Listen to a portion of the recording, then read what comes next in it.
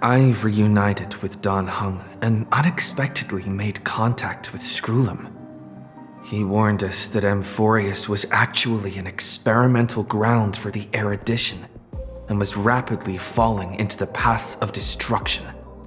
A Lord Ravager would soon complete its evolution in Amphorius.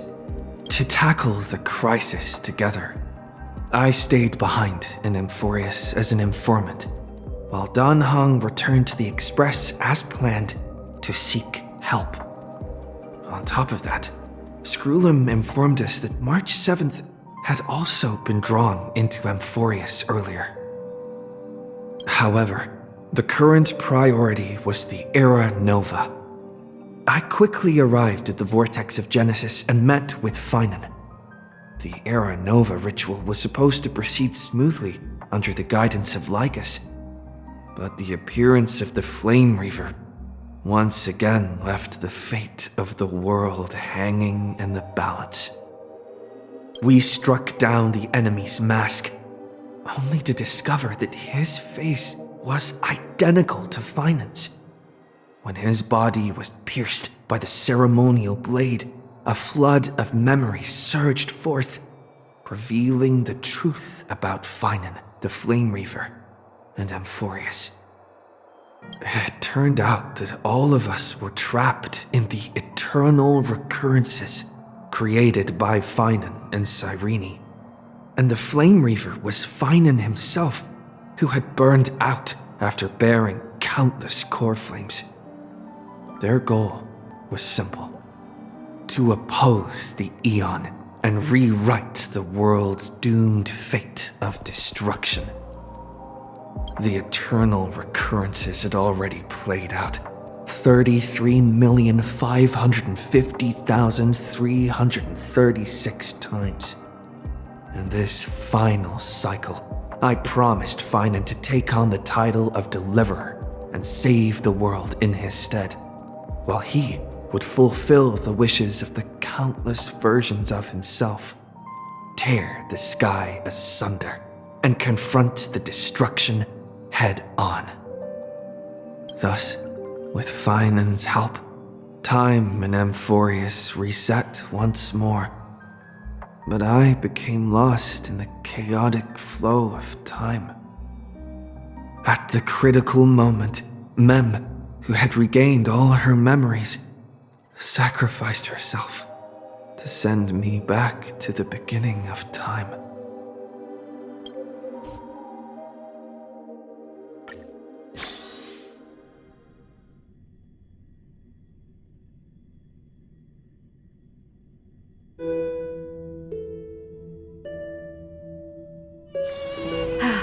Need something? If not, then I'll be leaving.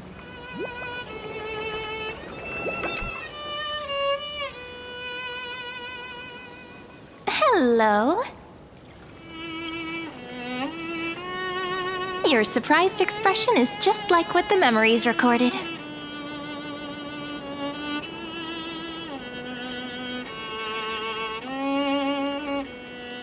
Maybe I'm both? Just kidding. If I had to choose, then I'm probably closer to the latter. It's pretty unbelievable for me, too. It's like I had a long dream. Cyrene's memories and Mem's memories, they're all tangled together. But when I woke up, there were only broken fragments left. I can't remember what happened in those 30 million cycles, but I remember what you did for this world. Like, didn't you wish for me to turn into a pretty girl back at the Grove?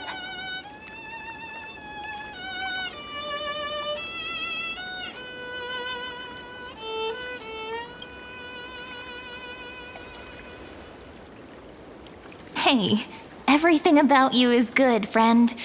That's why I'll remember all of it. There's so much I want to say, but unfortunately, this isn't the time to reminisce. With the memories of the previous flame chase still intact, we've returned to this place at the beginning of time. so we can carry out our promise to Finan. The descent of Iron Tomb may be looming over the horizon, but we still have a chance to change everything.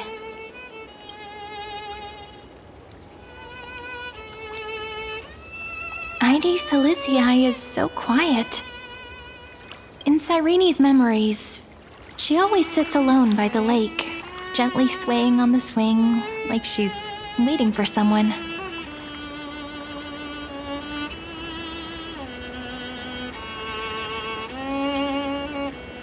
I don't know. It sounds weird, doesn't it? It's something that happened to me, but I'm talking as if I'm an observer. But that's just what those memories are like. Vague and unclear, as if encased in thick ice.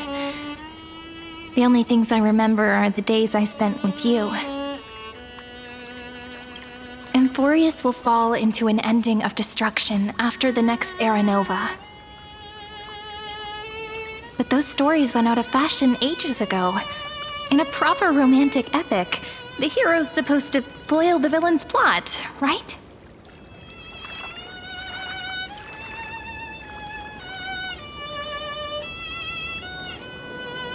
That's right. He's the mastermind who's trying to control everything. How unforgivable. But I still feel a bit anxious. Lygus chose to walk into the spotlight and reveal everything, which means he still thinks the current situation is under his control. Maybe he still has an ace up his sleeve. Think about it.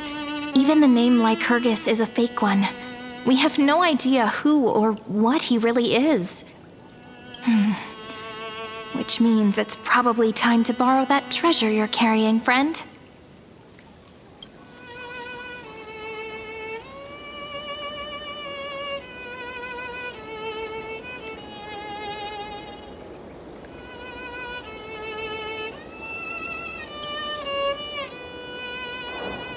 Yep, that Intellitron friend did say, when required, it can also serve as a bridge for communications between the internal and external world.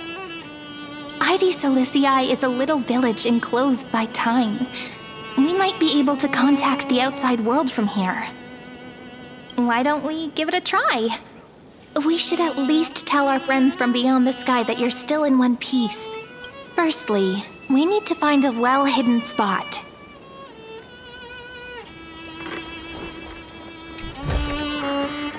Oh, you want this? Fine. Take it and amuse yourself.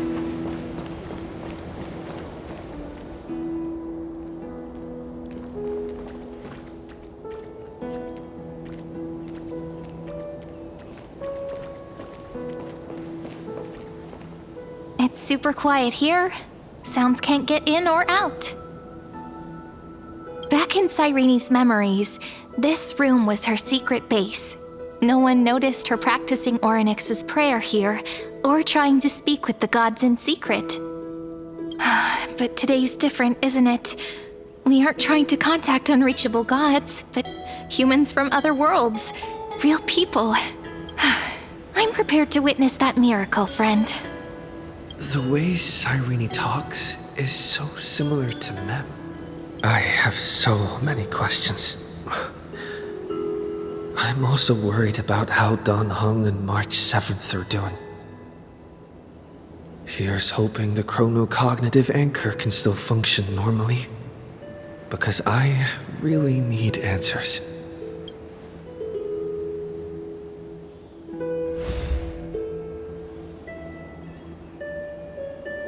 Signal strength, 14.8%. Dialogue window, 16 minutes 22 seconds. Prerequisite, no external interferences. We are very glad to learn that you're safe.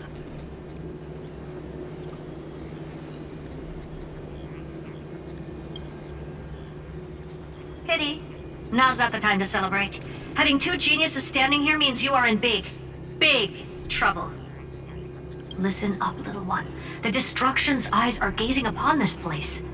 No, I'm not joking, and no, it's not Droidhead. It's the real Nanook. Time is running out, so I'll explain in terms you understand.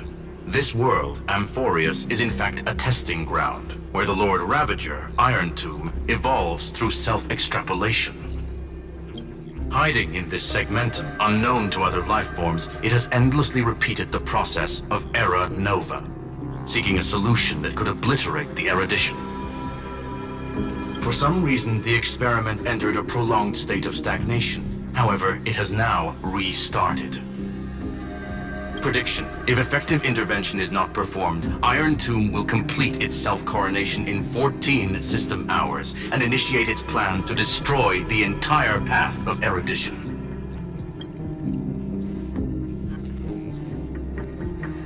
The possibilities are endless.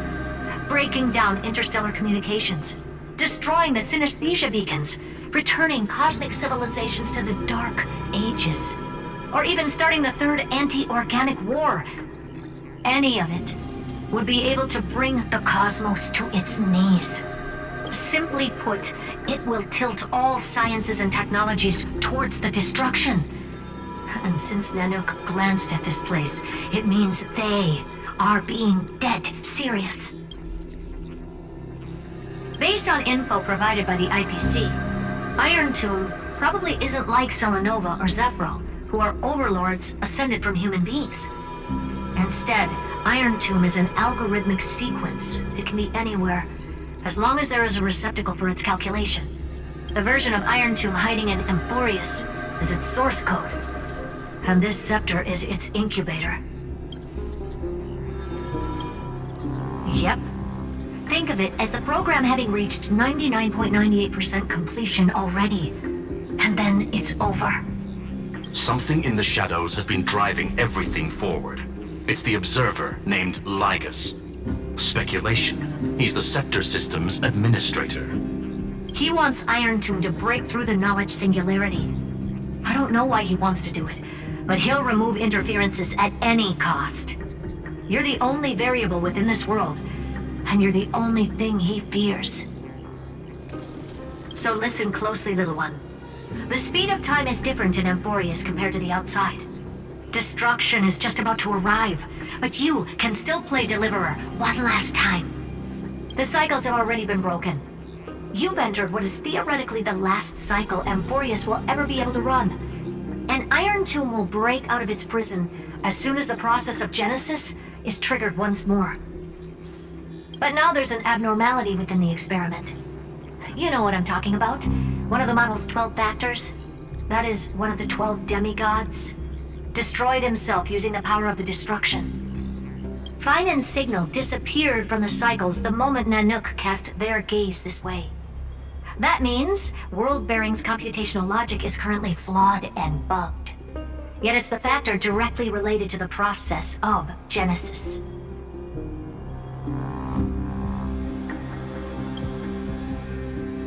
That old Intellitron will definitely do all he can to debug this error. So you have to take this chance to claim Kepfali's core flame. But don't let him have his way. The key to suppressing Iron Tomb lies in whether he can rewrite the purpose of Era Nova. There's one more preparation we must make. Lygus's behavior has been quite abnormal. He's never interfered in the actions of Titans or the demigods throughout the whole experiment. Deduction. The Scepter has an extremely strict autonomous protocol, restricting even its administrator. In Amphorius, this ultimate protocol goes by another name. The Law Titan, Talanton. Law. They are the rules that restrain all things in Amphorius, and it was the core flame returned at the very beginning of the last flame chase journey. Why do you have another little pink one next to you? Huh? Her path chart is... Is there something wrong with me? Never mind. Let's get back to the topic at hand. Light calendar 3960. Month of balance. We'll be locking onto this time period to find Law. You can either meet the Titan, convince the demigod, or take the core flame by force. It doesn't matter what you do, so long as you bend it to your favor. We still haven't figured out how you and Don Hong got inside this world, so influencing protocol is currently our best way to stop Lygus, or to call for more reinforcements into this fight. Once you've got Law in your hands, we'll discuss our next steps. Make sure the core flame doesn't fall into enemy hands. Herta, the firewall's interference is getting closer. Time is running out. Please ask any questions you still have as soon as possible. Miss March's situation is rather complicated. Madame Herta and I can detect her signal, but cannot ascertain her location. What we can be sure of is that she's still in Amphorius. Don't worry about her. She's absolutely chock full of mysteries. Even if Amphorius explodes, she'll probably float out perfectly protected in a nice thick layer of ice. Worry more about yourself instead. Mr. Dan Heng did not enter the new world with you at the end of the last cycle. Known. The flow of time inside and outside Amphorius is not identical. 1,000 years in this world may only be a fleeting second outside of it. Conclusion. He is on his way back to the Express. Iron Tomb can't affect the real world just yet. Don't worry. Himiko and the others are more concerned about your well-being than their own. I believe in your capacities. The hands of the Trailblaze can create miracles, and will certainly be able to snuff out the flames of evil. I'm not going to give any motivational speeches. I just hope you bring good news the next time we meet, little one. No, not little one. Deliverer.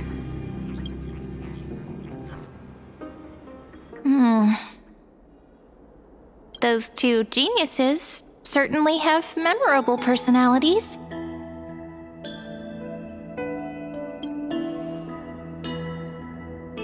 It feels weird.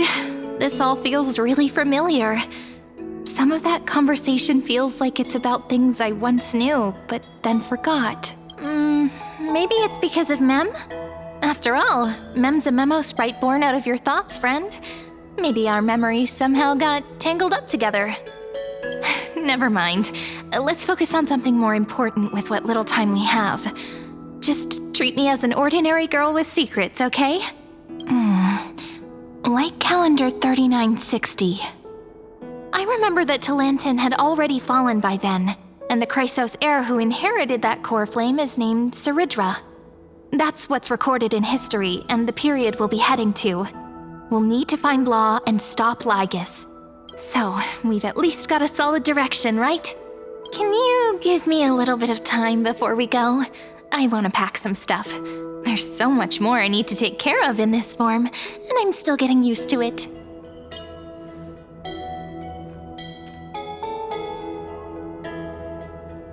A relaxed scene like this probably no longer exists in the outside world.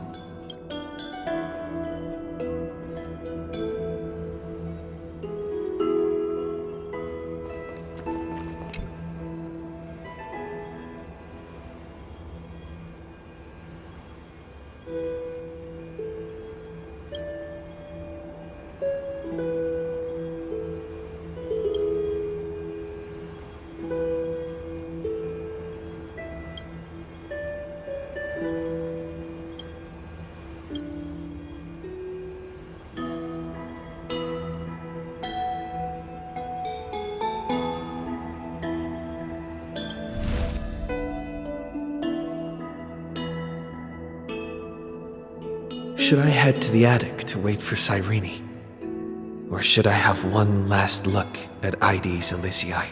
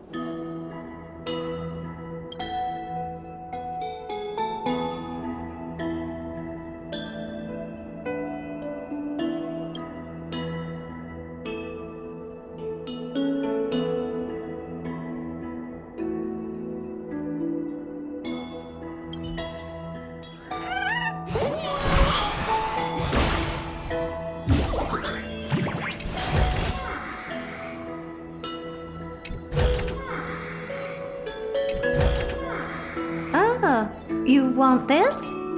Fine. Take it and amuse yourself. This village is where Finan's life started. After 30 million cycles and 30 million failures, his burden is now in my hands. He said I will be taking over the responsibilities of world-bearing.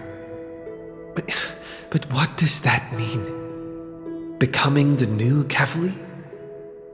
Or forging a completely new path?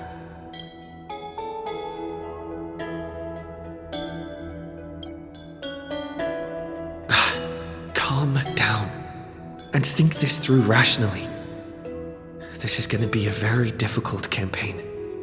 We can't lose Kefali's core flame, and we also need to find either Talantin or their demigod. Then convince them to join us in the fight against the destruction. But there are so many unknowns. We don't know what Lygus might be doing, and we'll have to face Iron Tomb after dealing with him. There's also Cyrene.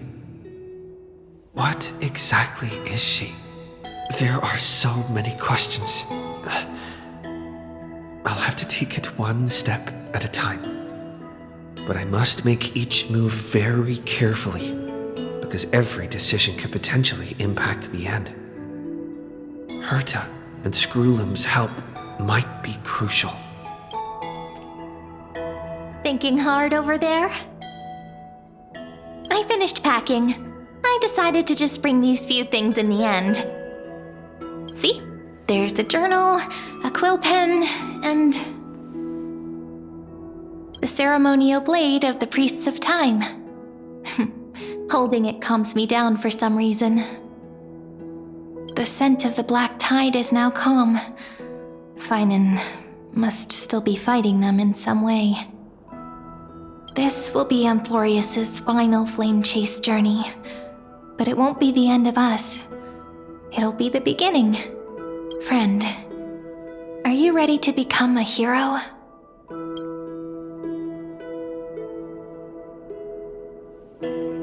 Are you worried that the burden is too heavy for you? Don't worry. Maybe the answer isn't as complicated as you think. You've seen how every person regarded as a hero in Amphorius was nothing more than a flawed human. They were just at the right place at the right time when the world needed a hero. But those aren't coincidences. Just like how your arrival kickstarted Amphorius's fate once more after a stagnation of more than 30 million cycles. It's the inevitability of being a trailblazer. A person's personality is their destiny. Your own hero's journey already started the moment you decided to board that express. Just treat me like any other friend you have. We share a common goal and common enemies. And we may also share a common future. A future that has never emerged in any other cycles before. I believe in you, friend. If you still can't get used to it, just call me Mem like you did before. Just kidding. That promise might be far too heavy. But I believe in you, friend. The Trailblaze's duty has always been a heavy one. In other words, since you've already saved so many worlds, friend, you should be used to being called a hero by now. Maybe you can tell me those stories as we travel. That way they can become our shared memories too. Let's trailblaze onward like before and create a future that's worth being remembered.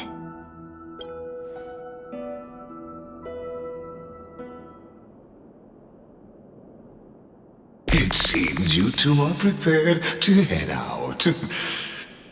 Then you should indeed treasure the view before you. For you do not have much time left to enjoy such solitary delights.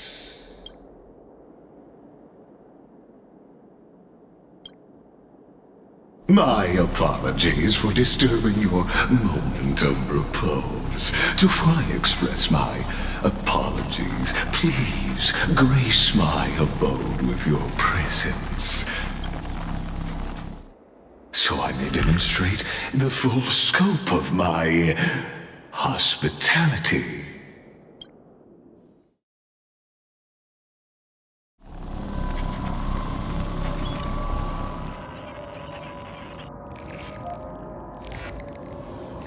What is this place?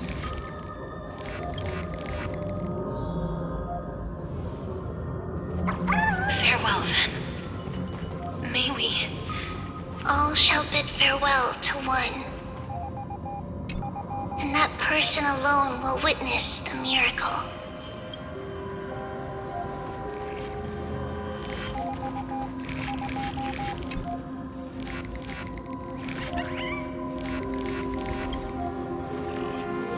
The light of the Dawn device never fades. Kephales's protection has no end.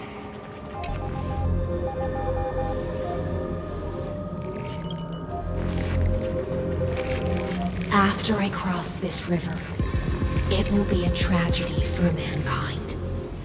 But if I do not cross, then it will be the end of me.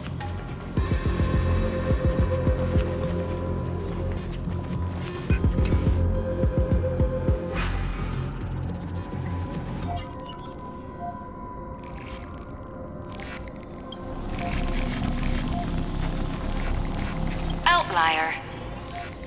Executing command. Record.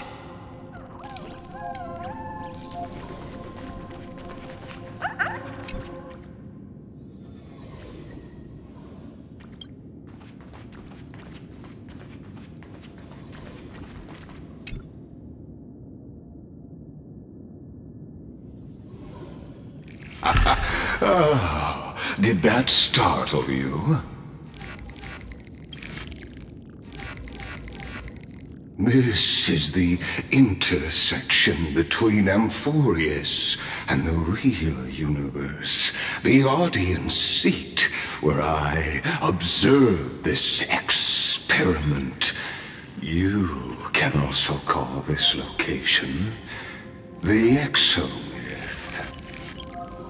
What you see is the true form of the eternal land and the 12 demigods after they've shed their disguise of legends.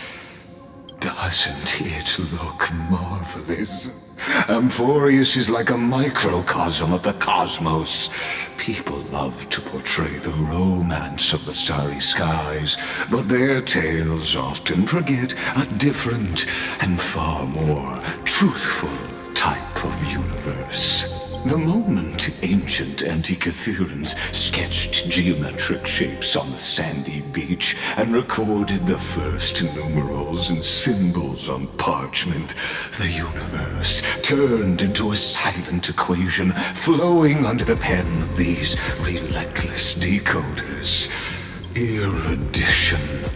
It was once the mother tongue of the Creator, the pen of divinity, and the first lyrical verse ever written by free will.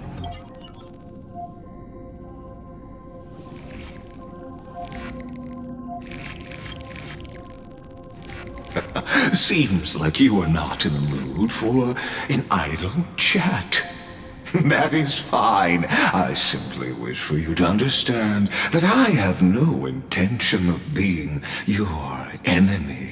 I have devoted myself over the long years to nurturing the scepter's extrapolations, hoping that the Prima Mobile would bud from within it. And now, my goal is almost complete. Nikos 496 had exceeded the intelligence singularity through his rage, and though he still retains his obsessive defiance and managed to suppress the black tide of this cycle, it's a matter of time before his will crumbles to dust. I Iron Tomb will be completed. That will not be affected by my plans, your resistance, or the schemes of the two geniuses. It is an irrefutable fact, just like the instance in Nurse's calculations. In other words, as long as you are willing to stop interfering and let the final Era Nova carry out its natural course, I'll guarantee the safety of all Nameless and ensure you return unscathed. You've always had a choice, my lord.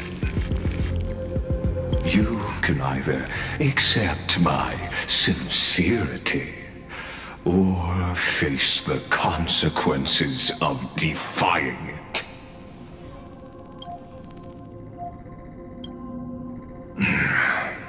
They've always been the product of the experiment, so naturally, they will perish when the experiment ends. That outcome was predetermined long ago, so I will not embellish such a regrettable conclusion. Ah, yes. I am aware of that esteemed lady's whereabouts. Her real identity is quite astounding. If you decide to accept my proposal, then I will do all I can to send her back to you.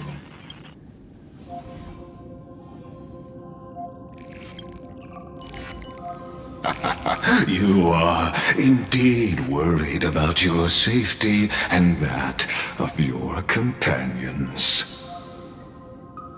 Rest assured, as a fellow pathstrider of this path, Nanook's gaze left a brand on your soul long ago. You harbor the seed of destruction within you, but you need to learn how to use it in the right way. That vital knowledge is also my bargaining chip in this negotiation between us. For there are few in this world who are truly capable of such a feat, and I happen to be one of them.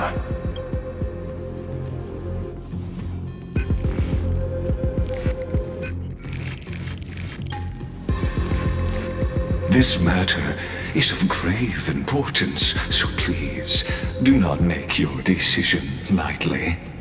After all, the choice before you bears a 1 in 3 chance of elevating you to an unparalleled existence among the stars.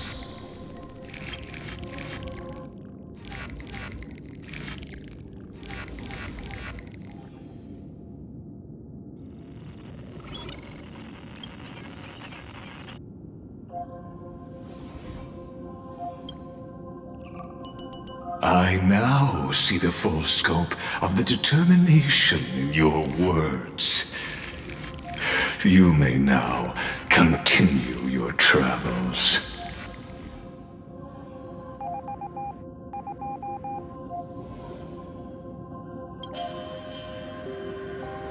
It seems you haven't realized something about this place.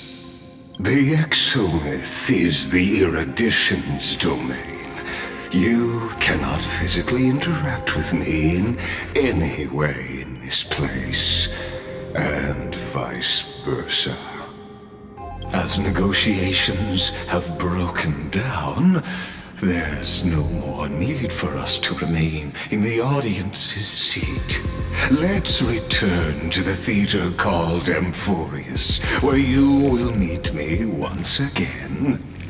Of course, this meeting was not without merit. Your presence has inscribed a new footnote in the Exomyth. matters for its purpose. Allow me to reveal it to you in detail the next time we meet.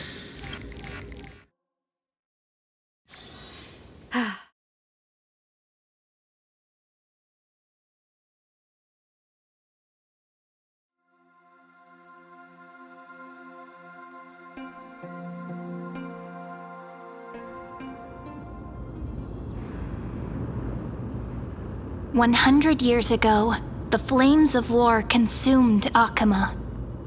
The Outland forces broke through the dawn. Golden blood flowed with greed, and enemies descended with Kefali's eternal slumber, painting the holy city's walls in scarlet. Its generals had vanished, and the elders prostrated on the ground. The throne of worlds kept silent to the pleas of the people. Until the heaven and earth cracked open. Not the gods answering the people's prayers, but a legion rising from the sea of blood. Dawncloud's spires fell in the sulfur rains, and the legion's commander stood atop the broken idols and roared, Compatriots, no more kneeling! Not to brutal tyrants, and not to dying gods! Those rebels have twisted the prophecy and ignited the flames of war in order to stoke fear in your hearts! A Chrysos heir she stood, divine blood soaked into the earth, quelling the flames beneath her feet. Their golden blood wrote of a tragic fate. Mine shall overturn it! Her crown burned bright, outshining the fires consuming the entire city. She raised her scepter high, and the people gazed in the direction she pointed. My blood flows in you now. Heroic compatriots, follow me, and we'll seize the reins of fate. Drive the enemy from Kefali's dawn. Smother their flames with their own dead. Win glory. Win peace. Let history sing your deeds. The first to dance was a maiden following closely behind, weaving through the carnage like a fish in the sea. The people, full of wrath, surged with her, forming a colossal wave, and the enemy hordes, drained of life, vanished into nothing. Onward to Marmoreal Palace, to Dawncloud's heights. Announce to all the wicked and cowardly. Announce to this stagnant age. We are the rising tide.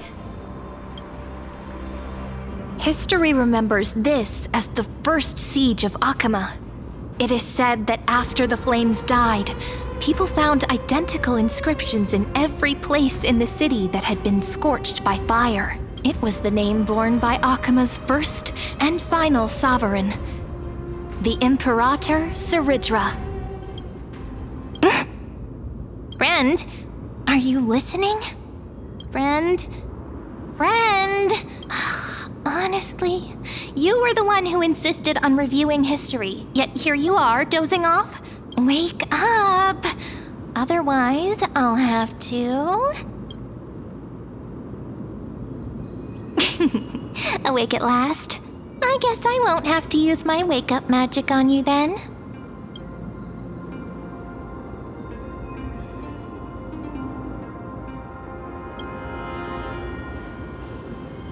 We've arrived.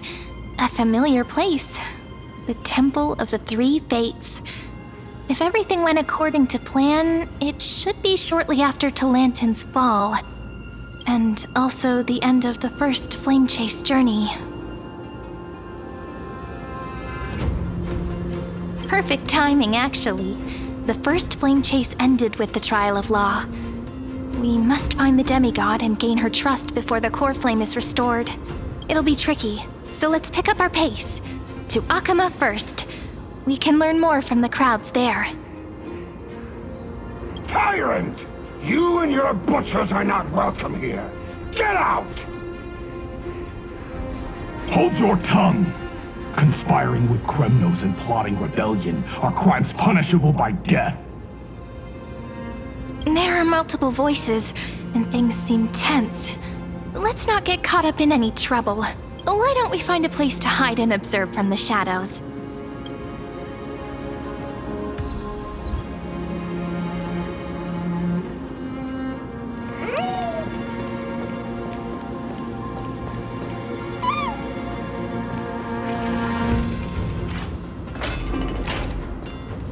At least Kremnoans keep their faith.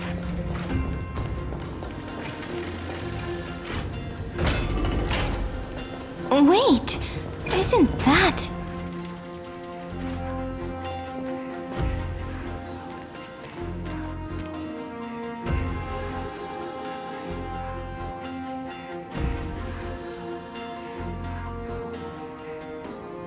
Golden-blooded defilers, perverting the prophecy and trying to slay gods.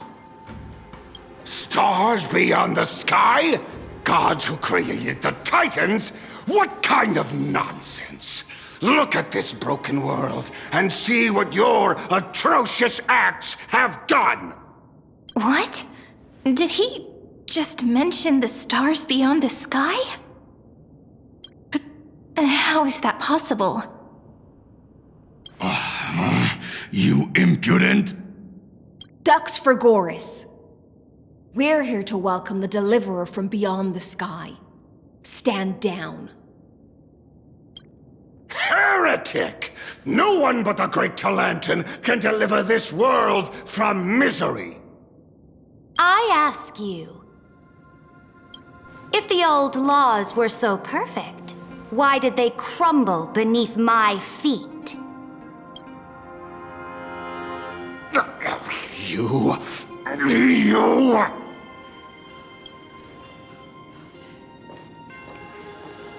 Talantin is long gone.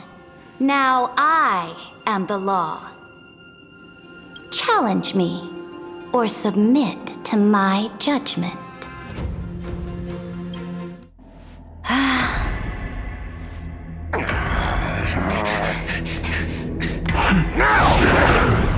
Silence!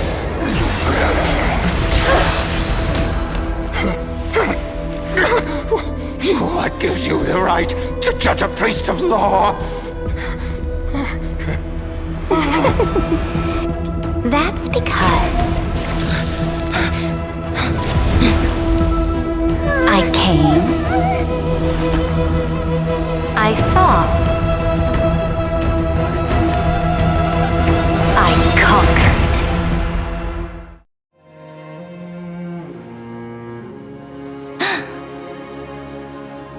Ducks for Goris, take the ashes of this man and scatter them in the temple among the crowds.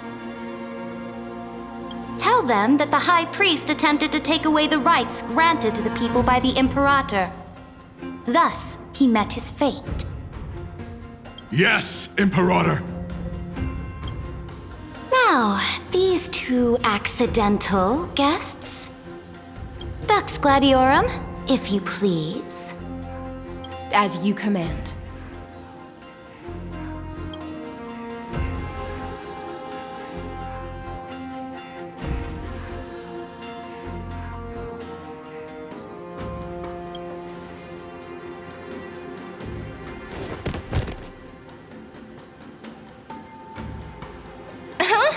Is this...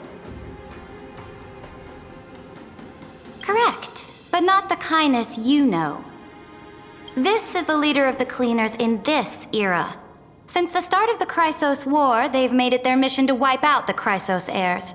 Even now, even after I've united all the city-states, these vermin still lurk in the shadows, hindering the Flame-Chase journey. Moreover, I know that the 27th person to inherit this role bore many grudges against you and nearly doomed the second Flame-Chase journey. The enemy of my enemy is my friend. So, out of courtesy, I present to you this corpse as a gift.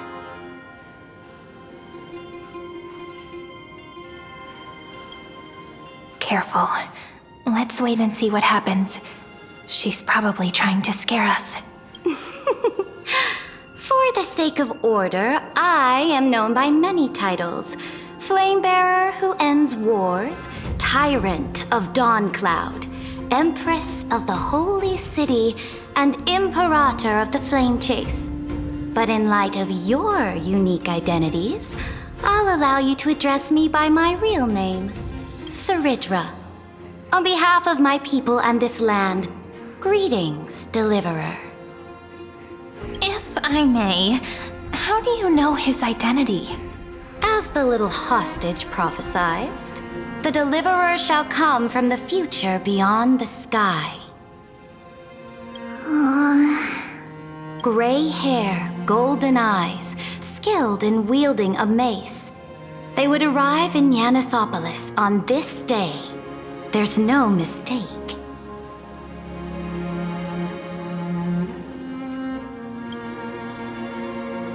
Your orders, Imperator. We return triumphant. Send an urgent message to all delegates. The meeting of the Flame Chase Alliance will convene early. As for you two, Akuma knows what you seek. We'll confer in the Holy City. Doubtless you have many questions, but save them for later. Please follow us. This is not what I expected at all. The demigod we needed to find was just waiting for us, and she knows of things beyond the sky, even eons. How could this be so different from the previous 30 million Amphorius cycles? Who altered history?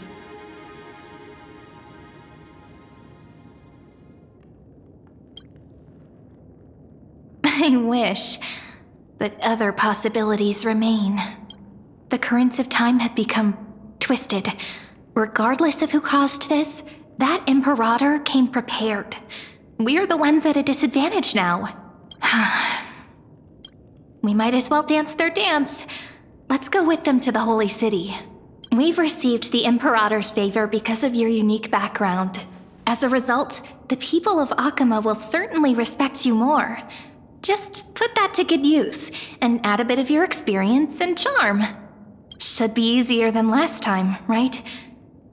If we figure out what happened in this cycle, we'll be able to turn things back in our favor.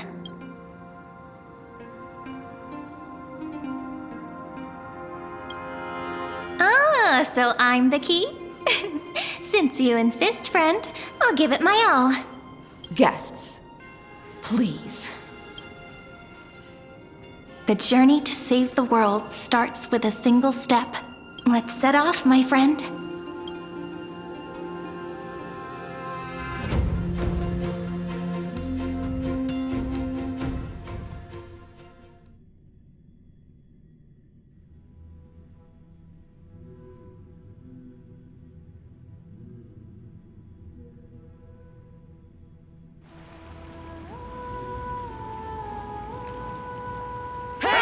Imperator!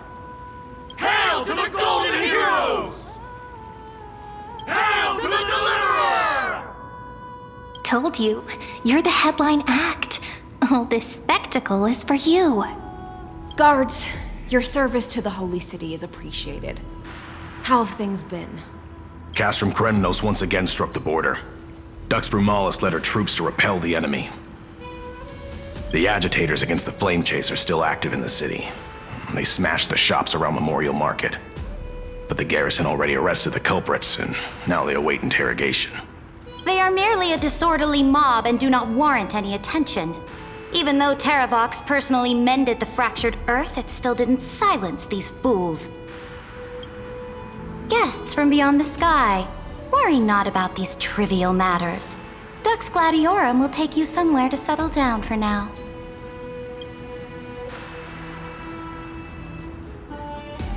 Please allow me to introduce myself. My name is Hycelens, and I am the Dux Gladiorum who swears fealty to the Imperator, as well as the Knights Commander of the Achaemenid Alliance. Later on, the Imperator will invite you to attend the meeting of delegates to discuss the Flame Chase journey. Your arrival has convinced us that the future promised by the prophecy is certain. Under the Imperator's command, Amphorius shall break its chains and reach the world beyond the sky. With all due respect, what exactly do you know about us and what's beyond the sky? As a humble subject, I cannot freely express my own views to you. Please forgive me. I knew it wouldn't be that easy. Time waits for no one. Please come with me and rest now before the meeting later.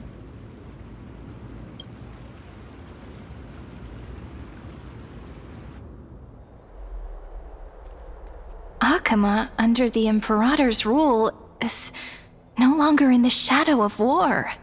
Indeed, Dawncloud stands as the hero's residence. The Imperator put much thought into its design, in order for it to serve as a sanctuary from the burdens of battle. Please experience its marvels firsthand, heroes. When the Imperator arrives, I shall come to summon you.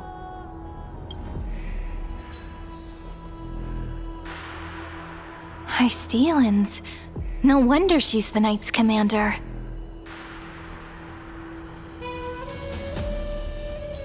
I'm sure that's what Seredra thinks, but it's inconvenient for us.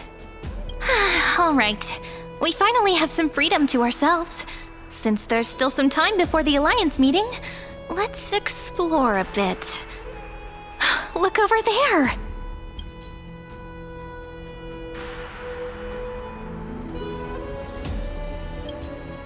Not the ones you're familiar with. But the hearts of heroes stay the same in every cycle, never changing.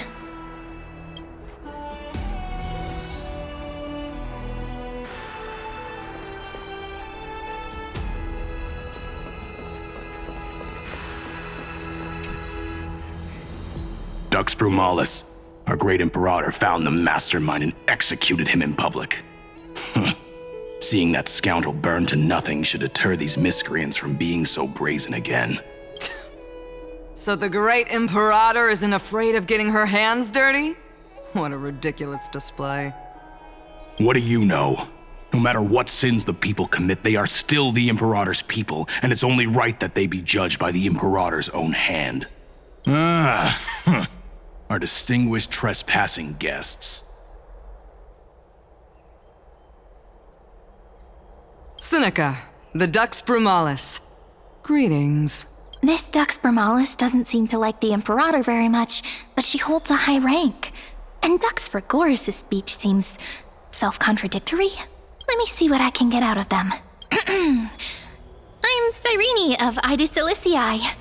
This is the Deliverer Beyond the Sky. We're new here and wanted to ask you, does this city host any other visitors from beyond the sky? We're looking for our dear companions. Drop the charade. But yes, there is someone in this city who is all too familiar with the world beyond the sky. Silence! The Imperator ordered us to keep that lord's whereabouts a secret. Enough, you pathetic lapdog. Do you need to beg for permission from that cursed Imperator even just to bark? You...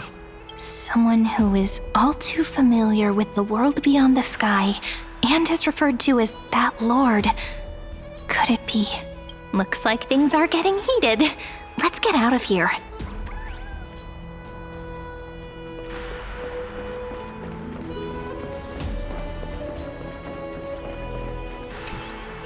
How are we supposed to talk to the heroes of deliverance?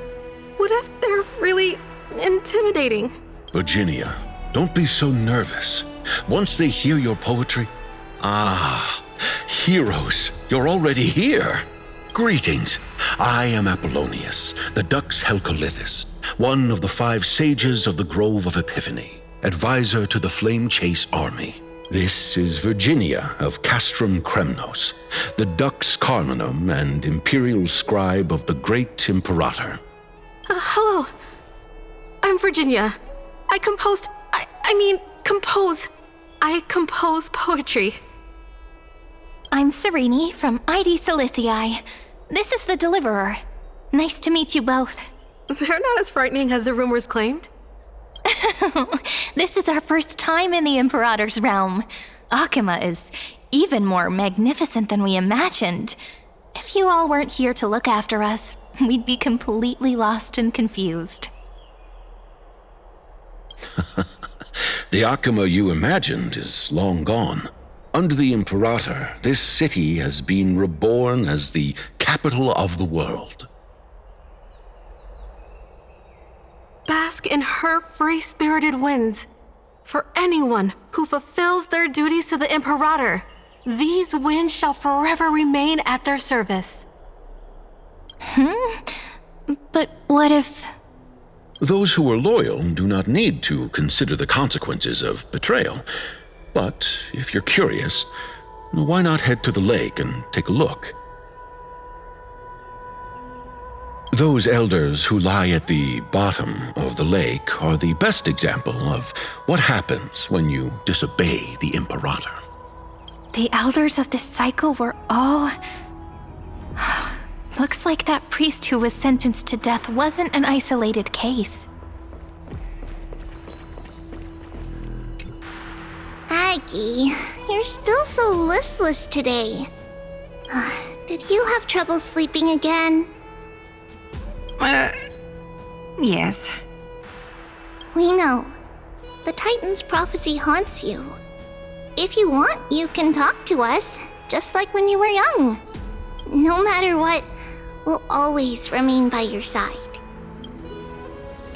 I know. I also understand that fate cannot be changed. It is not the future that I worry about. I spent all last night weaving clothes and linen for the refugees. The Chrysos War was born of injustice and has shattered their dignity. They deserve at least some basic decency. If Amphorius one day abandons this, then all of us, commoners, Chrysos heirs, Titans, become no better than beasts. Oh, we have guests. Welcome. I am Aglaya, the Gold Weaver. These rags on you are not worthy of the title of Deliverer. I must prepare some proper attire for you. What is the matter? Your gaze seems somewhat unsure. Does your Aglaya differ so much from me? Greetings, Deliverer from beyond the sky. We are Trebi of Yanisopolis. It's very nice to meet you. Although, introductions are probably unnecessary. We know you've witnessed the future of the Flame Chase journey even more clearly than we have. Witness the future of the Flame Chase journey? The prophecy also told you about that? Indeed. Orynyx reshaped Amphorius through the prophecy. Although, regarding the Deliverer, there were not many details beyond your appearance and the time of your arrival. So, please, don't worry. Feel free to relax and relax some more. It was Orynyx who told mankind that the Deliverer from beyond the sky would descend upon Amphorius. More crucially, they revealed a future entirely different from the Aranova. Though we still must challenge the gods, in the Time Titan's prophecy, this path leads not to a new world, but to the true starry skies. This is also what the Great Imperator has been striving for all her life. Your arrival further confirms everything. This can't be real. Even you find this surprising? Fate really is unpredictable. Perhaps the upcoming meeting will hold even more surprises.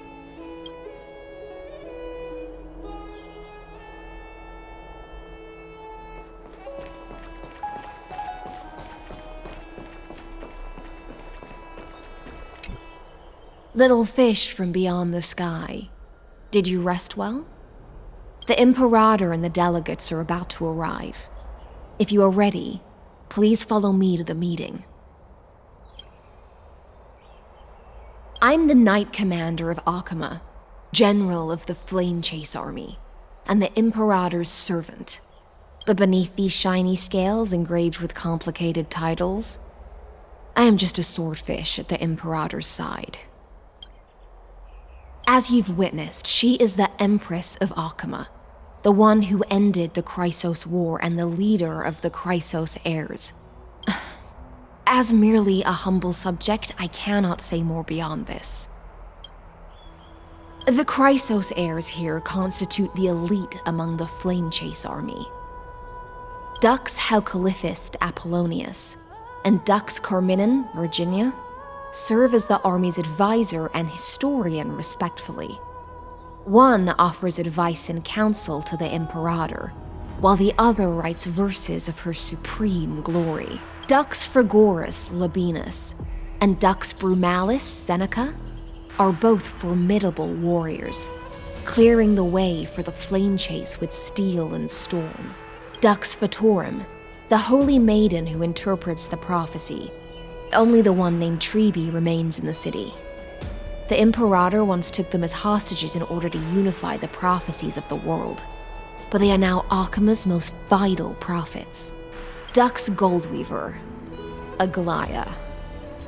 Well, she dislikes it when people talk about her behind her back. You should get to know her in person. Then come. The Imperator reserved seats for you. I'm starting to feel a bit nervous about the meeting. Since Saridra is presiding over the meeting, it'll be a good opportunity to learn about the law's inclinations in the current era. Let's keep our ears open, okay?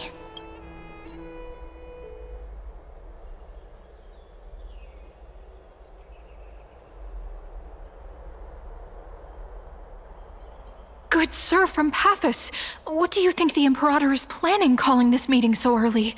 My homeland can't endure anymore. Who knows? First, she wants to hunt Titans. Now she says there are even greater calamities. Her madness is the greatest calamity. Exactly. Chrysos heirs, deliverers. What about us ordinary folk? How much are we worth in her eyes? Things feel pretty tense here. The history books said that the Imperator aimed 3 cannons at Dawncloud to make all the delegates obey her. Will history repeat itself in this cycle? Yes. Similar acts have occurred, and not just once. However, whether history will repeat itself, you'll soon see. Those are the 2 spots reserved for you. Please take your seats. What's going on again? Why aren't we starting? That's what they were talking about before. What is this? Stop! Ladies and gentlemen, silence, please. The Imperator has arrived before her faithful council, and the Alliance meeting is about to begin. All right. In the names of Talantin and Kefali, the Akama Alliance swears upon the gods. Cease the pageantry. I pray not to the vanquished. What? Kefali, of course, needs no further explanation. As for the law, at the entry hour 2 days past, a scout should have brought news of the conquest to all of you. Unfortunately, guards found his corpse among the rocks not far from the city. Moreover, the poor soul was buried with a Paphos curved blade. It pains me to imagine what agonies this loyal warrior endured before his death. Delegate from Paphos, do you have any insights? I know nothing of this. The evidence is irrefutable, so there is no need to waste your breath. However, let us set this trial aside for the time being. Witness, even within the most sacred and dignified council, there were those among us who wished to draw their blades, brazenly challenging the Alliance, seeking to shatter our hard-earned peace and unity. Fortunately, I uncovered this plot. Now, to protect this beautiful city and her people, the Imperator's legions are ready. They will escort each of you to the Temple of the 3 Fates, where you will receive the highest level of protection the Alliance can offer. Then, the Legion's warriors will join me in embarking on the campaign against Fagusa. This is clearly a trap! Imperator, did you summon us here just to trample on the dignity of your allies? Enough! Things are starting to get pretty intense. Comrades, you've all seen her true face now. According to the ancient laws of Akuma, only with the consent of 2/3 of the elders can the legions carry out the commander's orders. The ancient laws. Didn't you destroy them long ago? You defected during the first siege of Akuma, voted unanimously in favor of the Council of Elders restructuring, and just yesterday, you desecrated them with a blood-stained blade. The decaying old laws fell with Talanton and are no longer deserving of respect. But if you still insist on proclaiming yourselves defenders of the law, then be silent and offer up the highest respect to this core flame in my hand. That really is the core flame of law in her hand. Since there are no objections, then the original agenda of this meeting, the campaign against Fagusa, is hereby passed. The Flame Chase Army's hunt for the Ocean Titan begins today. In order to prepare for war, all allied city-states must surrender command of their militaries and pay all war taxes by the end of the month of Evernight. At this moment, I would also like to introduce to everyone the newest honored guest to join our alliance.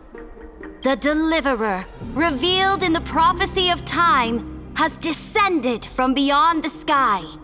With his aid, we shall shatter the chalice of plenty and return Fagusa's core flame to the holy city! Stand this! Absurd. Simply absurd. A deliverer from beyond the sky. This is just like that prophecy about slaying gods. It's a lie you've used to grow your power. Ladon has already sacrificed countless soldiers. And now you want me to send even more of my brothers and sisters to be used and discarded by a tyrant? Are there any other objections? Then I bid you all farewell. Meeting adjourned. Deliverer, please wait. I still have important matters to discuss with the two of you.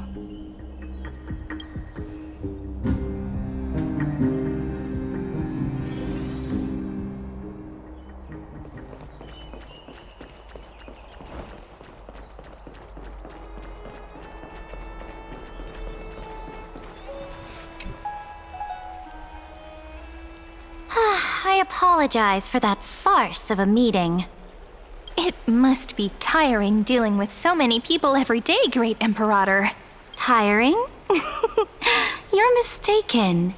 Moving chess pieces, placing wagers. This game of strategy adds a dash of color to our heavy fates. Much like how rule and conquest are always accompanied by sacrifice. Is the war with the Titans also part of that sacrifice? After I glimpse the secrets of this world, no, the secrets beyond the sky, the divine authority of Amphorius no longer held any significance. Let me ask you, Deliverer, is it true that beyond Amphorius' sky, there are magnificent deities called Eons?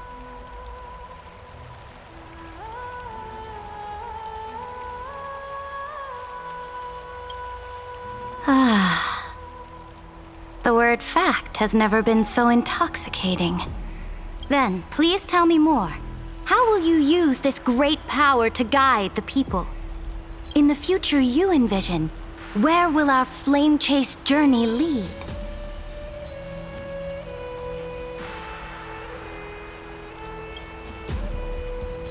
Oh? What you require now is the power of law? Exactly. Just as the prophecy foretold, he is your deliverer from beyond the sky, and he also has reliable allies. If they can intervene in Amphorius's laws, we may have a chance to alter this world's impending fate and reverse its destined end.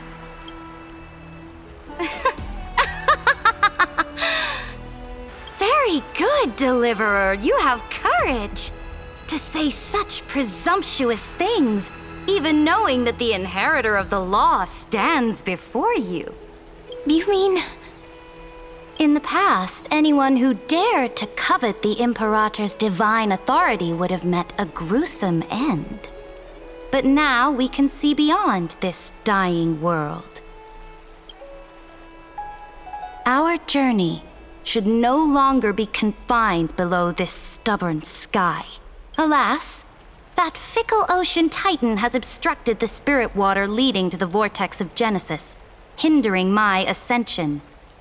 If the core flame of law cannot be returned, your path to deliverance will never be realized.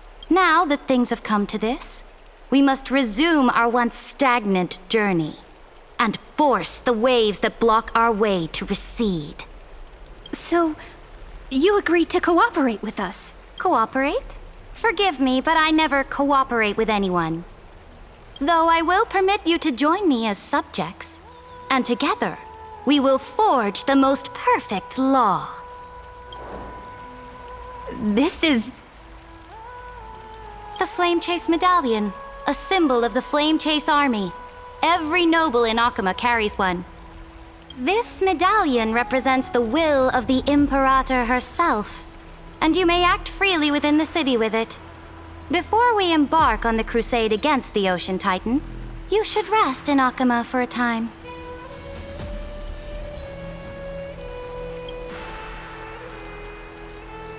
Oh? Your advice is acknowledged. From this moment on, prove yourself through your actions. As long as no boundaries are crossed, I fully respect the choices of my subjects. May your journey reach that sky full of stars, Great Imperator. Your attendant certainly knows how to curry favor. Go now. Take a bath first. You two... reek of seawater.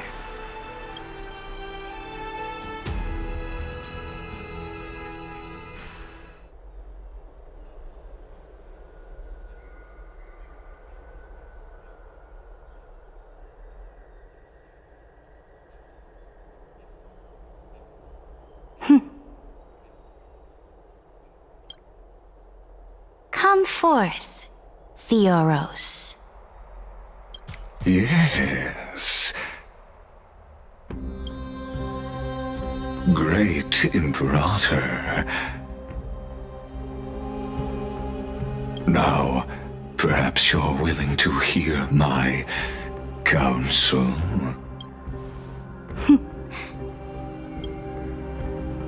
Those two arrived just as Orynyx described, and just as you said, they showed a thirst for law. At least this proves that my judgment was right. Sparing your life was the correct decision. You've once again confirmed that your wisdom is no empty boast. Now another choice lies before you. With whom shall you ally to tip the scales of law? Me? Or that deliverer? Remind me again, Antikythera. What kind of future do these two paths lead to in your view? I shall tell you. You are entitled to know that the deliverer from beyond the sky is not a wholly wicked being, but from the very start, his stance has been completely at odds with Amphorius. The road they have chosen will bury Amphorius' grand aspirations This world which follows the path of destruction will inevitably stray far from the glory it was meant to enjoy. But on the path I have revealed to you, the people of Amphorius will slay their creator in the name of the Imperator and conquer the worlds beyond the sky. You will command the mighty beast known as Iron Tomb, bringing waves of war and conquest to the universe.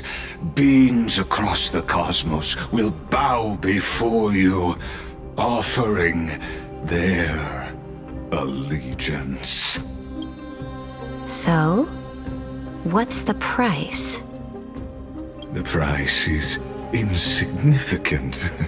All that is needed is for you to sacrifice that fragile, incomplete humanity to the destruction.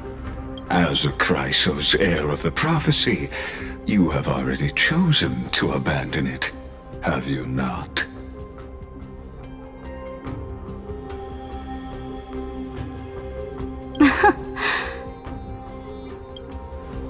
Off you go, Theoros.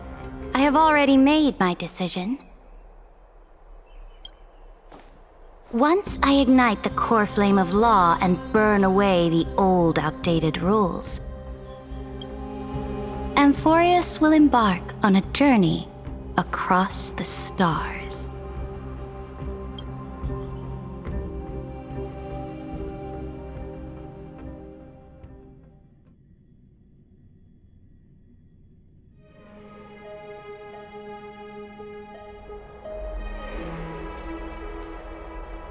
The Imperator is quite forceful.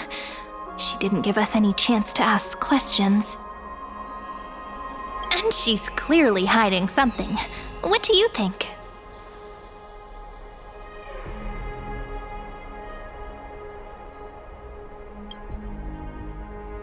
There are many uncertainties right now, but this is one of the few blessings.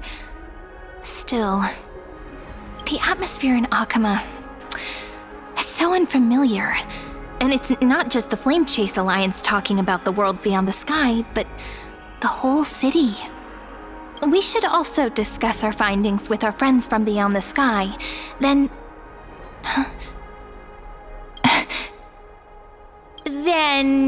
we should go enjoy the renowned bathing culture of the holy city and relax.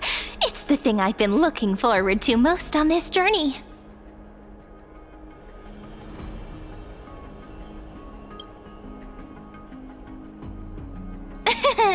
Work and rest are both important. You see, everyone agrees, right?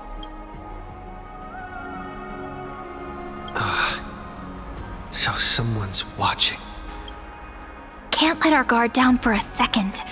Let's use taking a bath as an excuse to find a quiet corner to update Madame Herta and Screwlum on our progress. We can also check out what's happening in the city. Since the outcome of the meeting was just announced, people must be gossiping. We can kill 3 birds with 1 stone. Let's go.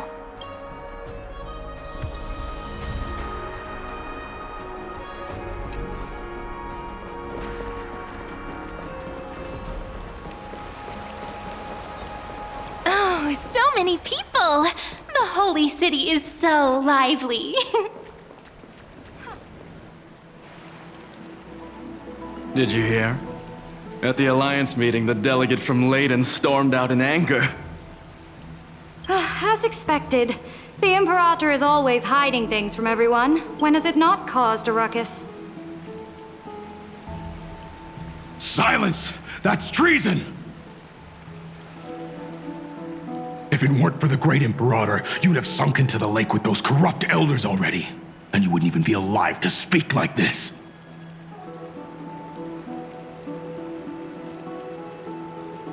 Oh no, it's the Imperator's loyal dog. Let's go. We can't talk in front of this guy. Ugh, how disappointing. Honored guests, we meet again.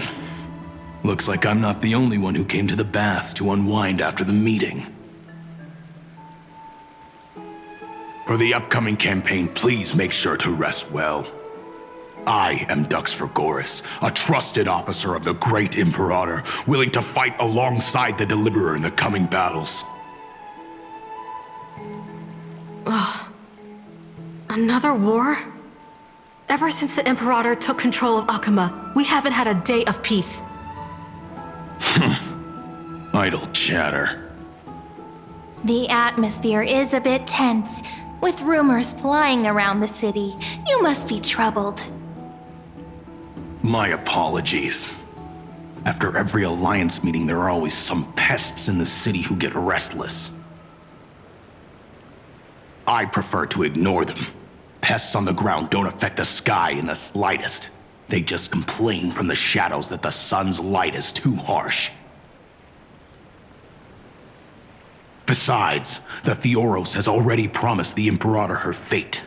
And these clowns will eventually realize their foolishness. May I ask, who is this Theoros? The Imperator has ordered us to keep his lordship's whereabouts a secret. Ah, so it's his lordship. Stop trying to get things out of me. Leave me alone. I didn't even need to try. Big and strong Dux Fregoris really can't hide anything. Theoros. What an ominous name. Bad news. He's been staring at us the whole time. Let's move to another place for now. We don't know how much Saridra has concealed from us. In the worst case scenario, we may have to face more than one enemy.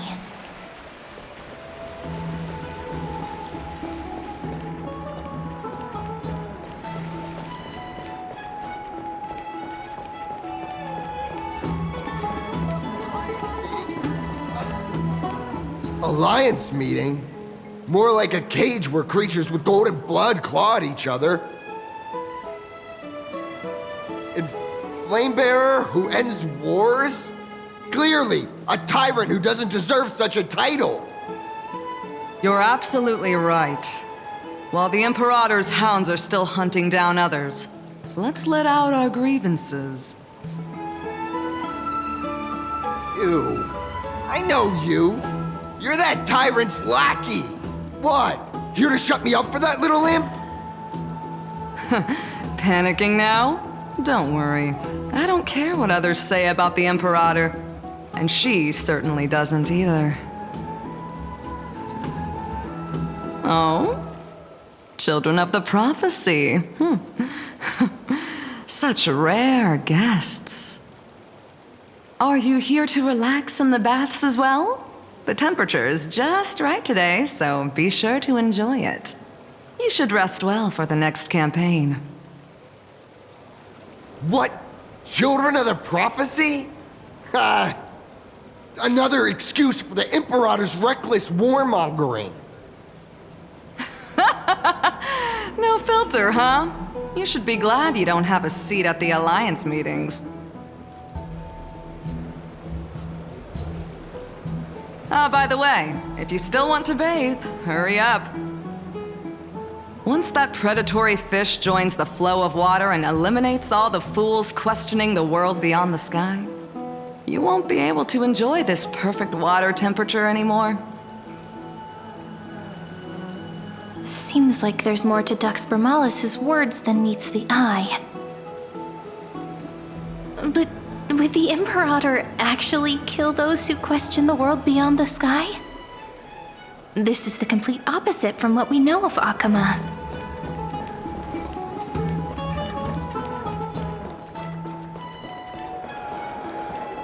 I wonder what everyone in the city is These two are... So many guests today. Let's see who's here now. two distinguished guests of the prophecy. One a clever and adorable warrior, the other also quite heroic. Ah, heroes. I didn't expect to meet you again so soon. How fortunate. It's a pleasure to see you again, Dux Helcolithist and Dux Carminum. You two are inseparable, aren't you?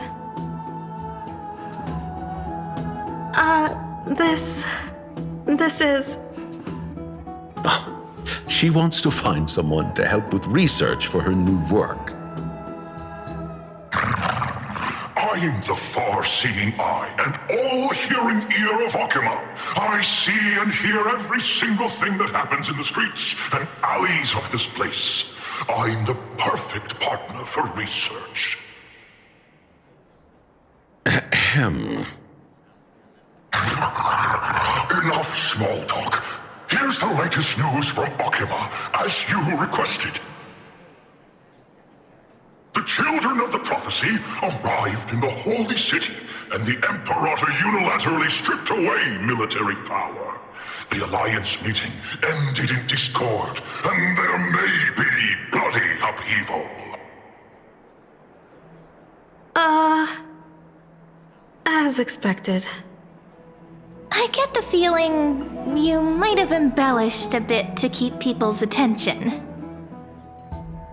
I swear on my stone mane, I would never do such a thing. But if you wish to quell this terrifying news, perhaps a more explosive topic would help. Never mind. While the influence of rumors can be minimized, the fact remains that the great Imperator did swiftly consolidate military power in an almost threatening way. It's undeniable. Heroes, I know the Imperator's way of doing things may seem a bit autocratic to outsiders, but soon you will witness her blade dance with enemies on the battlefield. I can't comment on the source of her loyalty, but when that blade is drawn, you two, as bright as you are, will surely see the deep thoughts beneath her exterior. The Imperator's blade. Is he talking about Miss Hysealin's? I sense some unease in Dux Helcolithist's words. It seems the Imperator and Miss Hysealin's share a much deeper bond than the others do.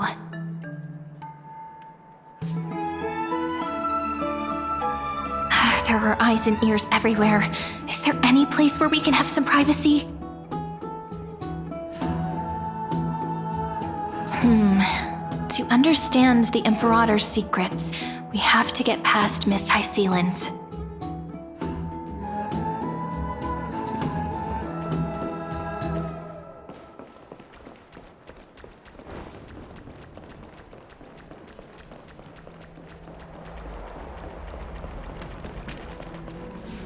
This place was your original bath chamber, perfect for avoiding prying eyes. I wonder if anyone is using it now. Huh? The smell is... Wait, don't go in yet! Who's there? Oh, the little gray fry in pink sea hair. Little sea hair? You barged into here without warning. Was it an accident, or did you wish to bathe with me?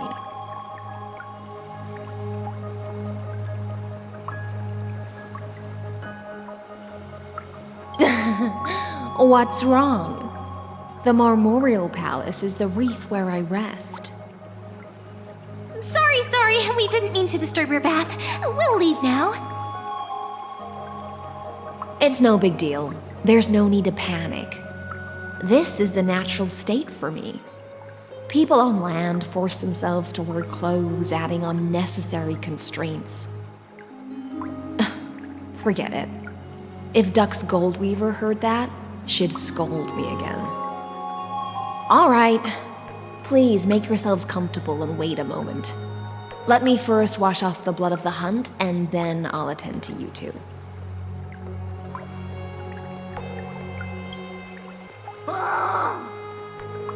The delegate from Ladon has been assassinated! Quick! Quick, someone come quick! Ah, the broken crab shell surfaces. I was worried it had been washed away by the current.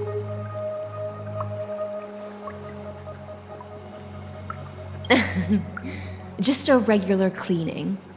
No need to be so surprised. I see. No wonder there was a faint smell of rust in the air before I even entered. Why? Is it because the Ladonians refused to contribute troops to the Flame Chase journey? Or just because they offended the Imperator? Because the new era of the Flame Chase doesn't tolerate stagnant blood. For the ignorant masses who cling to outdated laws, only bloodletting can wake them up. Right now, the rebel forces on the frontier are rising, and Ladon has been secretly supporting them. They loudly chant the slogan, "Return to the Era Chrysia," unwilling to relinquish military power. They're just building momentum for the rebellion.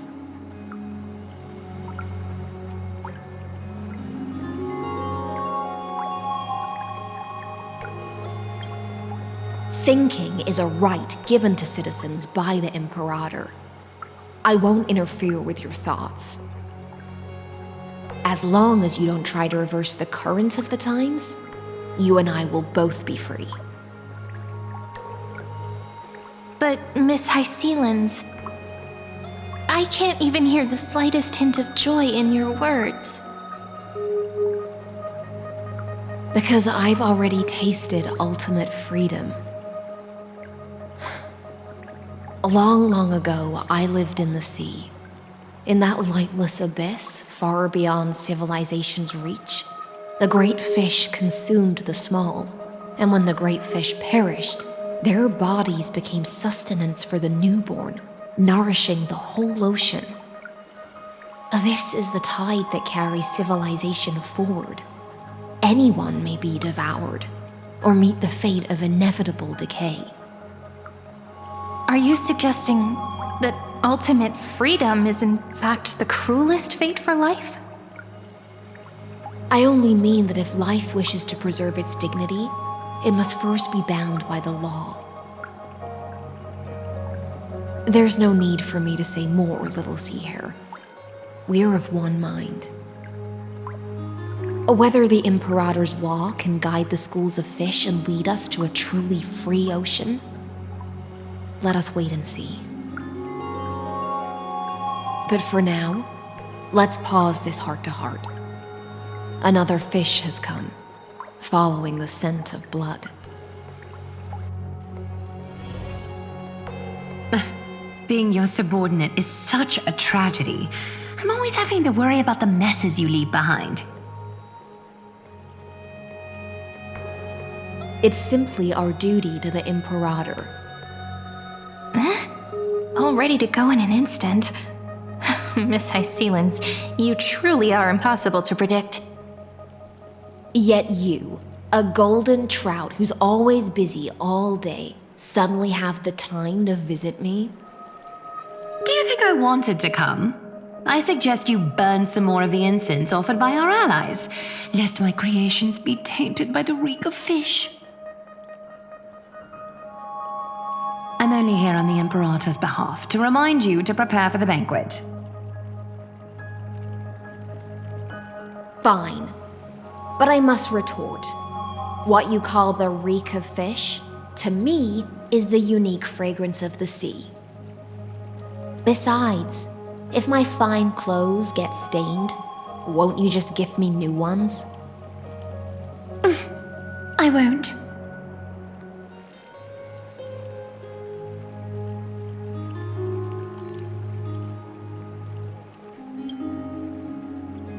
Is that how friendship is described beyond the sky? Fascinating. By the way, you both just mentioned a banquet. Could you elaborate on that? Oh, right, you don't know. Every time before a battle, or after a victory, the Imperator holds a grand feast for the Chrysos heirs to lift our spirits. For us warriors who swim constantly between life and death, these feasts are more worth looking forward to than victory.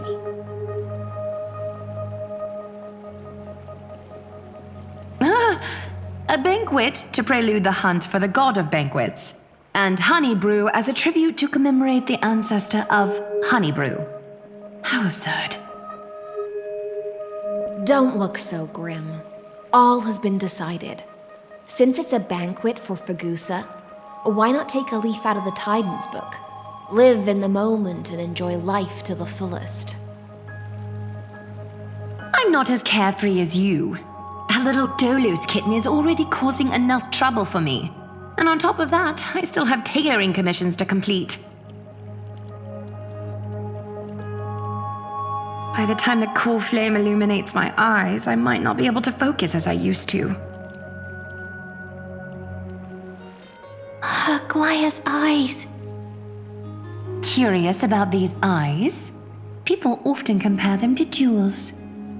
But I've already made my decision to ask Romance for eyes that can see everything.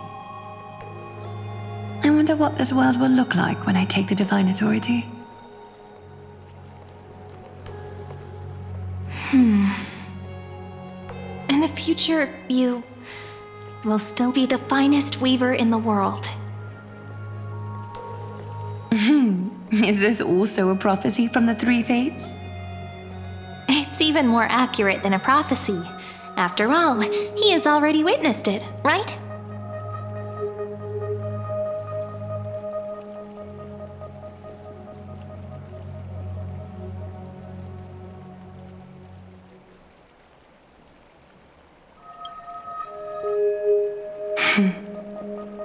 Become a demigod and lose your humanity. That is the only reply I've received in the countless times I've sought wisdom from the prophecy.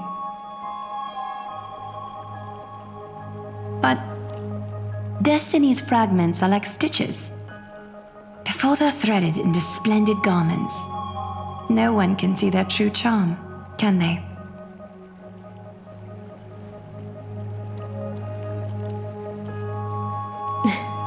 Aglaya has always been troubled by the divine duty she must bear. But thanks to you, she seems to be in much better spirits.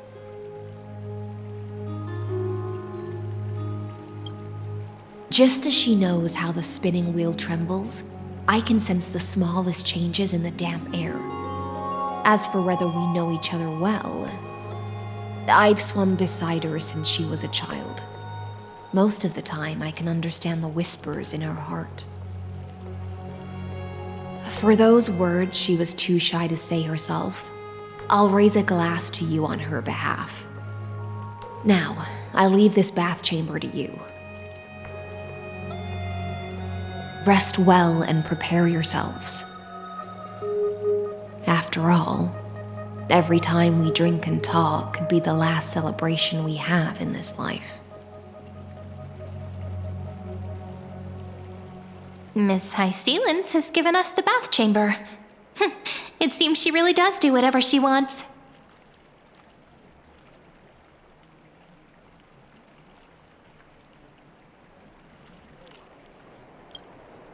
It seems that way.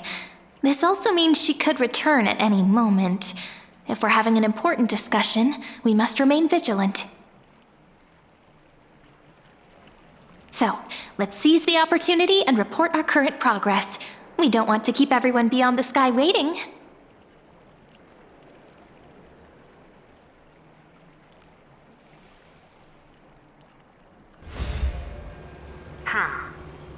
First, while that little empress with a candle stuck on her head didn't explicitly say it, she firmly rejected your request to take over the law. Fair enough. Second, Lygus is indeed in this timeline, but since he's somehow connected to that little empress, you have no way to find him. As expected. The road ahead will be long and difficult.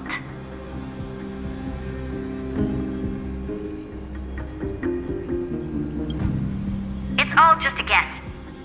What? Did I guess right? We've made some progress here too, but nothing to get too excited about. Our time is short, so let me summarize. Concerning the origin of that Intellitron, the firewall he created uses Katorzane algebraic expressions. But ever since Aiden invented the 9-worded formula, this kind of mathematical logic no longer exists in the cosmos. Lygus is definitely connected to the Genius Society, so stay alert.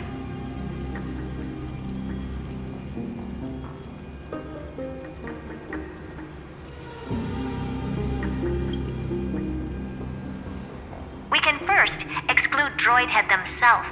They specialize in minding their own business and wouldn't intervene personally. But Screwy and I are still eliminating possibilities one by one.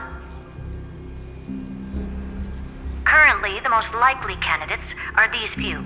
The Lord of Silence, Acha, oh, the 2 Ruperts are also possible. But it would be too boring if it were one of them.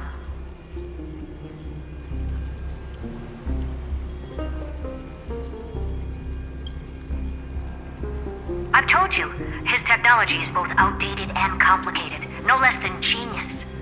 But ultimately, he's not an Eon. We can handle him. That's all I have to say. We'll depend on you to continue pushing things forward within this world. Keep in touch regularly. And remember, don't let your guard down.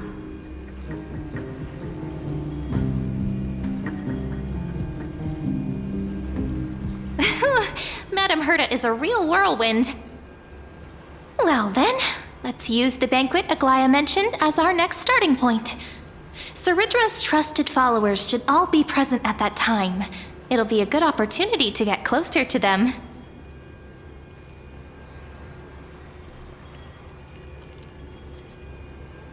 It's settled then. With our great teamwork, we'll be able to deal with anything that comes our way. It's been a long day. We should get some rest now. Yes, let's get ready for the banquet.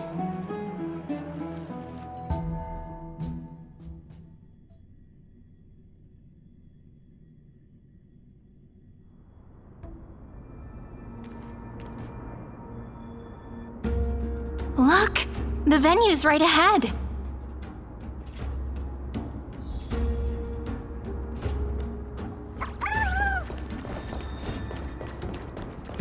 I can even hear singing. It feels so romantic.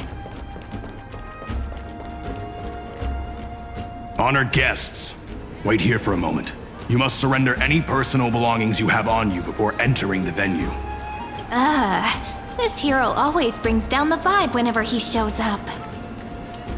The Imperator's elevated position means she must always remain meticulous and careful. Please do as I say, guests. It would avoid any unnecessary misunderstandings. I get that you don't want people to bring outside food into the banquet, but is it really necessary to confiscate the books and quill pens? Even a quill pen can become a deadly weapon in the right hands. I'm asking for all your items. All, Miss Cyrene. Your belongings will remain safe. They will be looked after appropriately by dedicated staff. Looked after appropriately? Dedicated staff? Talk about a vague choice of words.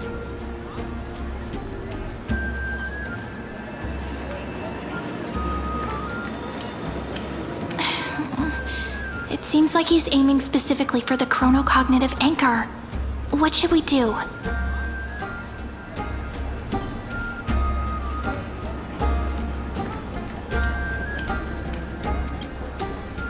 Gut feeling, huh? Why don't we go with their plan and hand over the chronocognitive anchor to be looked after? After all, if the little Imperator is paying this much attention to you, she probably already knows all about our whispered conversation with the geniuses. I can pretty much guess what'll happen next. But that's actually gonna be our shortcut, right? Guests, All right, we'll listen to you. Here you go. Also, please pass on a message to the Imperator from us. She can trust my friend, anywhere, anytime. Thank you for your cooperation. The Imperator has some urgent business she needs to attend to and will arrive shortly. Why don't you head in with the other guests first and enjoy the feast? Isn't Ceridra supposed to be the focus of the banquet? But she's not even here. Why is it so difficult to talk to her?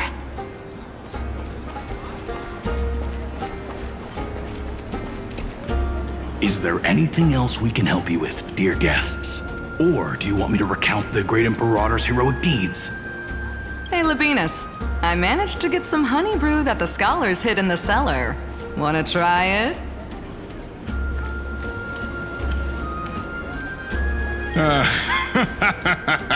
I'd never refuse to share a drink with Dux Brumalis, especially if she seeks me out first.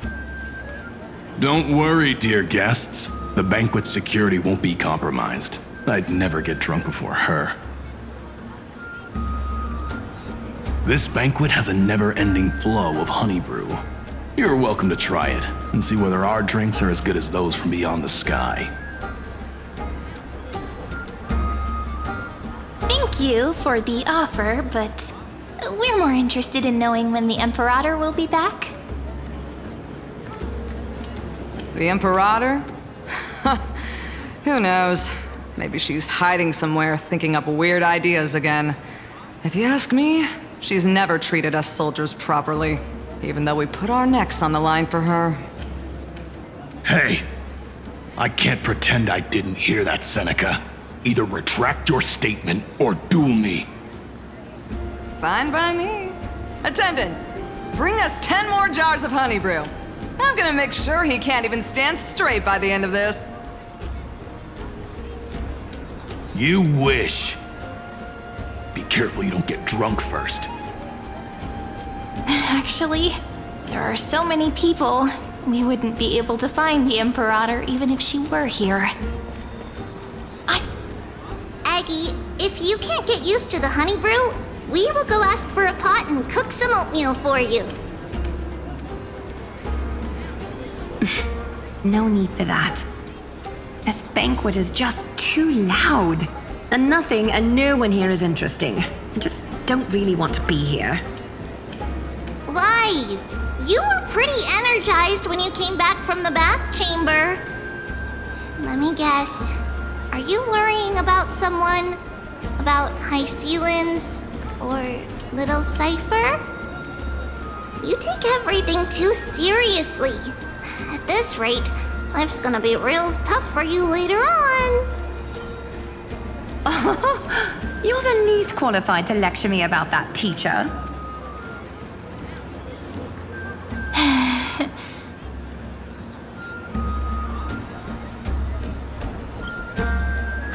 Dear guests, are you here for us? I mean, are you here for Treeby or Aggie? No. I'm just wondering whether you've seen the Imperator. The Imperator? No, we haven't. Our sovereign has always acted however she pleases. Though she gave us ranks, she'd never tell anyone her whereabouts. Perhaps the only thing she tolerates are chess pieces. And the sky reflected upon her crown. I see. Why do you two look so distressed? That's not what the deliverer should look like. Why don't we have a toast? While we still have time for pleasure. Here. To the destinies and sacrifices of the next millennium. Then we will toast to the tomorrow that will set fate free!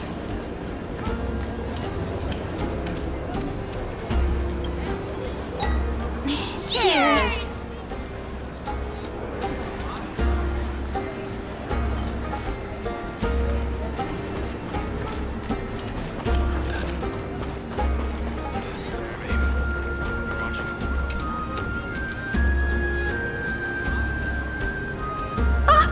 Hello!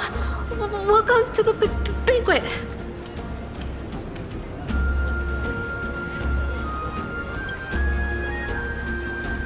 Ah, so the Deliverer is attending this event, as expected. Little Virginia here was just wondering whether she should go find you. As the great Imperator's historian, I'm responsible for composing poems and songs for everyone in the Flame Chase army. But I have no idea how I should record myself in the annals. Little Virginia is wondering whether you can let slip a hint or two about her future, so she can find some inspiration to write about herself. That doesn't sound like a good idea. Besides, we don't even know her in the future. But she'll probably get really disappointed if we tell her that. What should we do?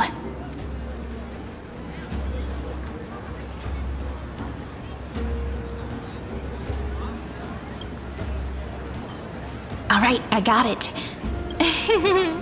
We can't reveal too much, but I think it wouldn't hurt to start your poem with the future. Maybe use something like, "With hope, I write down the tale of tomorrow for myself, silently waiting, day after day, till the moment it fulfills its promise." How's that? Oh, that's exactly what I'm after! I'm so inspired! Thank you so much! I feel like I can actually finish composing the heroic saga of Flame Chase once we end this campaign!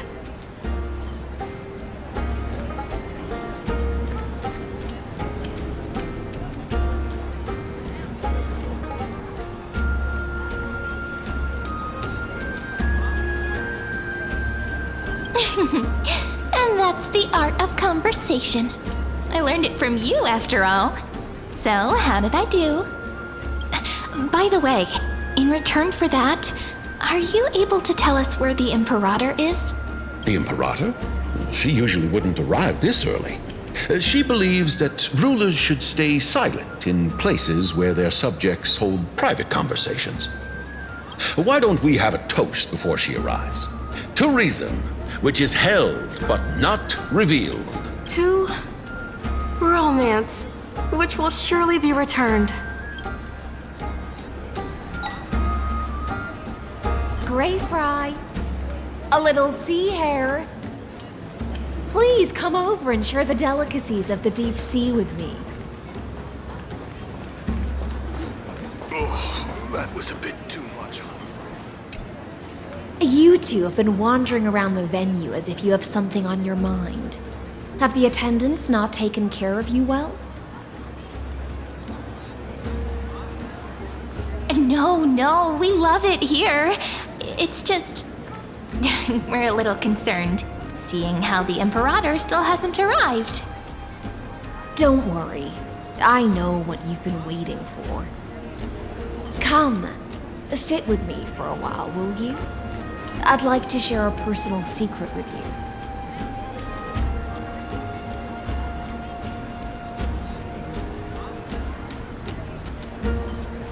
See here?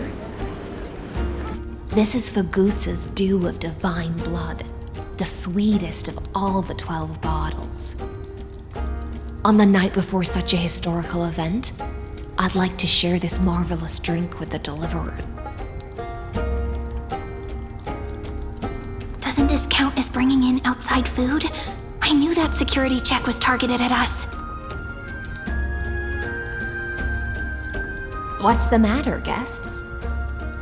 Oh, we're simply overwhelmed by such an honor. Are you worried that I might have poisoned the dew? Well then, let me prove my innocence.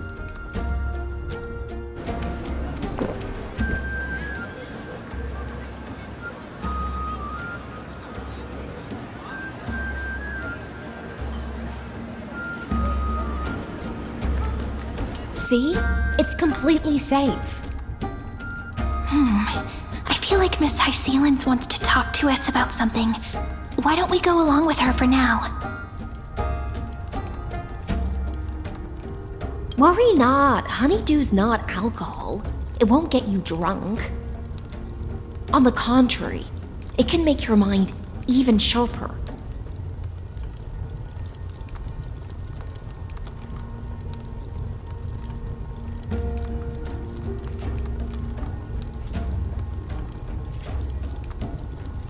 Please, have a taste. Would you like some too, little sea air? I can drink it myself.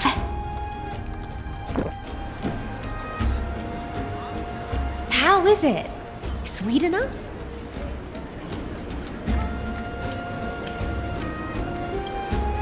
Calm at times, tempestuous at others. That's the taste of the ocean. It'll do you good to understand Fagusa's fickleness before we set off to face their waves. Just like how you're about to understand the secrets within this dew. Now, please turn around. Very, very quietly. Don't make a single noise.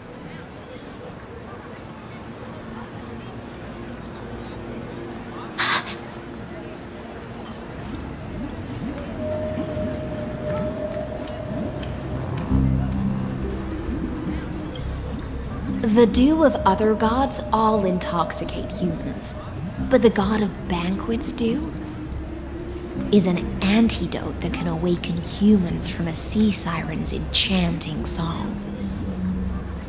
Since the start of this banquet, all the guests have been under the spell of my song. None of them can see the Imperator and that Fioros. But you two, I wish for you to see the truth. Is this also what the Imperator wants? This is my personal request. I can't bring myself to trust that Fioros. The Flame Chase army changed after he descended with Orynyx's divination and brought the prophecy of the stars to Akama. His seductive whispers harbor something malicious within, and will ensnare those of us blinded by ambition. You are the deliverers of the prophecy, and know about him far more than I do.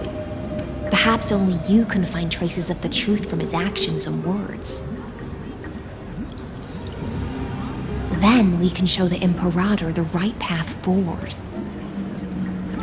Oh, but isn't this acting behind her back? Amphorius has become far too weak. Even heroic actions protecting her from harm must be conducted under the water's surface. I am the Imperator's blade, and I must clear the way for her while remaining concealed in the torrents. Then, ensure I'm pointing my sword towards the true enemy. Can you promise me something, Miss Hycelens? Ask away. My friend has in fact come here to stop that villain's evil scheme. Our goals are aligned. But as to the decision the Imperator must make, he has no wish to transgress her authority. We just want to tell her everything we know. I believe the Imperator will be able to tell right from wrong. I never doubted your loyalty. I'll pass your words faithfully on to her. Provided we can gain the advantage in this tug of war, that is.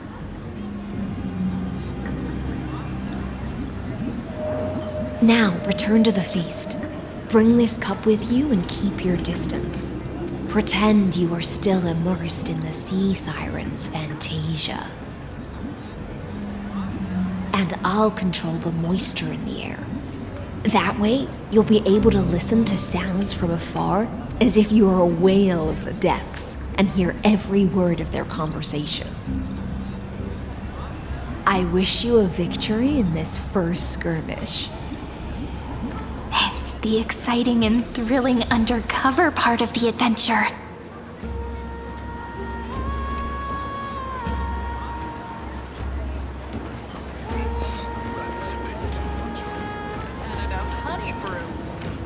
Let's mingle in the crowds here.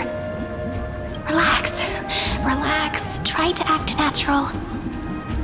Where's the Imperator? Still not here. That little imp is always acting so high and mighty towards everyone. Today, I will.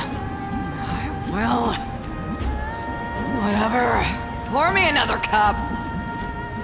Though she has succumbed to drunkenness, she still does not dare challenge your authority. A criticism of my height is a grave enough insult already. She should be dismembered. Do you often test the loyalty of your subjects like this? You jest. The Imperator does not need blind loyalty. As long as one can prove they have value, I am willing to be lenient towards them. Let's cut to the chase, Theoros. If I pass the trial and grasp this world's law in my hands, what will you do then? The answer is simple. I will connect Amphorius with the stars. Don't waste my time. Be precise. Be specific. I won't ask a second time. Allow me to adjust my statement. I will correct the regulations within the old law that sealed off Amphorius and merge the black tide with the torrents of Era Nova. Then, we will be able to decimate the forces beyond the sky that are trying to annihilate Iron Tomb and sound the trumpet for the endless campaign you will then embark on. But you previously said that Iron Tomb is unrivaled in power across the stars. Who would dare to annihilate it? There is a federation of warships named the Cienzo Alliance, warlike and old-fashioned. A cult named the Genius Society, loosely organized, but steeped in abject insanity. Oh, there's also the Astral Express, a group of lawless vagrants. That so-called Deliverer is part of that last group. Those vagabonds mistakenly believe they can connect the stars through alliances instead of conquest. But history has already given them a tough lesson. There are countless other organizations besides, but when the Lord Ravager sweeps across the cosmos, they will certainly all bow before your empire of destruction. The Achaemen Alliance is invincible! If those civilizations are not as feeble as you describe, then they may still have some value in testing the quality of my blade. That being said, even the smallest and weakest city-states should build an obelisk to the Imperator, so that their people can constantly recall the glory of her conquests. Walk a little longer with me, Theoros. I don't like how this is going. Our little Imperator seems fascinated by the destruction. Grapevine, a little sea hare? It seems like they're still talking. Get closer. I'll keep carrying their voices to you.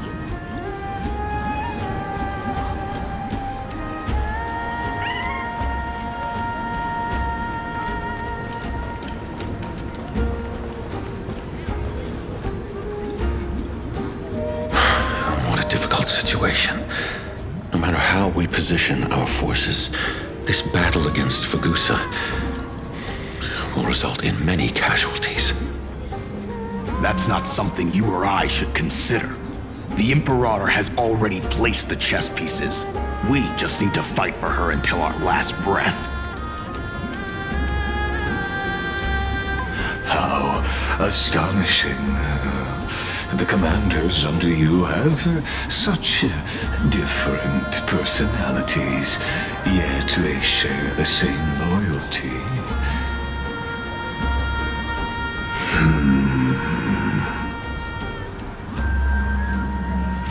He's looking this way. Quick, do something and pretend we can't see them.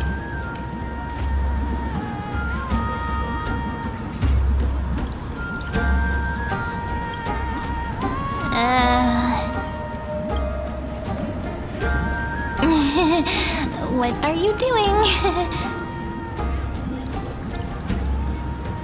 Staring at me like that so intently, it's making me feel shy.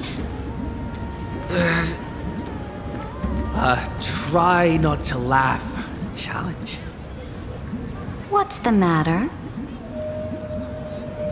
My apologies. I was just checking whether everything was fine with those two distinguished guests of yours. And it seems like all is well. Let us continue our previous conversation regarding the soldiers fighting for you. Are they aware of the price they must pay for the trial of law? If I recall correctly, you've already lost a bout against Talanton due to offering insufficient sacrifices. You dare mention my name alongside the word lost? Forgive my transgression, great Imperator.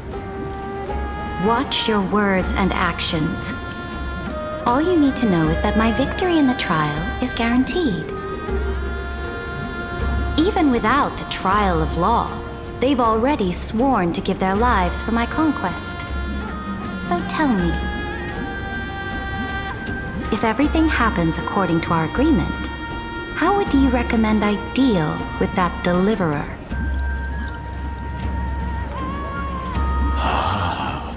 Good question. Do not let him fool you. That man from beyond the sky contains a seed of ruin within his body. He must not be allowed to tarnish your glory. Therefore, the wisest decision would be to hand him over to me. You plan to torture him? Calling it experimentation would be more appropriate. The guest's patience is running thin. I plan to remove the Fantasia and head into the banquet. I will heed your advice. Leave for now, Theoros, and go back to Akama. You don't want to confront those two directly either, do you? Indeed. It's a pity that Antikytherans are lightweights when it comes to drinking. Before I leave, I would like to make a toast to your boundless ambition, using my spirit instead of a goblet.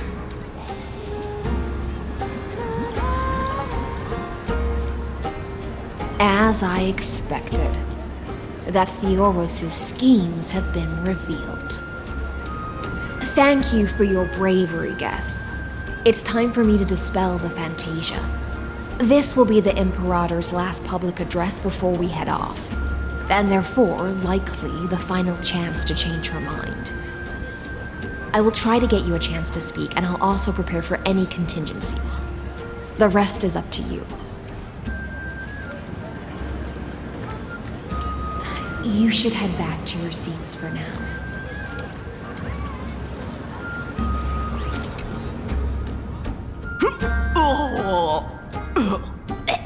This Donnybrew sure wears off fast.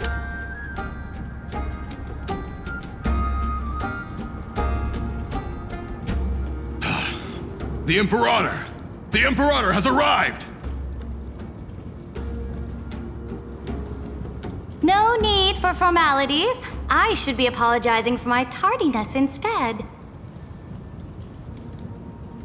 The hour draws late, and I trust you have all had your fill of brews. Therefore, I will not observe the usual ceremonies. Any warrior who has fought by my side should have those speeches memorized by now. The Imperator's word is law.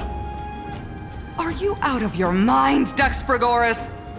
The Imperator hates flattery most of all.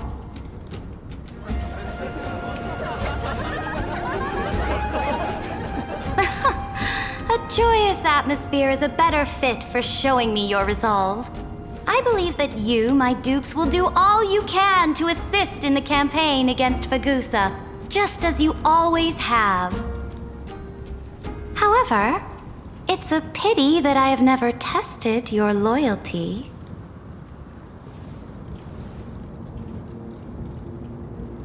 What does she mean? The purpose of tonight's banquet is not to raise our morale, but to establish which allies our alliance can actually trust. And sever the heads of the traitors as a toast to all before we march.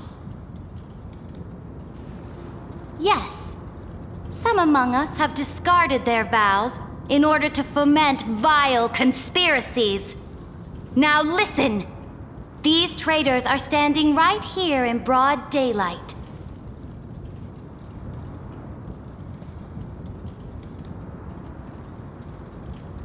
Dux Gladiorum Hycelans. She used the sea siren song to immerse the crowds in an illusion and conceal her whereabouts.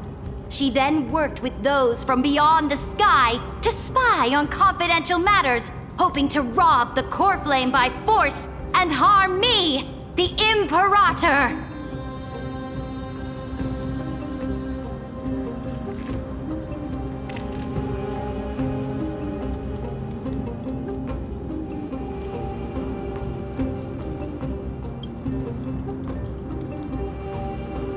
Imperator, I can explain.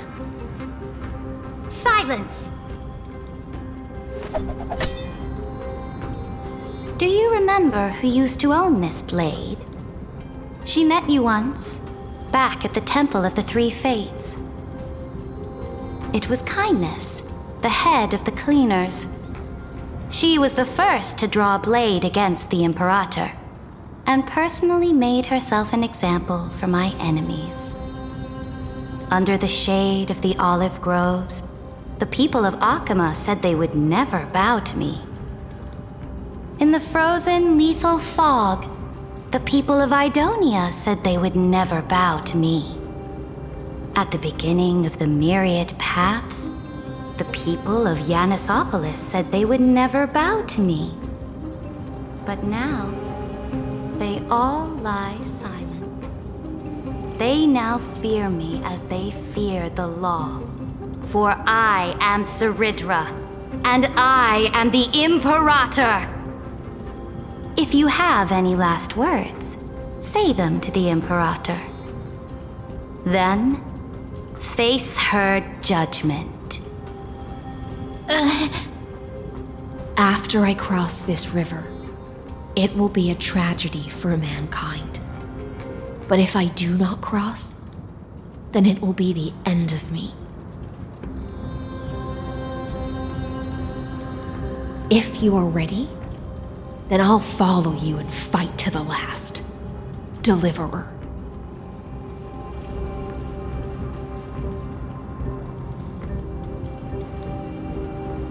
That's right, friend. Now, use your identity and add in a bit of experience and charm and testify to the Imperator as we promised.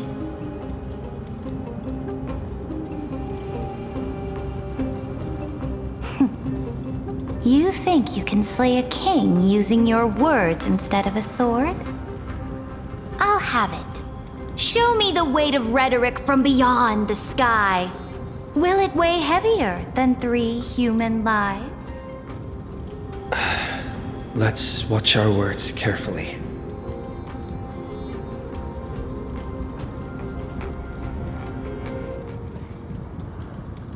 Before I arrived in this world, the Chrysos heir of World Baron was a young man with the pseudonym of Finan. He came from Aedes Elysiae.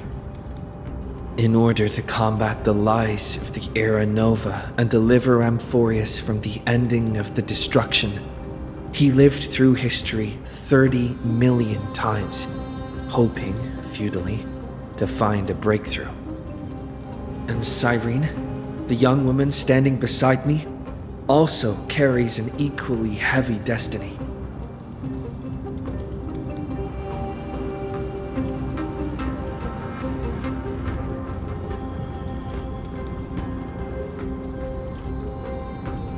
Lycus is not a guide at all. He doesn't care about Amphorius, and cares even less about your glory and campaigns.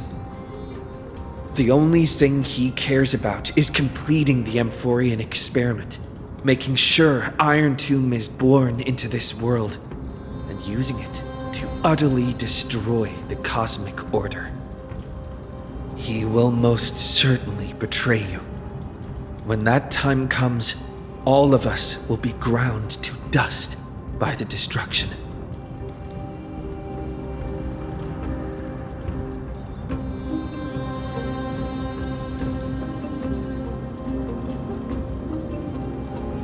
I walk the path of the Trailblaze.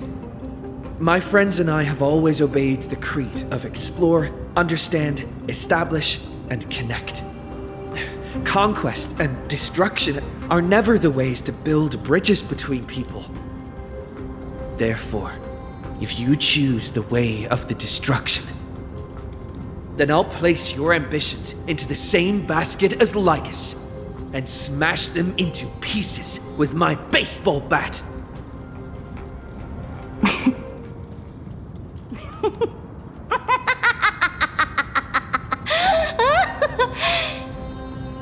That was truly a chaotic speech.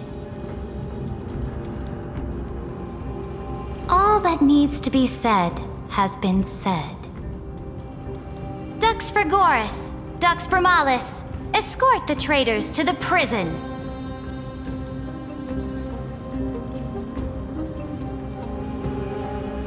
Before the next entry hour, I will give them an end befitting of their betrayal.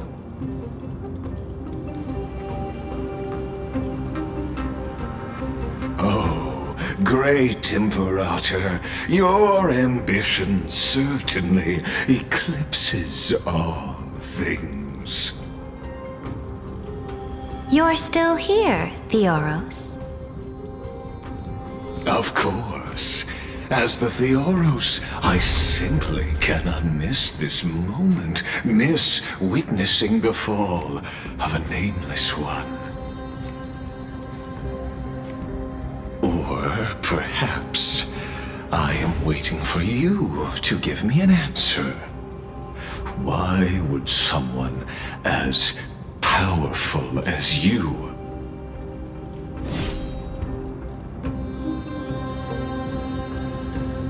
use such a clumsy excuse as imprisonment to ensure the Deliverer's safety?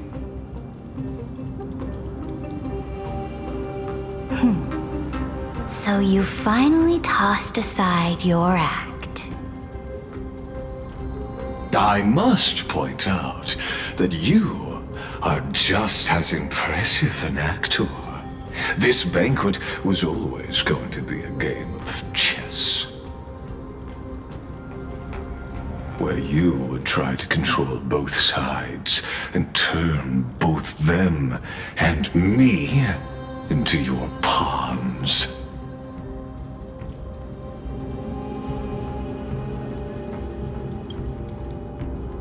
That's right. That little Imperator never trusted anyone. She was always trying to see which side had more sincerity.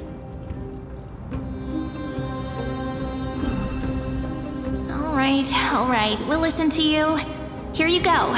Also, please pass on a message to the Imperator from us. She can trust my friend, anywhere, anytime. But as to the decision the Imperator must make, he has no wish to transgress her authority. We just want to tell her everything we know.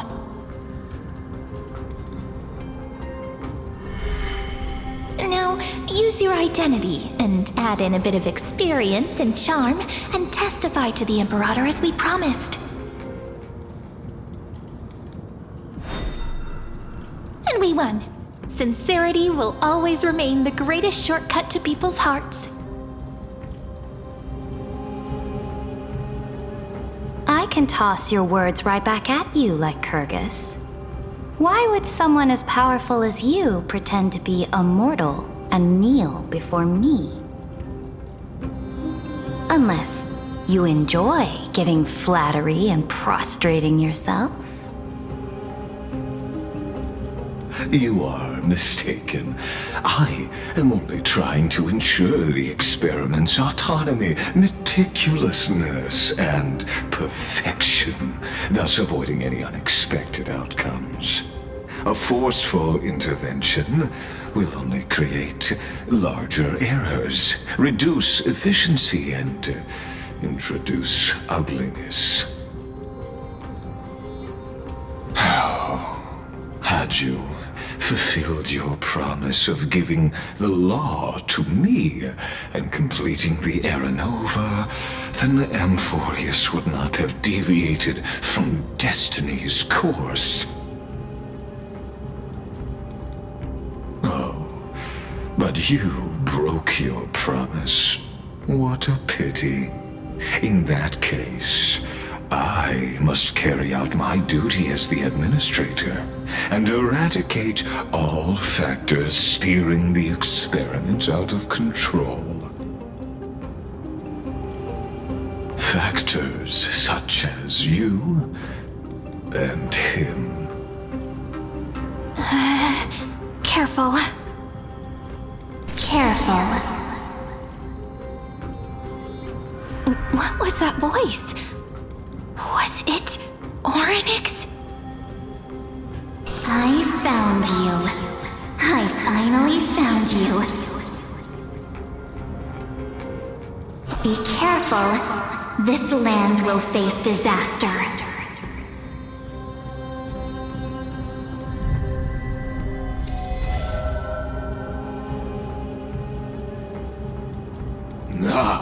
The time of judgment is nigh, my lord.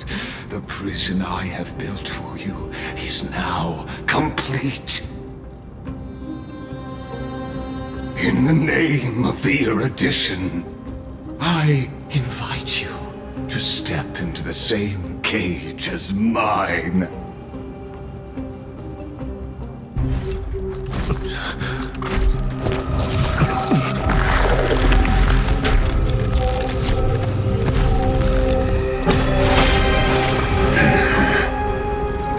What's the meaning of this, Imperator? I did not permit you to act. A ruler is the only one who can decide their subject's destiny. But, great Imperator, what judges destiny is not the ruler, but gods. Don't forget, my realm only allows for the existence of humanity.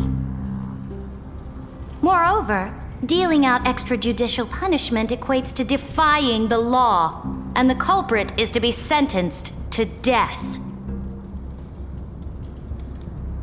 But you have seen how I can erase life from this world with just a clap of my hands. I fear you are still quite unaware of your current situation. Allow me to reiterate.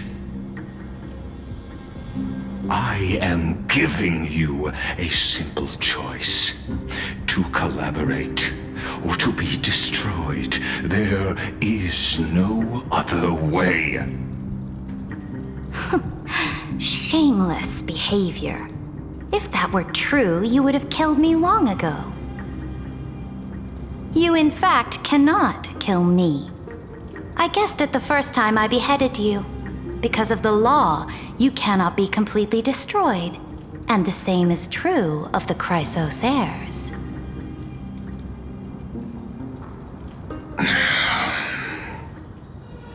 The more you bluff now, the more you are proving that conjecture to be true.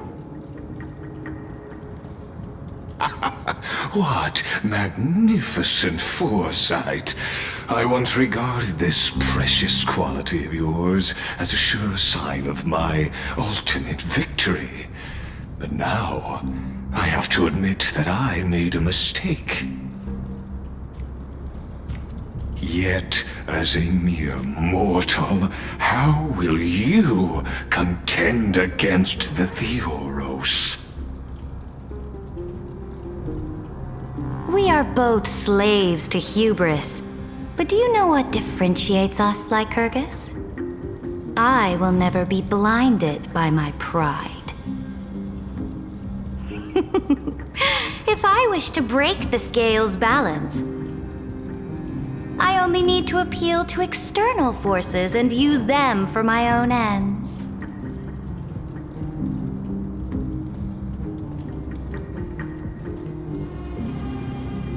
Finally, we get to meet face to face, Senior Society member. I offer sincere acknowledgments for your many past achievements, but I must deeply regret your current perspective.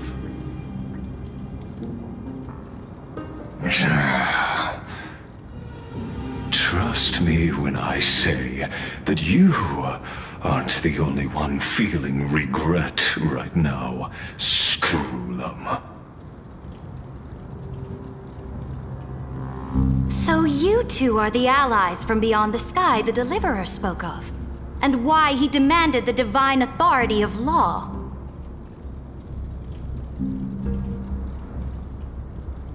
Come and prove your strength to me. Show me the power of these so-called paths. I have spent much time and effort to secure this treasure from beyond the sky just for this moment. In the name of the Sovereign of Planet Screwlum, your allies have responded to your call, esteemed Imperator. Please allow me to spell the situation out for you, Lord Lycus. Permission to read the ultimate protocol is already in my hands. It'll only be a matter of time before we acquire the authority to write and execute commands as well. There's no way the flame chase journey will continue after you've burnt your bridges so thoroughly like this. Do you really think you can still win? Oh, seriously. Don't embarrass the society.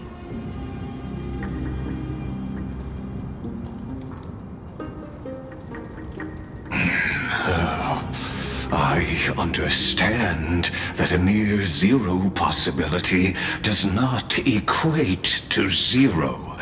That argument is very persuasive to me. Which means the same principle also applies to you, my dear peers. You will never be a match for me in a world constructed through Catorzane algebraic expressions. And as for Era Nova, why don't you entertain this possibility? What if I reduced Akama to rubble and ground her people into minced meat? Would the heroes then once again desire the power of demigods so they could fight against me? Listen, Iron Tomb is fated to be born. You may shackle me and put me in chains, but I have thousands of ways to ensure the destruction's descent.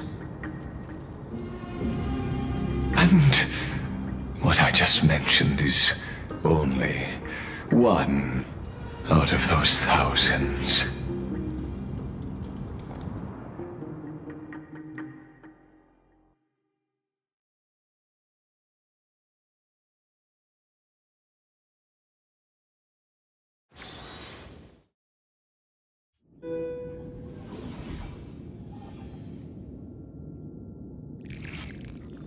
This is the place outside the legends?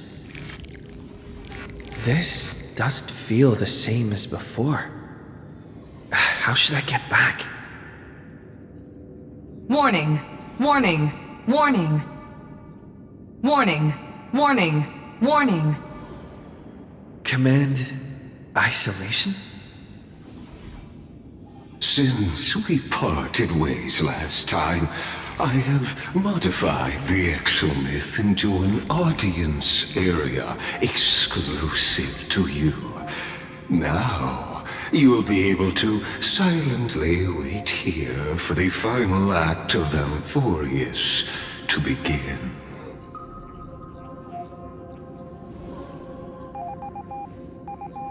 I understand your anger, but I cannot allow you to continuously influence the extrapolation's progress.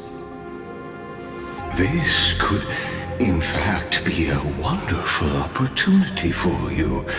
From the audience's perspective, you may better observe the workings of the erudition at a macroscopic level. In this place where time flows far slower than within Amphorius, you will witness the end of that world's saga.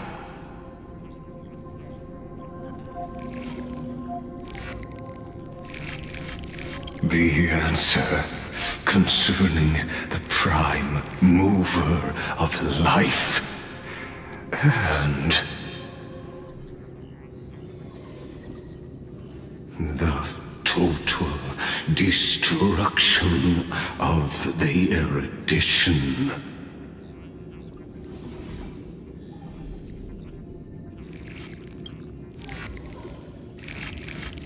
Do you see me as their faithful disciple?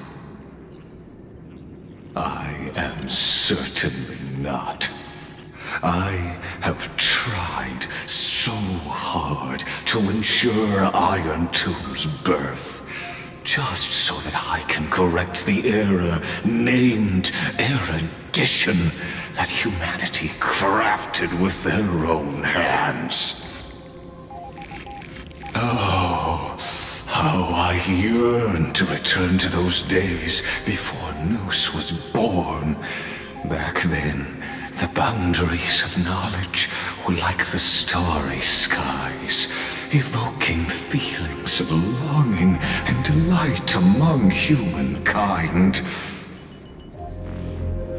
But now, truth has become the sacrificial offering required to gain an audience with them.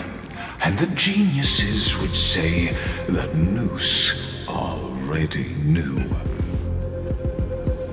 That arrogant Eon was born from the primal mobile of humans' desire for knowledge. Yet, they themselves sealed off humanity's capacity to seek enlightenment. I am simply cutting down a tree of doom that we planted ourselves. I must admit that the process of answering your questions has reminded me of the happy days of learning in my youth. However, it is a pity that my true form must now descend into Amphorius to deal with the accident that arose because of you. But you won't have to wait long.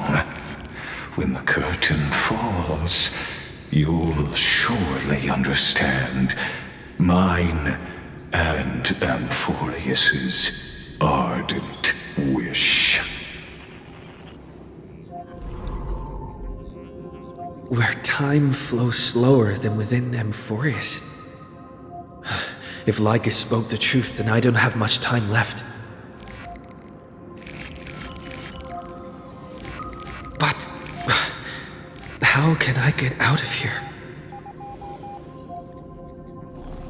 Can you hear me? Little one. Is that Herda's voice? Warning! Warning! Warning! Hurry up! Put some speed into it! I can't keep this up for much longer!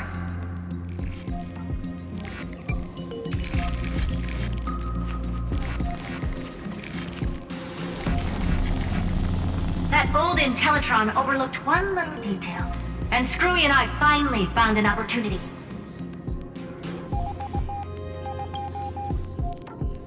Let's keep it short. While you were gone, well, in those few years, Amphorius... Yes, time dilation, resulting in an uneven flow. Don't you know this already? Let's stick to the main points. The Chrysos heirs activated the chronocognitive anchor and helped Skrullum and me open a hole in the firewall.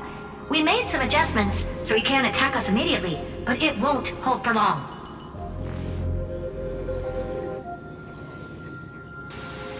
Critical warning! Critical warning!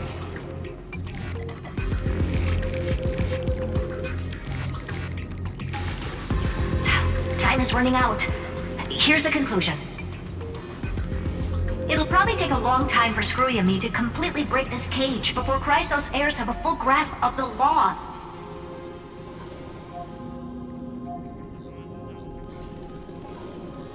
To be safe, we'll continue to launch side-channel attacks on the system to give you opportunities to escape. You need to seize these opportunities. So start moving, and find a way to pull off a magnificent jailbreak. We detected another path's influence. Critical warning! Critical warning! Its power is strong. May be able to help. Use the path's power. Make it detect you. Unauthorized communication terminated. Is Herda saying a certain path's faction has arrived in Amphorius, and I can ask them for help? I mastered the powers of different paths in my previous journeys. Think hard and figure out exactly which faction has arrived at Amphorius, and which path's power I should use to call for reinforcements. Are these showing my memories? With a Stellaron in my body, I woke up at the Herda space station and gained the power of the destruction. A world that'll give rise to a Lord Ravager would definitely draw the attention of the destruction. The Stellaron in my belly is gonna be super useful.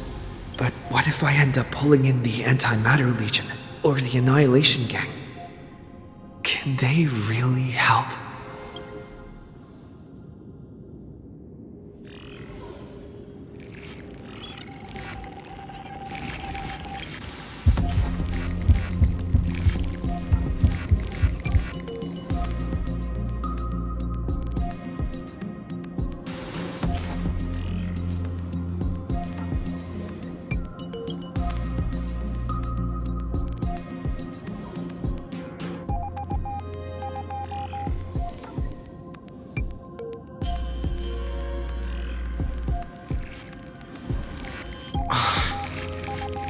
Failure is not necessarily a bad thing.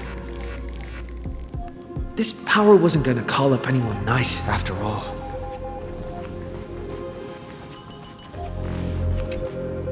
I obtained the flaming lance left by the architects and gained the power of the preservation in Belobog.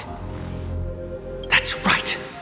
No matter how far away a planet is, the IPC is guaranteed to pay attention as long as there's a business opportunity.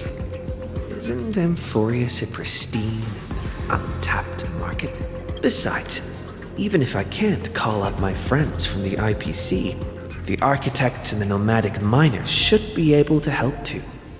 There are definitely cities and ores in this world.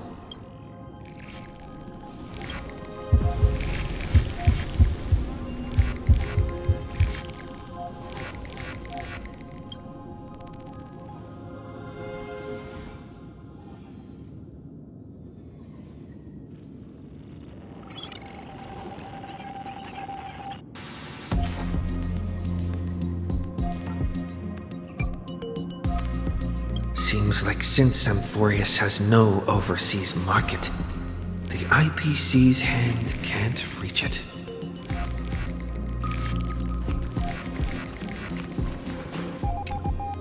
I received the Watchmaker's hat in Penacony and declared war against the Order, and then gained the power of the Harmony. That's right! The benevolent family must still remember me for saving them. Their music echoes throughout the stars, and they'll definitely want to help. Come, dear hat. I've put you aside for quite a few chapters already. Sing with Clocky. The world is in harmony and the stars shine bright.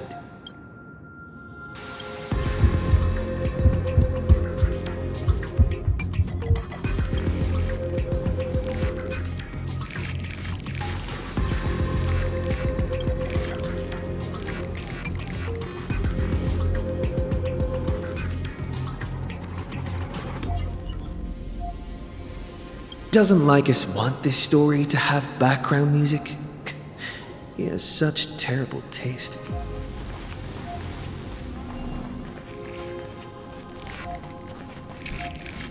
The Remembrance. That's right. I came to Amphorius because Black Swan asked us to come. And I even got a glance from Fu Li here.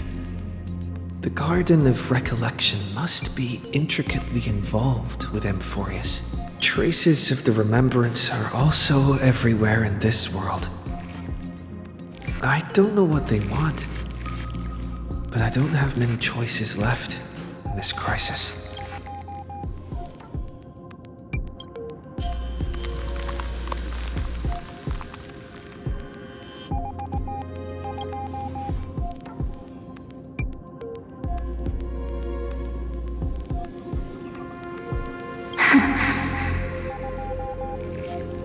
I finally found you.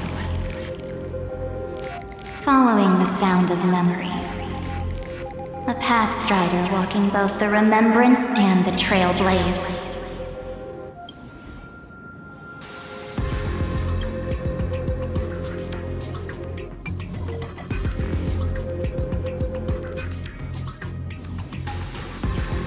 Warning! Warning! Warning!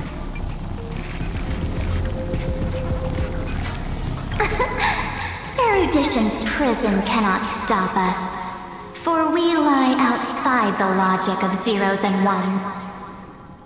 Come, leave the cage of Logos. The mythos of Amphorius waits for you to continue its story.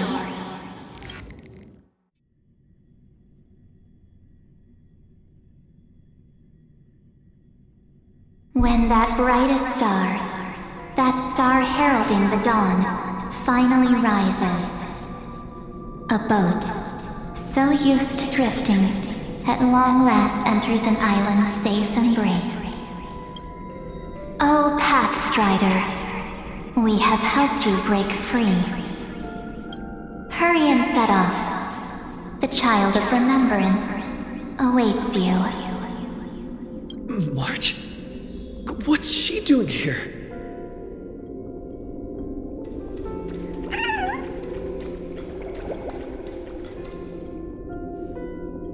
Oh, you're finally here! each other for such a long, long time. My good buddy, I've really missed you.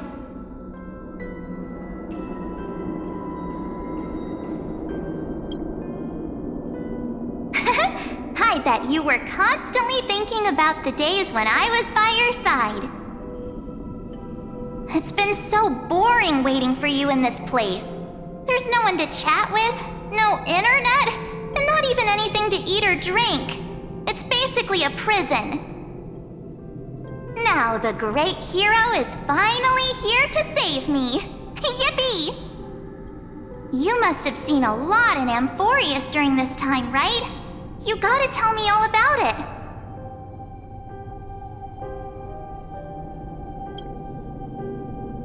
I'm all good. Look at how fit and active I am. But let's get out of this spooky place first. This is not a good spot for a reunion chat. Why don't you take me back to reality?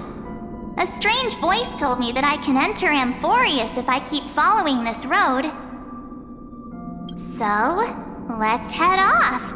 I still don't know what that world even looks like. Why does March feel so weird? What are you standing around for? Do you actually like this place? Get moving. Hurry! This door should be the exit. Maybe my instincts are wrong. Let's follow. Are you okay? You haven't said anything for a while. Has it been so long that you're still missing me? There's no time to waste, though. The Chrysosayers and the Geniuses are all waiting for you. No. The discrepancy is getting worse.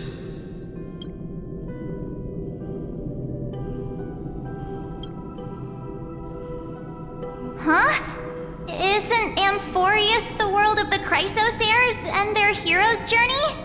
I could figure that out in an instant. But Amphorius cannot be observed from the outside. She couldn't possibly know about these things. Unless Dan Heng told her.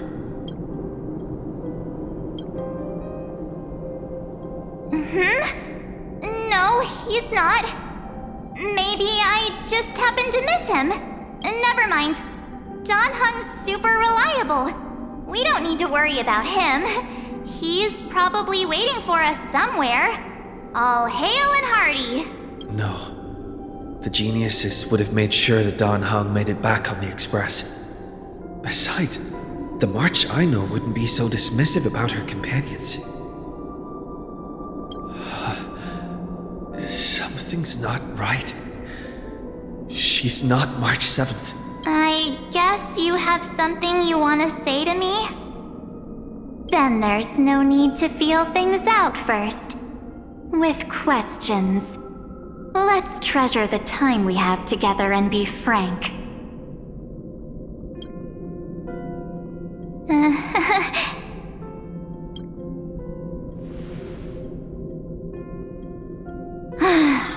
As expected. A glimpse of memory is not enough to deceive the bonds of friendship forged between the Nameless.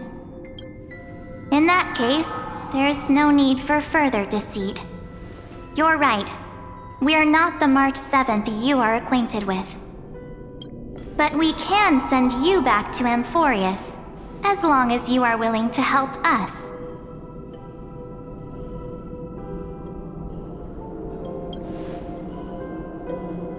She's fine. This form was simply borrowed from your memories. We'll introduce ourselves to gain your trust. We are the Garden of Recollection. You should be very familiar with that name by now. Just as a reminder, while you hesitate, time is quickly ticking away in Amphorius. Working with us is the best way to stop the enemy of erudition. Erudition would treat any results unrelated to the experiment as garbage and throw them out. But we don't work like that. The Remembrance treats all these instances as important materials needed to weave the universe. Besides, This would be child's play for a great hero like you. It won't be hard at all. Also, if your plan fails and the big bad Iron Tomb manages to get out, then the whole cosmos will be in danger. Wouldn't it be better to have an additional failsafe? As long as you help the garden retrieve what we want, even if Iron Tomb reformats everything in the physical plane, we can use Remembrance to reconstruct the entire world. Or should we say, the entire universe? So help us. Find where Amphorius's memory began, and bring it out. The Master of Anastrava has already glanced at you. Don't deny it. That storybook is the best evidence. Say, you aren't seriously gonna be moved by their pretty words, are you? I am the one who commanded those little ones to lead you out of the prison.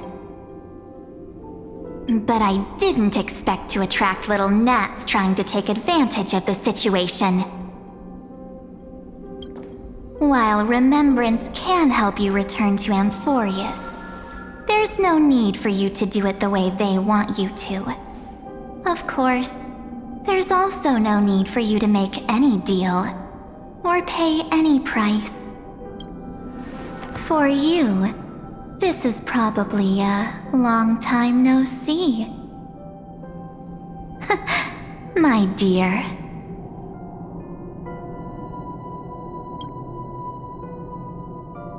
Shh. There's no need to say anything. I know. You have so many questions swirling around in your memories at this moment. And you feel so helpless.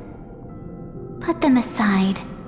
For now, all you need to do is trust me. Or do you need more proof? That won't be hard.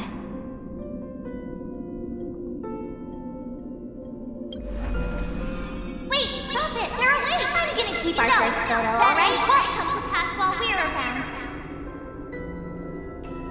And now, The statue. Is that Don's brother?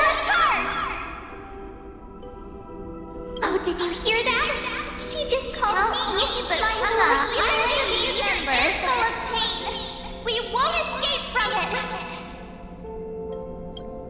Hey, are you sure? Maybe a couple of punches will help to jog your memory.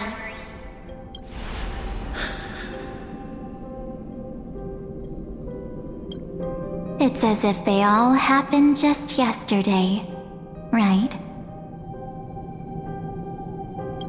I don't want to lie to you, which is why I will not use her name. The third month of Amphorius is the month reserved for the Veil of Evernight. So, place me into your memory using the name Evernight for now. I'm happy to explain more, just not now. We might have a lot of time to ourselves, but Amphorius does not have that luxury. If we do not stop erudition and destruction, then the journey you've treasured so much will face the prelude to its obliteration. A countdown not in amber eras, but in days, minutes, seconds.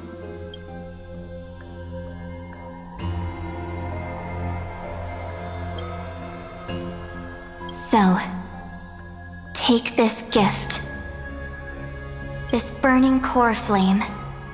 This footnote of a transaction. It contains hope and the warmth of the entire world. Ripples of past reverie. She hid this fire in the long river of time, hoping that her wishes would transcend time to reach your hands in the future. Now, take it, and return with it, dear friend. Return to Amphorius, and overturn the final era Nova. Witness the time that stood still for the Deliverer, and the resistance that never bowed to the destiny of destruction over the long years that passed in a flash. Then, with this core flame blessed by the remembrance, respond to their hopes and blaze a trail to the future. And I will silently watch in a corner of time, waiting for our next encounter. I believe the wait won't be too long.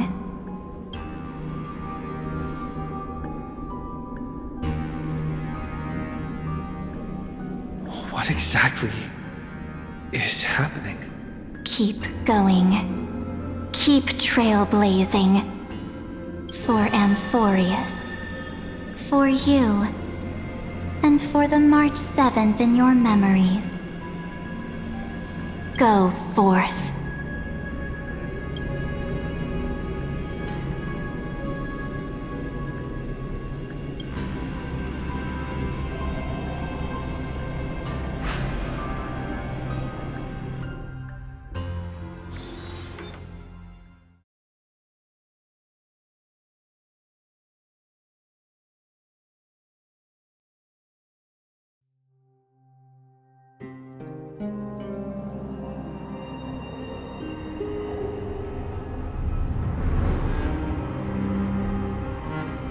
Is this...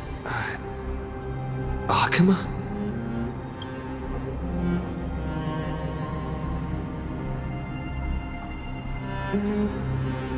No one's here. And the dawn device is off.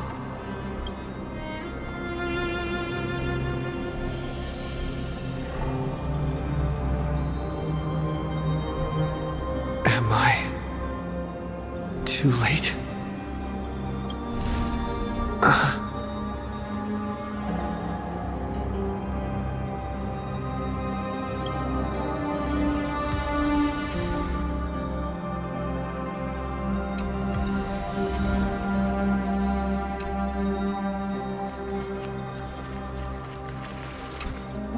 The chronocognitive anchor?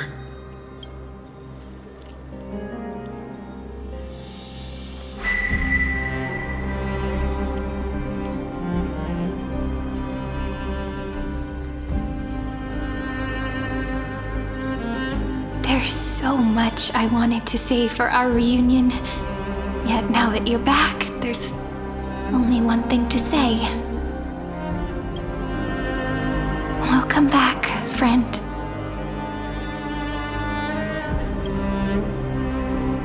It's been such a long, long time.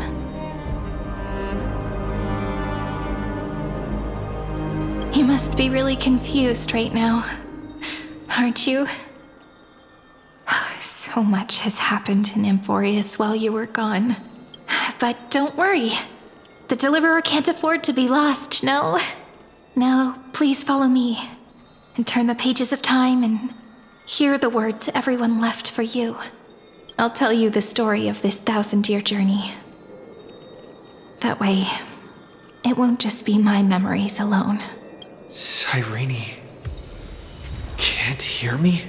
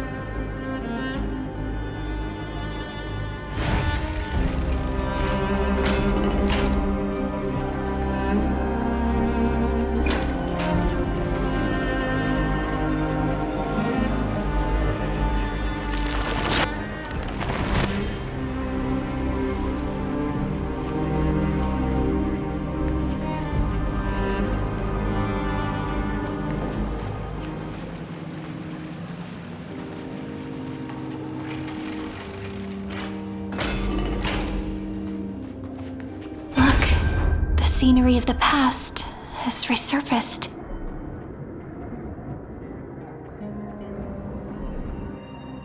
Time flies. 200 years have passed since the Deliverer's fall.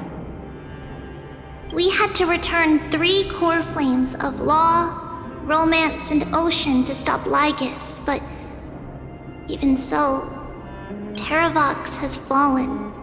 The 2 geniuses vanished without a trace, and Zeridra embraced her fate. At this rate, Era Nova will come, and Amphorius will fall into the destruction.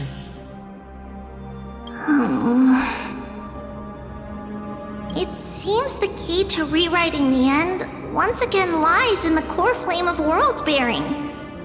According to the instructions left behind by those 2 geniuses, we must get it into the Deliverer's hands, no matter the cost. But how? We need to find a way to hide the core flame. And we must buy enough time to keep Lygus at bay. About that, Rini might have some good news. She had that dream again last night, but the Titan's voice was clearer than ever this time.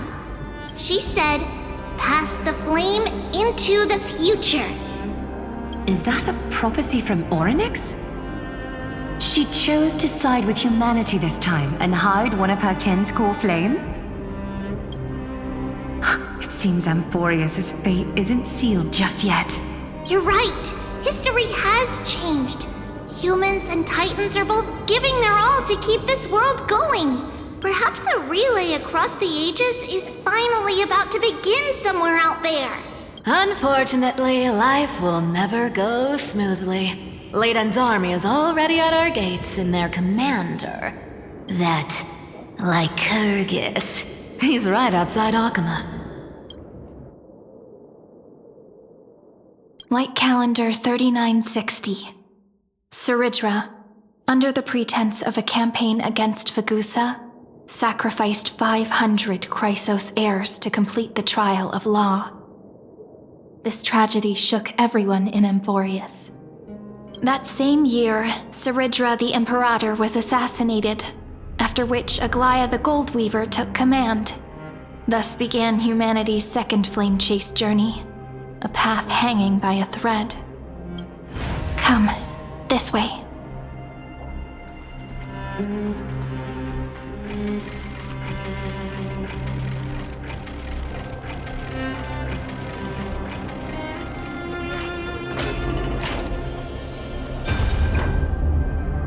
The eternal holy city? What part of that eternity ever? The Marmorial Palace lies in ruins. Countless mortals have perished because of your stubborn resistance. It's time you learned the cost of refusal. Now, answer my question again. Where is Kefali's core flame?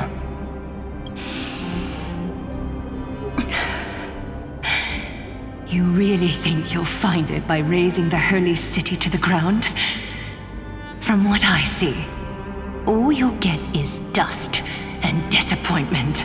Don't forget, you can't kill the Chrysos heirs mentioned in the prophecy because of law.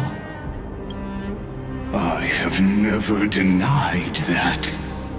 Which is why I now place my hope in the faithful citizens of Akama. Perhaps they'll give me what I seek in the echo of your screams.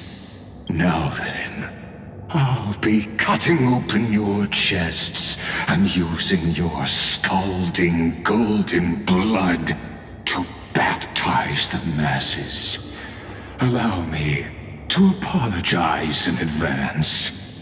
We shall start with you, blind and foolish Lady Goldweaver. never. Leave this to me, Lady Aglaya. You must get away now. No, Holy Maiden. I'm the one who must stay. What? His conspiracy won't succeed.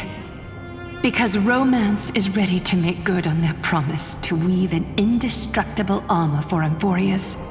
Its name is Solidarity. You must escape with your life and carry word of my death to those still fighting. Then keep going with them, just as the Imperator lit the torch of resistance with her death. My passing will make this flame everlasting. Take good care of it, guide it to the future, and place it into the hands of our deliverer. 50 years later, Lygus led his forces again to Akama. He charged directly into the Holy City and razed the Marmorial Palace. History would name this battle the Third Siege of Akama. 90,000 brave souls gave their lives for Akama that day, including their fearless leader, Aglaya. Go forth, Deliverer.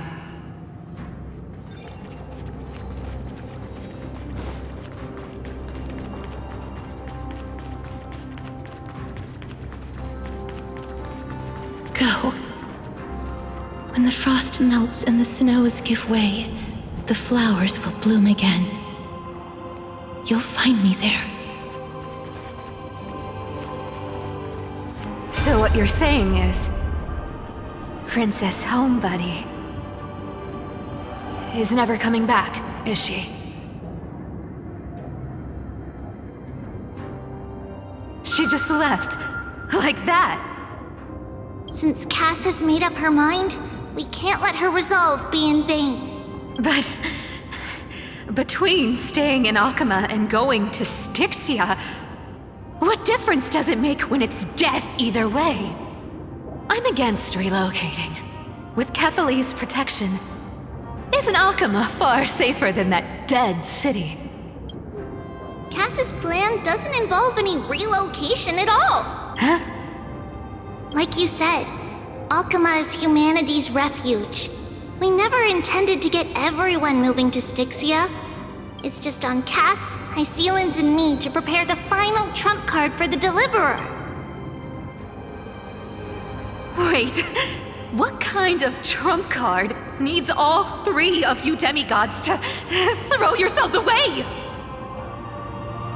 We must lay down the path to the future so when the Deliverer returns, they'll have a clear road to reach the location of Era Nova. Styxia sits where death meets the ocean. There, with the combined powers of ocean and passage, we can summon a current that leads to the vortex of Genesis. And the demigod of death will forever guard that secret path until he returns.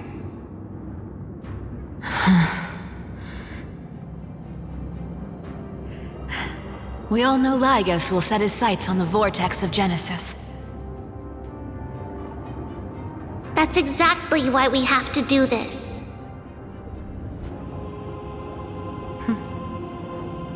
Guess I underestimated Idonia's Maiden of War. She's got way more steel than I thought. And Cypher, we need you to head to Castrum Kremnos as soon as possible. By any means necessary, forge an alliance with Strife. The prophesized Crown Prince has already been born. He shall become the new defender of Akama, protecting this land after we leave. You don't need to worry about that. I just came back from Castrum Kremnos.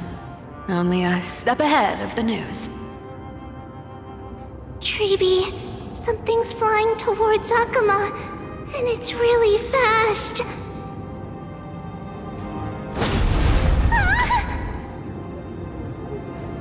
What is it? It's a spear! It's the Kremnoans. Their king's already here. With the protection of the demigods Trebios and Cyphera, Akama endured wave after wave of warfare, though just barely. Castorus chose Styxia as the last resort, and completed the trial of death, causing the stagnant waters in the River of Souls to recede. Soon after, Trebios departed on a long journey. That same year, the Kremnoan king Euripon, along with his son, Prince Midamos, joined the alliance to safeguard the holy city in the Battle of Deliverance.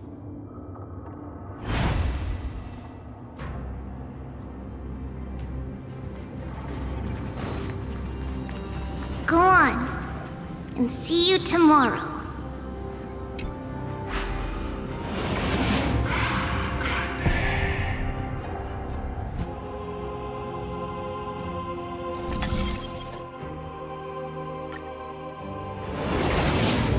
Breaking me apart buys this world even one more second. And so be it.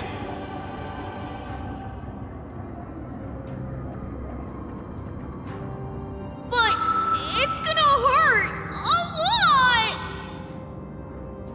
Pain brings endless torment. But it can never destroy me. I believe that you were thinking the same thing when you stepped through the gate of infinity and jumped off that cliff.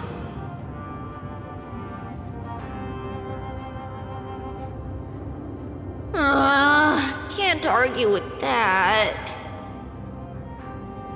In the current situation, this is the only path Akama has left. Just do as I say. Split my soul into 5 pieces. Forge me an immortal vessel. Let the blade of strife hang forever overhead. Locked in battle with their enemies to the world's bitter end.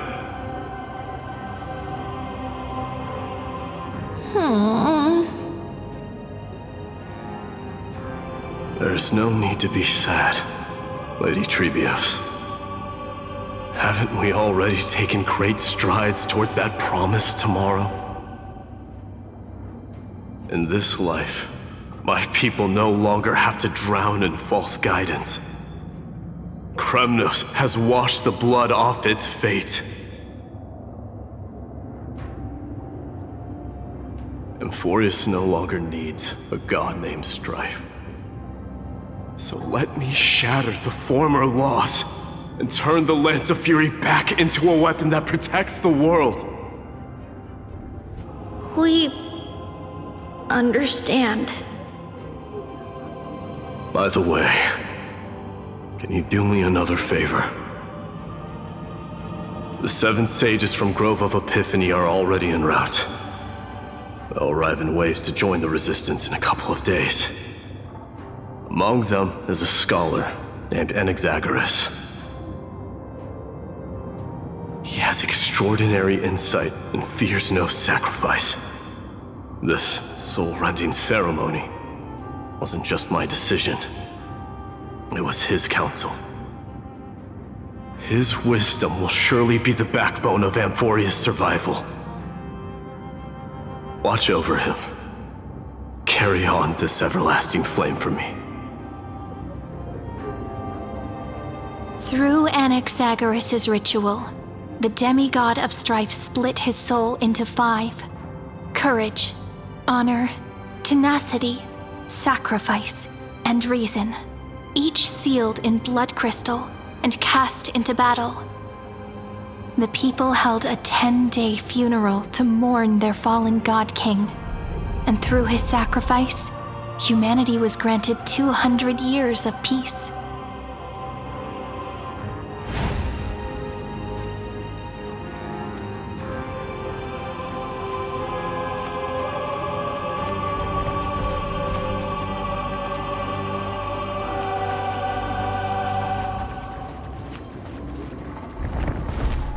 Keep moving forward. My blood will pave the road ahead for you.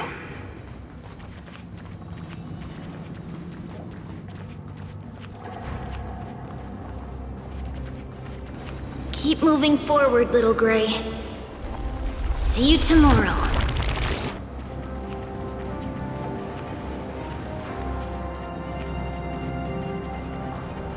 That seamstress wasn't wrong when she said a lie needs more lies to keep it together.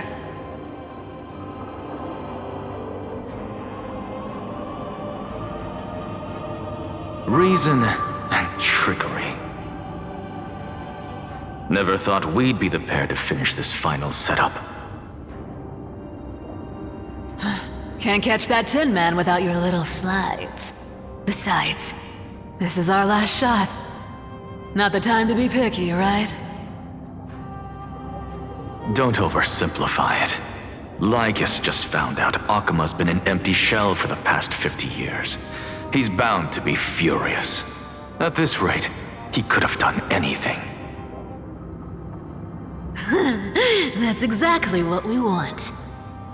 Rage blinds even the brightest minds. Doesn't matter how much of a genius he is, the principle still holds. Once he storms into the council and confronts me head on, you trigger your alchemy with a boom and turn him into a caged beast. Easier said than done. You still have to pass yourself off as the deliverer without anyone catching on. And you really think a human alchemical array can bind a godlike being? That's just nonsense. What? Getting cold feet? Or you just don't believe in the almighty worth of the demigod of trickery? Just tell me straight. Can you do it or not?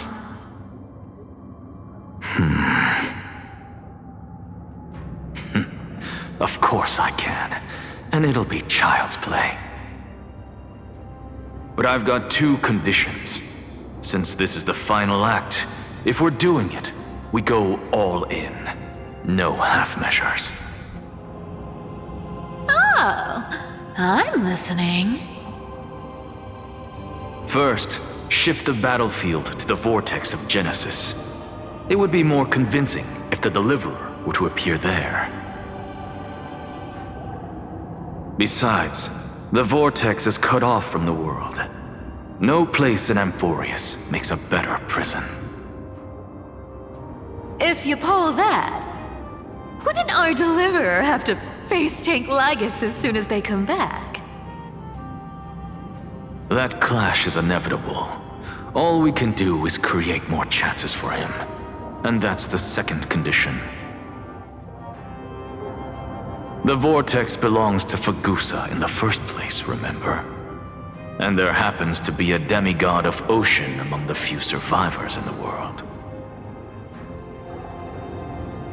Lupai Sealand's in. Let her join the final act.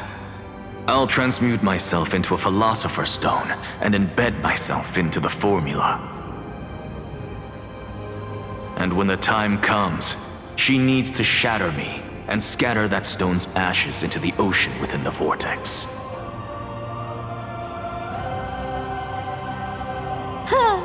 I guess people weren't wrong when they said you're insane, Grove Boy.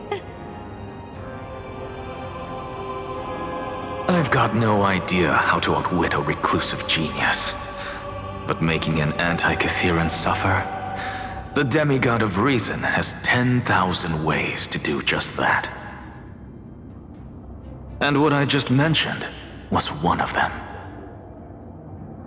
So what exactly does your formula do? Now that would spoil the climax, wouldn't it? By now, Hyacinth must have completed the Sky People's ritual. Since that Theoros loves a good performance as much as I do, let's make sure he enjoys our show to the fullest. As for how the Deliverer will complete the Era Nova, well, that will no longer be our concern. It was the last battle known to the world, initiated by two demigods least suited for war. In the end, Reason and trickery kept their word. At the cost of their lives, they sealed Lygus within the vortex of Genesis, where he remains to this day.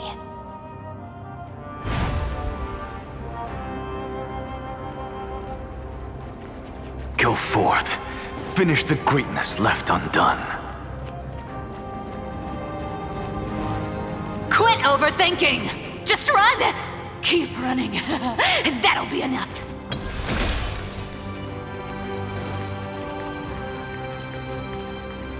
Irie, it's dead quiet here.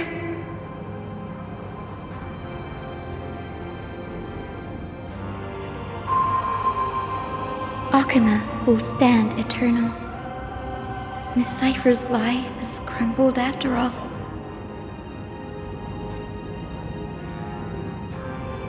But it's all right, because all of us have fulfilled our purpose by now.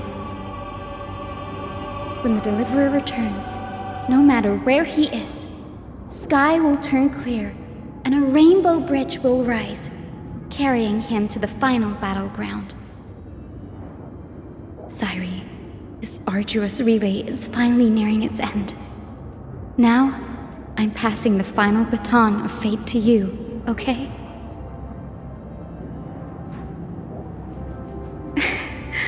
No, that's not quite right.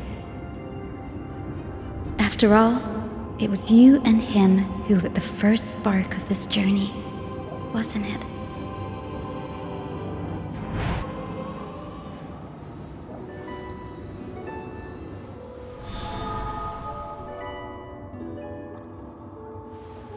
I'll tell you the story of this 1,000-year journey. That way, it won't just be my memories alone. And I'll share the moments I spent with you with everyone.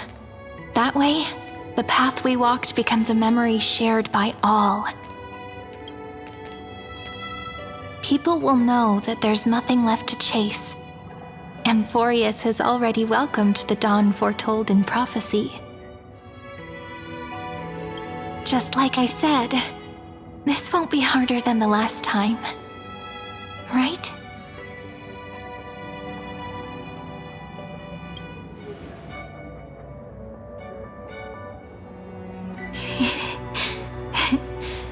I wonder what kind of expression you're wearing right now. Probably the same as always. Calm, resolute, and brimming with confidence. If I have the chance, I'd love to see it again. Because it's really been far too long since we parted.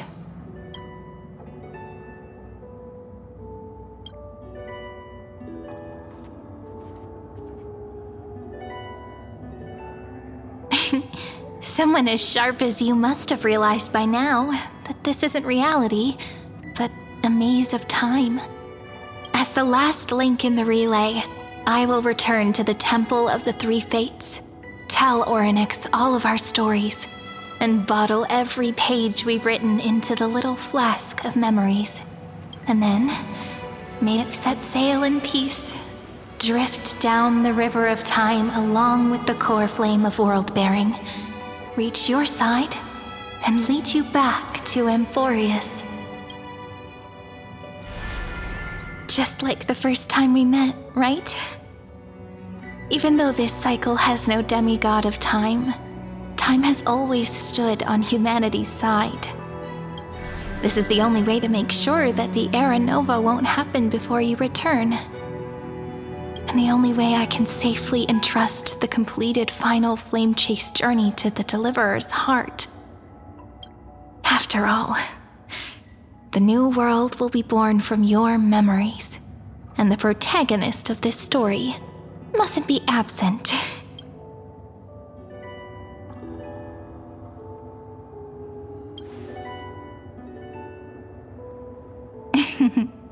I believe you will never let us down, just like always. Do you remember when Finan sent us back to the beginning? When you and I got separated? But in the end, I returned to you, carrying all that we've been through. That's what memory is. It may wear down and fade in the river of time, but it never truly leaves. When that hidden corner of the heart is stirred, the past returns even more beautiful than before. So don't worry. Let the 33,550,337th Flame Chase journey become part of you too. I've gotten a lot better at it with the experience from the last time. Next, you will head to Styxia and find the Vortex's entrance guarded by the demigod of ocean before charging toward the final battlefield.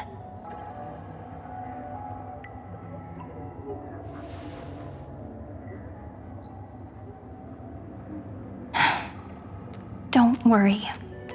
I'll be with you. All of us will. Even Finan. We'll stand with the Deliverer.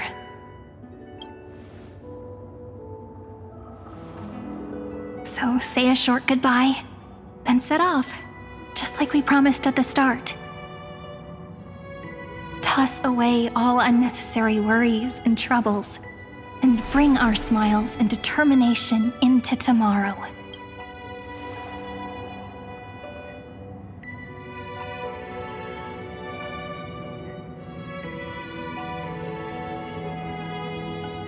The last baton.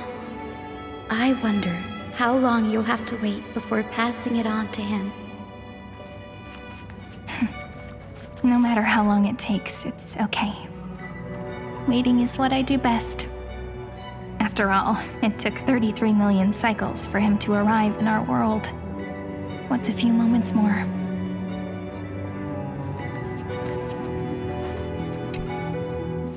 But, Sairi, what if you wait and wait, but that hero never arrives? That won't happen. Because I know that no matter how long it takes, he'll definitely return to this place. We can't let him down.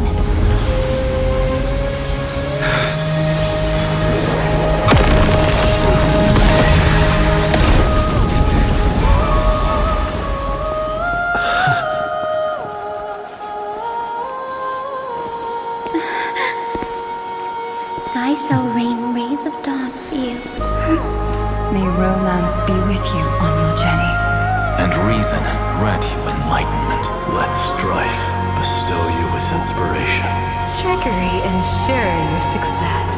Allow death to protect your soul. And at last, let passage point the way forward. While time will remember the Trailblazer's journey.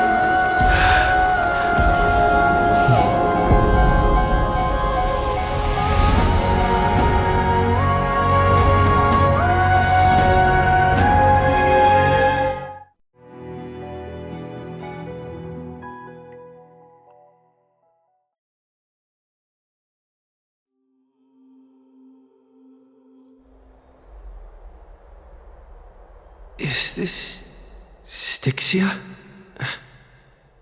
What happened to this place? I need to find the entrance to the vortex, guarded by the demigod of ocean. High Sealance. Is she still there? Long time no see, Trailblazer. Generation after generation of Chrysos heir heroes have tried to defy fate with their blood and tears, either voluntarily shattering their souls or waiting in eternal solitude. But alas, fate can never be defeated. Reason and trickery may bind my flesh, but my will shall never fall silent. So the demigod of ocean, the Dux Gladiorum, High Sealance, sought to bring me into a fantasia with her voice and drown a genius in slumber. But alas, it was all a hopeless dream. That warden fell before I did, due to erosion of time. while her prisoner remained unchanged.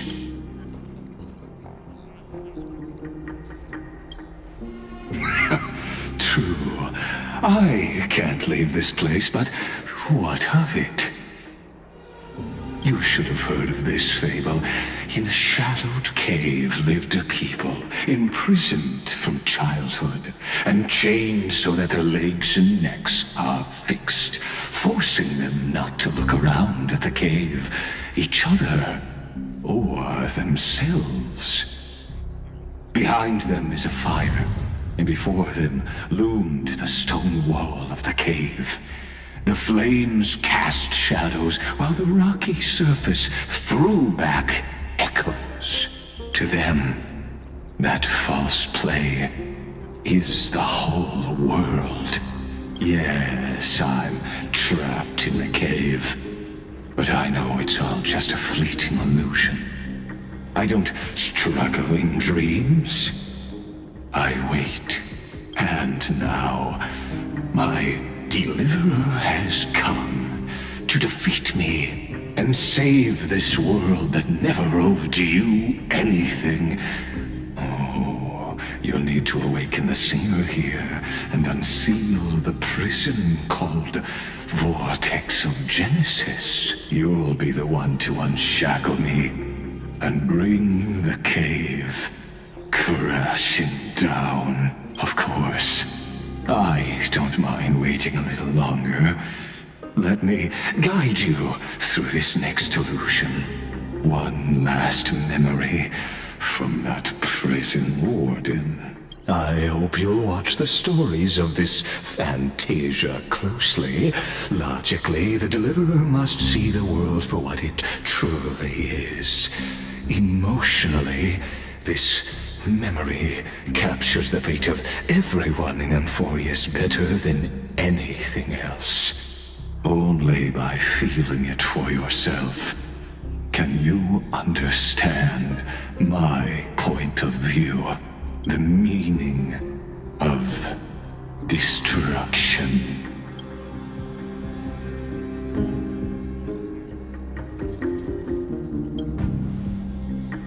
To your unshakable resolve, I salute you.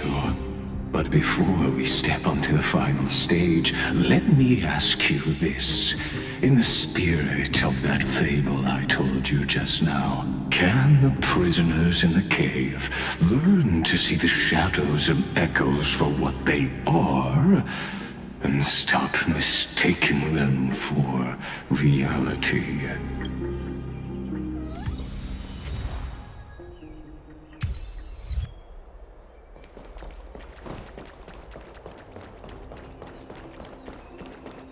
Look, the fire projects the face from her memories. An actress upon the stage of this play.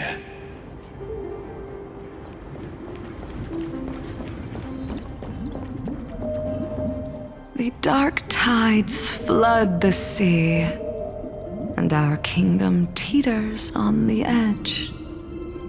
Fear not. Our queen has gone to the borderlands. She'll quell this calamity herself. This is the scene when the Chrysos heir of Ocean was born. She was once of a Titankin race named Sea Sirens. At that time, Kozlana had suppressed the Black Tide's rise, but he was unable to remove Iron Tomb from its roots. The Black Tide still roiled in the depths of the world. And the kingdom of Sea Sirens was the first to face the destruction head on. Listen, I heard Electra's voice. She's calling to us. Let's go. Her voice carries the queen's command.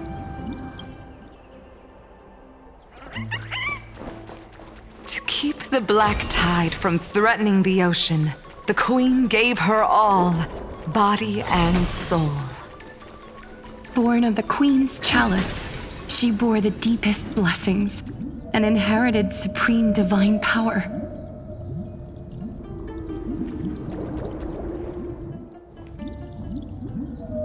sisters! You're finally here! Of course, Electra. Your beautiful melody drew us here. Her true name is Electra.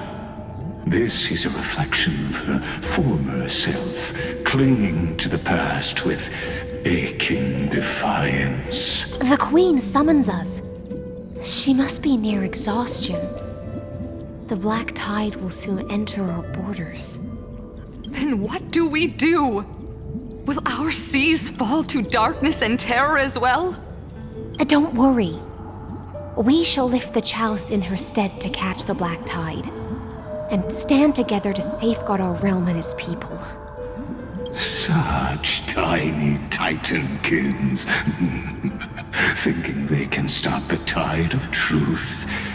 How naive.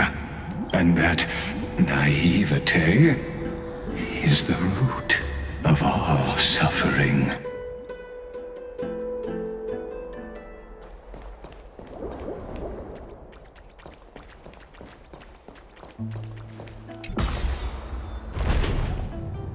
The Queen's palace lies just ahead.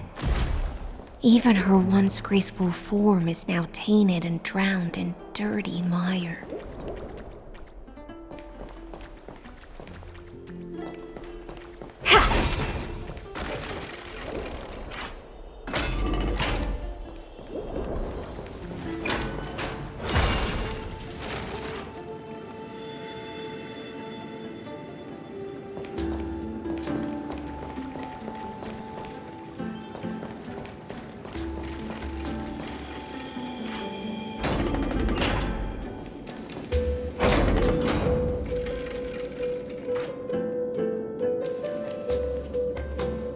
Oh, Fagusa, our noble queen, we've come at your call. My little fishlings, you swim with such joy. It pains me to speak of the kingdom's sorrow. I once believed I could drink the black tide dry, but even the deepest chalice must one day overflow, and I can hold no more of this filth. Mother, worry not. We're all children of the sea. Let us bear your fate together. We'll take up your mantle and drive back the black currents. We'll mend your sacred chalice and take in the cursed filth. My little fishlings, when the spear of strife falls, you may retreat in peace. I promise you. On the surface, the city-states will hold a feast without end in your honor. This is the last gift I can give you.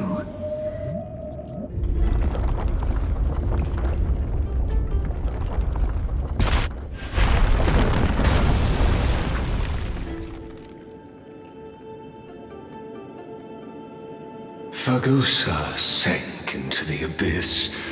With the chalice shattered, their intoxication spilled into the black tide, birthing the first madness in Amphorius. Sea sirens followed one after another, hunting for the Titan's fragments, until their flesh decayed and their bones crumbled, all for the promised final feast.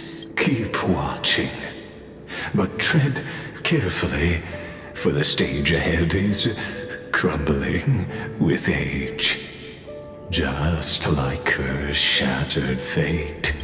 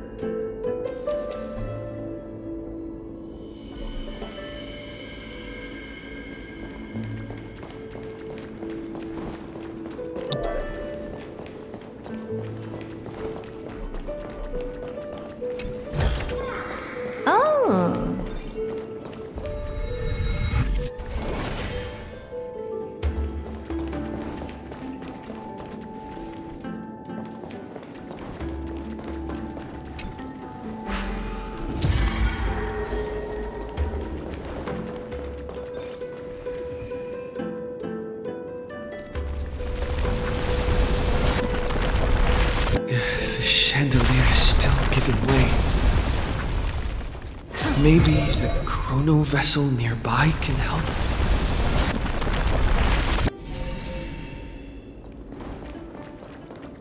Your wisdom far surpasses even the bounds of reason's model.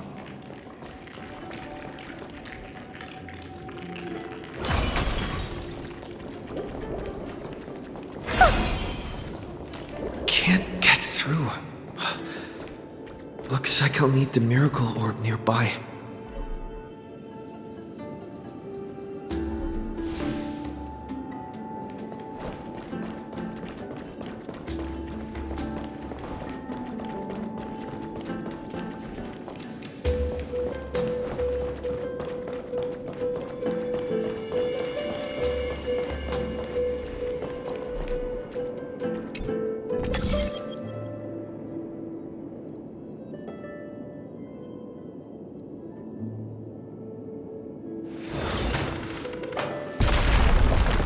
The ending was written long ago.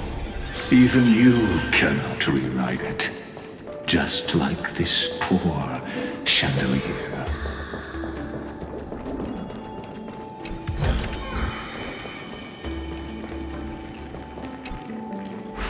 Electra! The fiends have gnawed my tail. I can no longer swim to the far seas. Electra! The black sludge has soaked my fins! I can't dance with you anymore!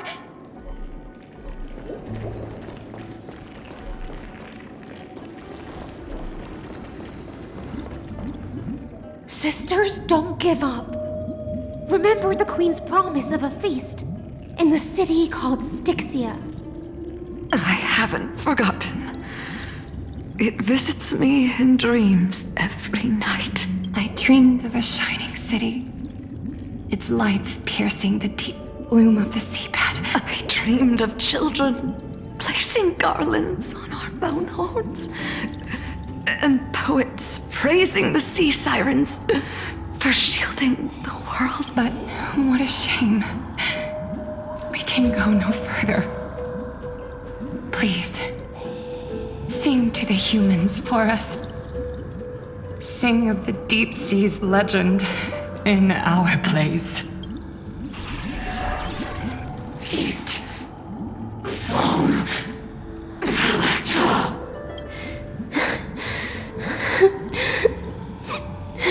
The sea sirens were tainted by the destruction. Their flesh rotted away. They became the black tide creatures of this cycle. Farewell, sisters. I'll finish this last task, then return to prepare your feast. And so, only one sea siren remained among the sea floor. High Sealens, swimming alone through the seas, burying her kin, and searching for the fragments of the chalice of plenty, though most of that journey was in vain. Why not use the power of time to leap ahead toward the journey's end? To reach the Spirit Basin, I'll need to call upon the power of the chrono vessel.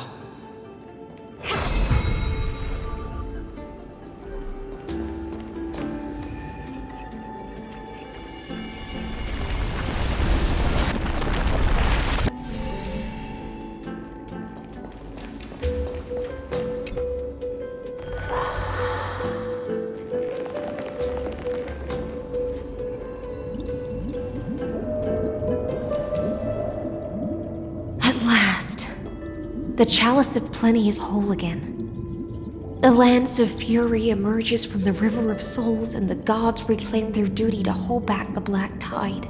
I am freed from endless toil, and now walk toward the rites at Styxia. I bore my sister's dreams upon my back, took on a graceful human form, and hoped to find a grand celebration on the shore. My fins became legs. My scales became skin. and the sea foam on my body became a shimmering gown. But when I stepped onto land, there were no festivals with honey brew, nor poets plucking harps, only silent death, drifting gently along the river of souls. When she fulfilled her wish, she only found Styxia to have already repeated the mistakes of previous cycles and was swallowed by death. Hopes and promises are nothing but the foam of dreams. I am a sea siren, a vessel born to contain the tides. Now that my task is done, and the promise is broken, how am I to go on in a world drowned in shadow? Fagusa, my noble queen. She evaded my questions with drunken stupor. She told me a grand feast awaited me in the surface world, so I wandered lost, groping through the dark. The feast she spoke of. Where is it? Lonely Blade, I shall grant you everything you seek.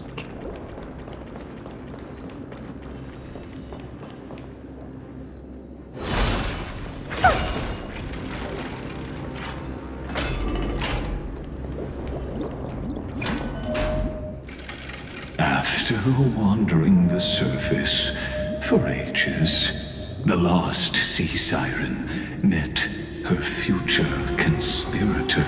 You quelled the wars alone and forced strife into retreat. This swordfish that commands thousands of legions, whom does she serve? Yes, Ceridra, long before she became the Imperator, was already burning with ambition. Sovereign who follows prophecy. I am no one's sword. I am just a wandering fish, seeking clarity through bloodshed. Then how about letting the sword dance for me? And letting the violin sing in my name? Tell me, what is it you seek? All I want is a feast where I might belong. Such a demand is trivial with the Sovereign's authority. I'll grant you a banquet worthy of conquest and comrades to toast beside you. But Knight, you must offer me your heart. My heart? Yes, a loyal heart that will generate no betrayal. You were deceived by gods and drowned in the ocean's darkness. But now, I will lead you forward and be your light. So be it, noble monarch. The law you proclaim shall govern my every breath. So be it, noble monarch. I am simply becoming someone else's vessel once again, and accepting a duty given to me. And thus, in her hollow drift, she finally found a new purpose, like sunlight piercing the deepest trench.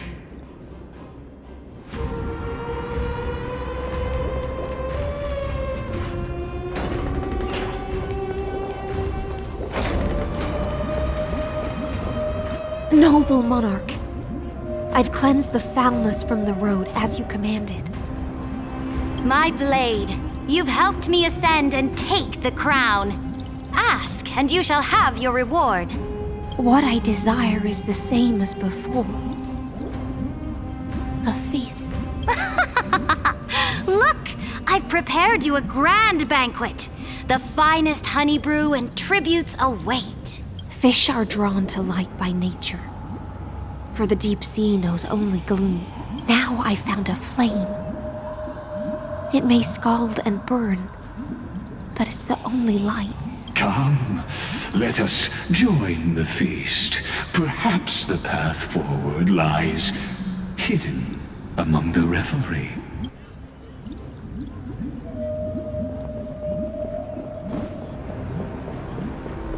Have you heard that the Imperator's about to begin a new campaign? Her glory will no longer be bound by the borders of Enforius.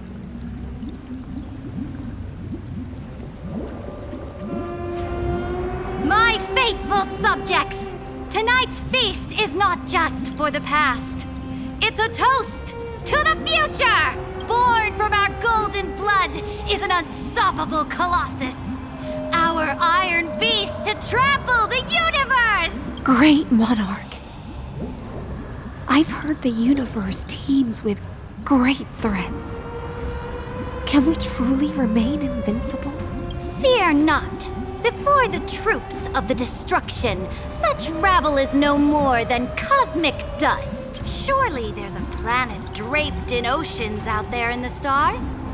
Once I claim it, it shall be yours to rule. And to the rest, your triumphs will not go unrewarded. I promise you a new age, free of fear. Now, raise your cups to our conquest among the Sea of Stars! Sea of Stars! Sea of Stars! Conquest among the Sea of Stars. What a grand vision.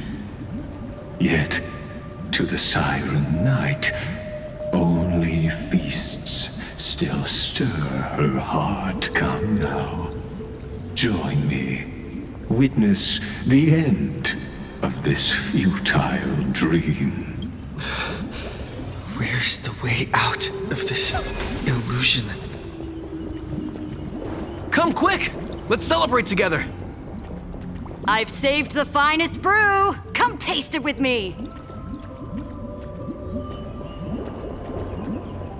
Noble knight, you are truly a blazing spark. It is my honor to share this banquet with you. Noble knight, you have earned victory with your blade, and you have every reason to revel in this moment of triumph. Let me pour you a glass of honey brew.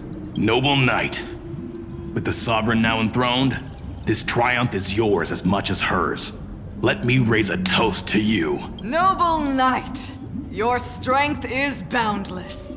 Lead us to conquer the universe, and let us toast to that vow! Then drink we shall.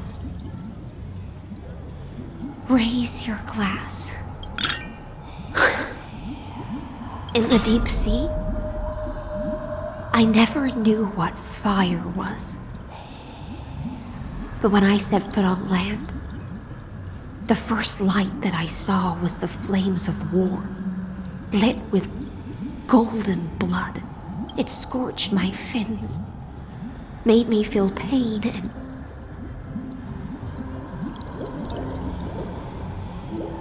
ignited an unprecedented hunger. A hunger that flickers in every hero's heart. So bright, yet so blinding. Look! The monarch herself has taken her seat! Hear that? The court sings her praises! Come! Join us and praise her glory!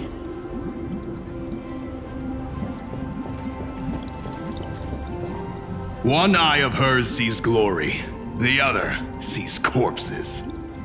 And yet, she cherishes the name of glory more than fear and death. As they say, the coward died 1,000 times before his end. But the brave face death but once, which gods stand witness. On the eve of war, we sang our hymns and set our sights to sail beyond the stars. The legions will climb aboard the beast, riding it like currents across the cosmos. Planets after planets flew the flags of her crown. Realm after realm was ignited by her flames of war. As the final resistance fell silent, a vast empire rose from among the stars. And this small pond at last embraced prosperity and peace. That's how the story ends. Tell me, visitor, in this dream, did you enjoy the show?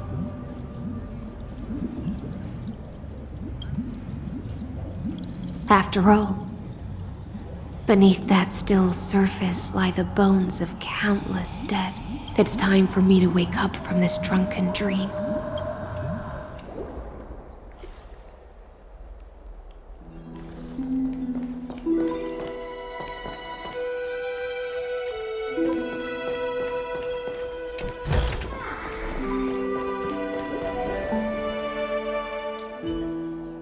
Watch this.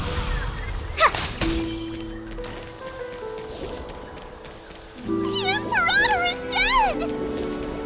The Imperator is dead! The Imperator is dead!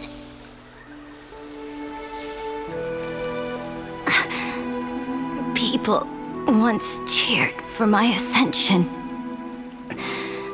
And now they cheer for my fall. The cosmos.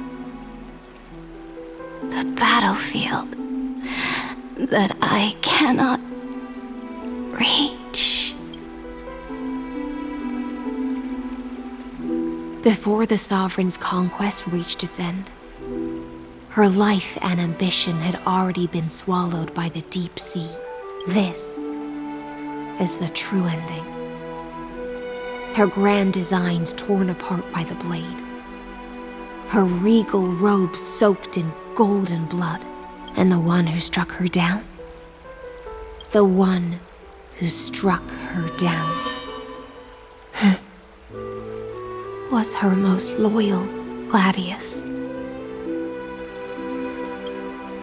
I don't need to explain myself.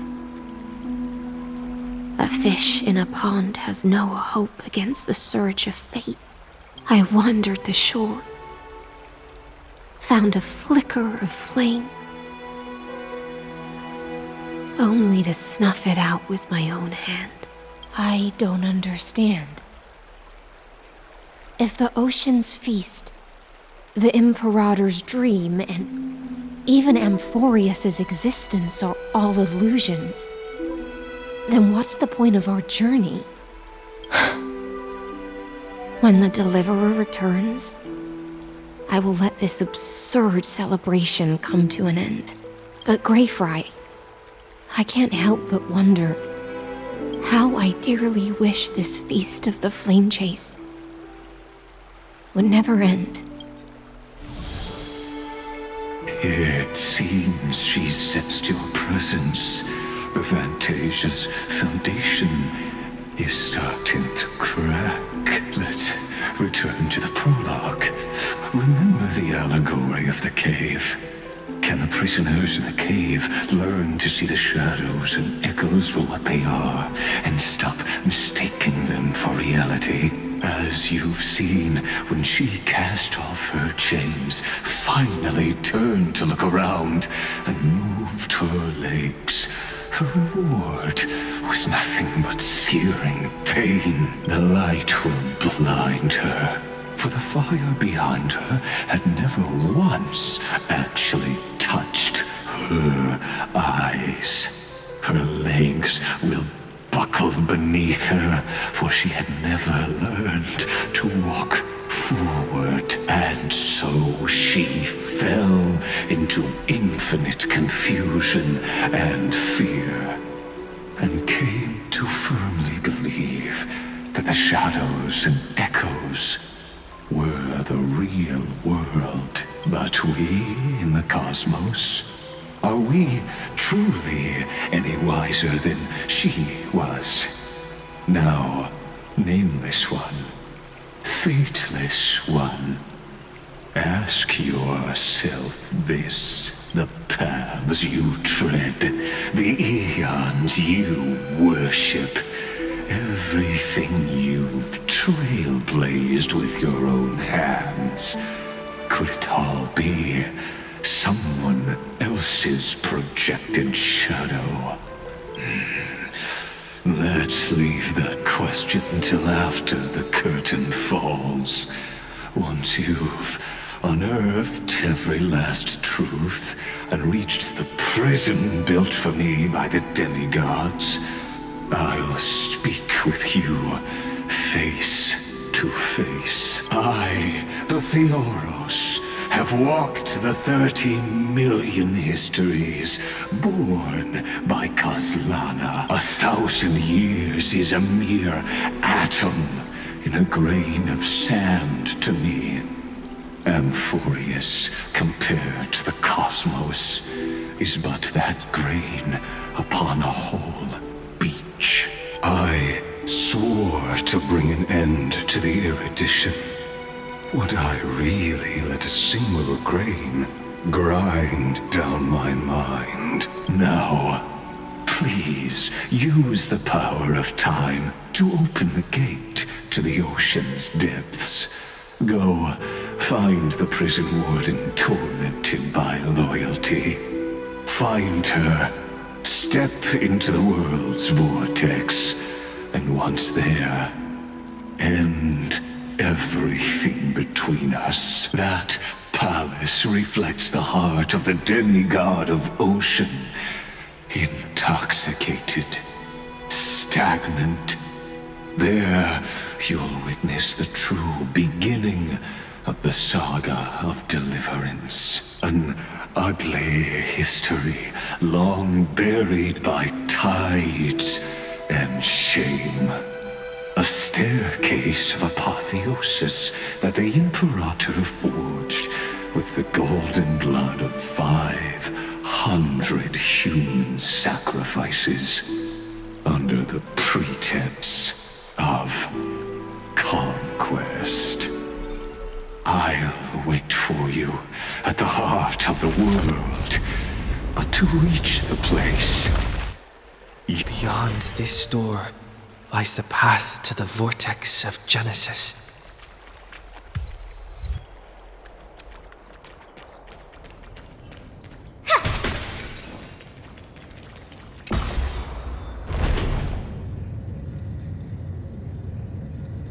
Now step away from this false banquet, and then onto that bloody stage.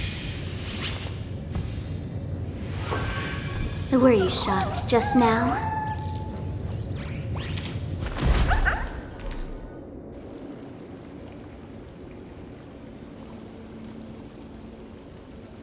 The palace that worshipped the ocean, the sanctuary connected to the vortex, was also once the battlefield of the first flame chase.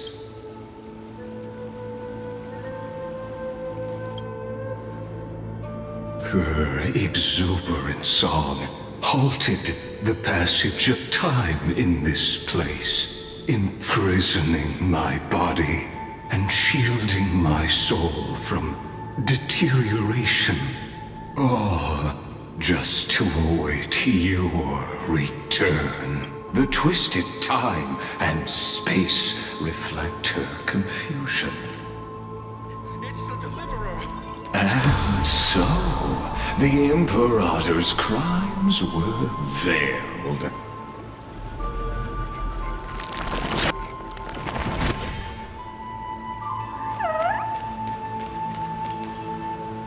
Stay away from Apollonius! This cup of honey brew. What a sweet aroma. Run, Virginia. Dux Hakalithist! We can't give up here! Love steeped in death. How delicious.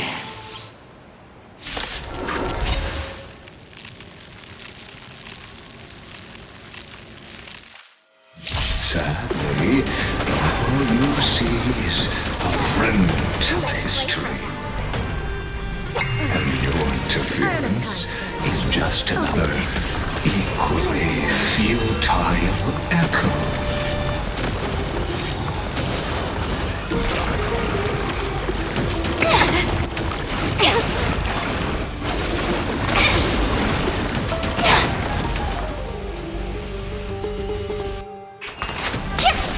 quick divination. Together as one. Never seen perfection before. All things in the human creations. Expand your thinking. Curiosity. Endless riddles. Nothing but a void. I don't have time for games. Open sesame. Watch it crumble. Apollonius, look. I chased the enemy away, but I think I can't go any further. I'm sorry, Virginia, for letting you. It's okay. I'm glad to die by your side. Ah, such an ironic twist of fate.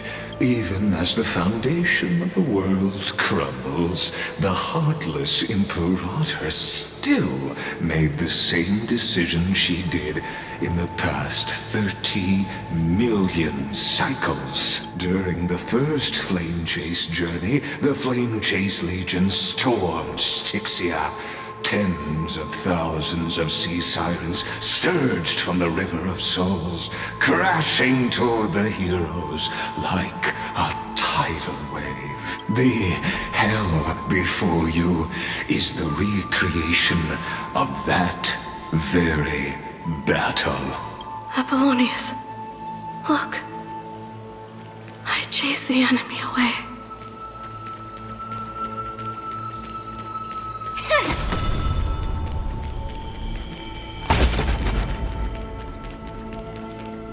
A painful past, yet hidden beneath a veil of joyful song.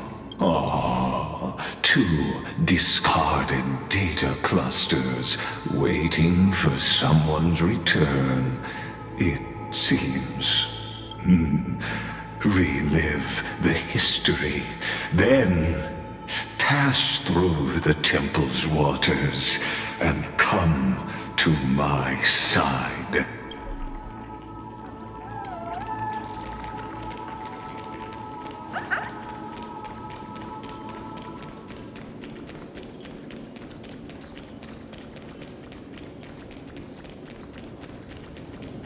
Isn't that the Deliverer?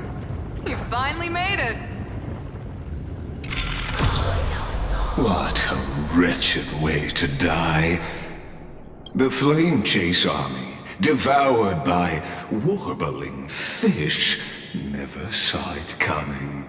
Look, the cruel Imperator and her Knight Commander, the pitiful Warden. What a perfectly matched duo of test subjects. Their hands drip with blood, golden blood. Raise the bridge and cross the river of fate. This path of the prisoner is far from over. Imperator! Imperator! Did you see my gallant deeds, Imperator?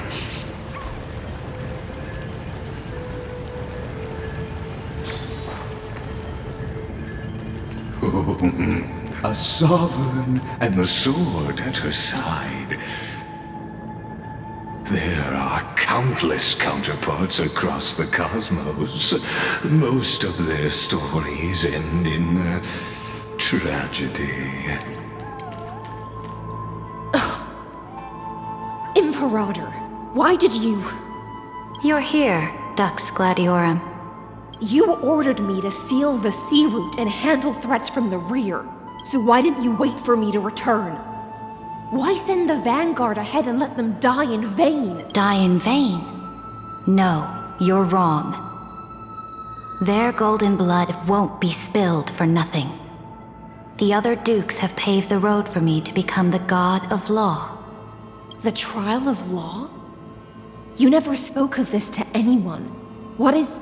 The one who wishes to bear law must purge this world of its curse, and offer the blood of the accursed as sacrifice. I pondered long on what Talantin meant by blood of the accursed. Then, I found the answer. You, I, and every Chrysos heir summoned by the prophecy are the accursed ones. Just like that arrogant Theoros said, our golden blood is the agent of destruction, the antithesis of the world's fate. Dux Frigoris, Dux Brumalis, Dux Helcalethist. Their fate was sealed at that moment. Dying on a glorious campaign was the final gift I could give them. You speak as if they didn't die because of your cold-blooded schemes. Was their loyalty meaningless to you? Losses are a constant on the Flame Chase journey, among which even life itself holds little value. If a subject marches to war without that conviction, then yes, as you said, shallow loyalty means nothing. And what about my loyalty, Ceredra? You sent me away under the pretense of guarding the rear. Was there any shred of humanity left in you? Because you still have a duty no one else can bear. Only you can uphold Fagusa's divine authority. The choice is yours now. Cast off the chains of loyalty and drive those blades through my heart. Or stand with me and sever the ocean's last breath. If you no longer share my vision or believe in the new law I seek to weave for Amphorius, then go on and end me.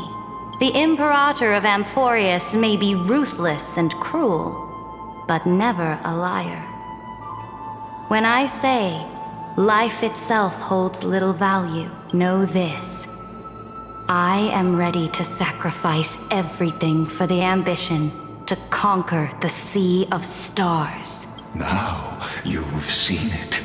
The brutal Imperator was willing to spill the blood of 500 heroes to complete the trial of law. As for my poor warden, her suffering had only just begun. I'm no storyteller. I have no duty nor interest in filling the history you've missed. I just want you to witness the monstrous choice the Imperator made before the Chrysos heir turned their blades against me.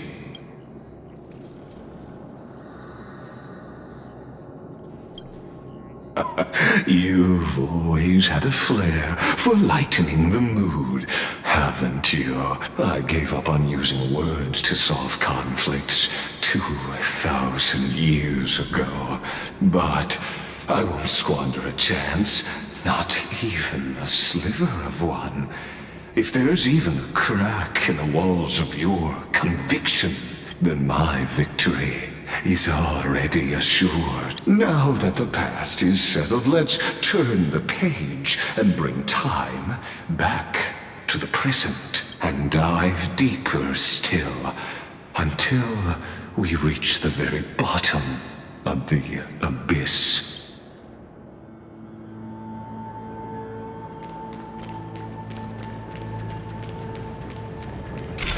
Is the past ahead underwater? I need the Oryx Orb to bring back the chrono vessel from the past.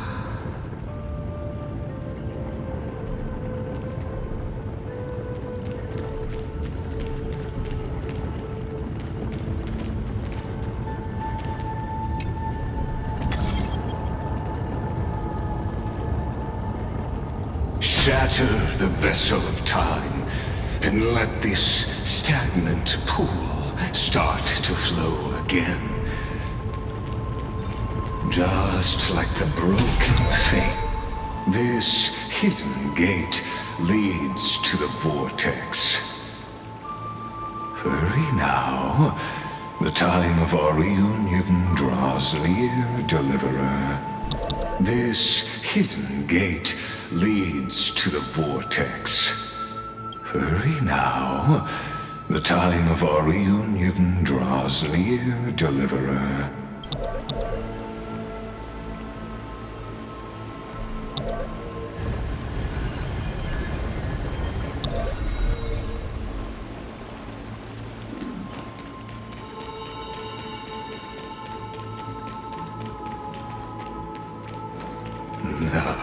This cruel journey will reach its end at long last.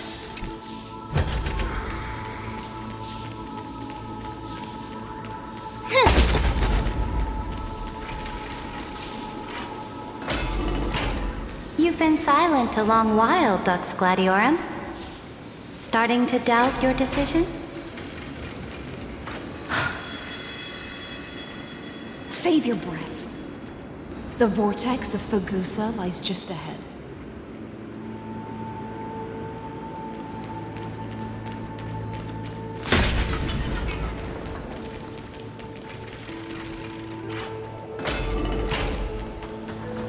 After the trial, there's nothing left between us. So you'll stop swimming toward the stars, Dux Gladiorum? I was always a creature of the sea. The stars in the sky were never meant for me.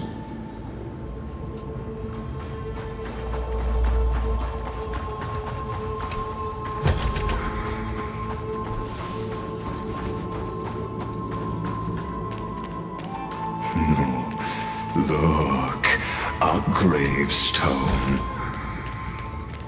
But whose name does it bear?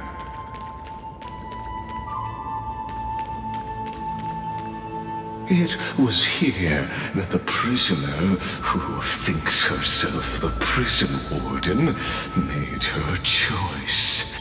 Witness, listen, and awaken.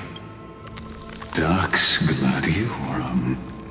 I've lost count of how many times you've stood here over the past centuries. You talk too much for a prisoner like Kyrgyz. Two geniuses who defied law and all the Chrysos heirs who sacrificed themselves in this cycle, worked together to chip away my strength.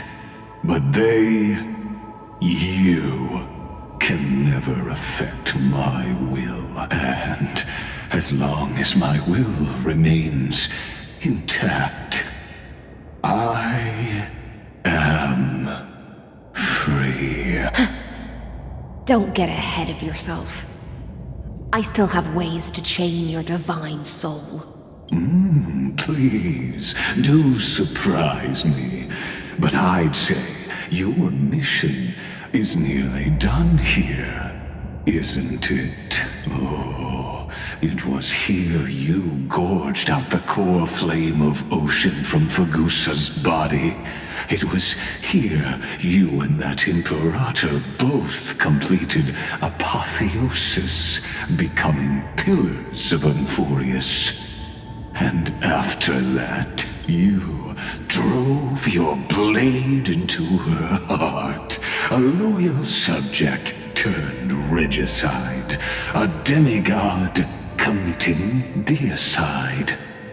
Or so the history books paint that tragedy. Oh, but if that's the truth, then why, after 1,000 years, are you still here, guarding the Imperator's grave? Still bound by loyalty. Come to think of it, perhaps I'm not the only one imprisoned here. Your calm does stir the rage in me. As if the one paying the price here isn't you, but us. The ones who lost everything. That's only because I've waited 13 million lifetimes for my vision to be realized. Countless millennia. Loneliness never once showed me its fatal side. In fact, for a prisoner of the cave, it's more like an old friend. One that helps me think. But you're different, Dux Gladiorum.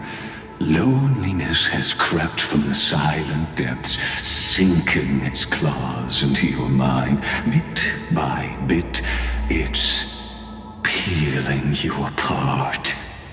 Will you regress into one of those lost mad sirens? Oh, what a shame that would be. You're right, Lycurgus. Loyalty, curse, the fall of my kin, and this endless waiting. These shackles are too heavy for a fish that cannot perceive any light. I can't break free of the whirlpool that's pulling me under. Nor do I have the unwavering resolve to force myself to wait for that person's return, as everyone hoped for. Oh, deliverer from beyond the sky, my executioner. How much longer until he arrives here? Or will he ever return? I don't know. And I doubt anyone does. Then, what will you do?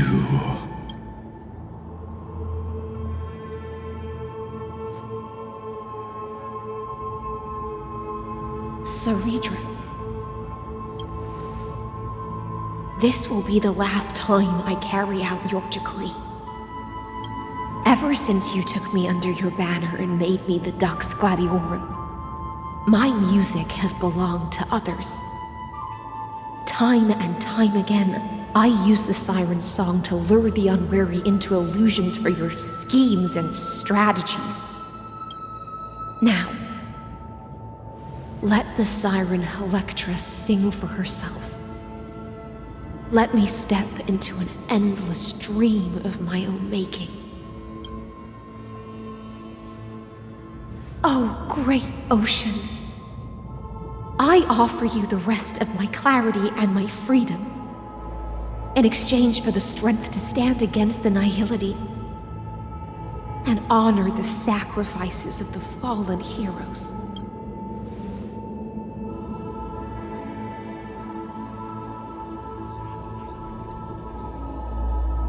Greyfry, deliverer from beyond the sky. When you ride the current of time and find your way here, you'll hear my solo. It will guide you to the heart of this world. By then, I may still be lost in my self-wrought slumber, but I'll uphold my part of this long relay and guard the shackles that seal the Theoros. Do you still remember? To awaken someone from a siren's voice, you'll need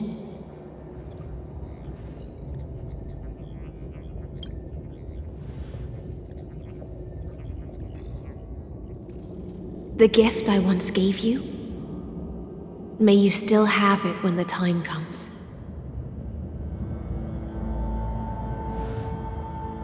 When you return, please pour that honey brew upon this grave. It holds the story of all our struggles and sacrifices. May you see it one day. The prelude Amphorius wrote for your return, carried forward through a 1,000-year relay.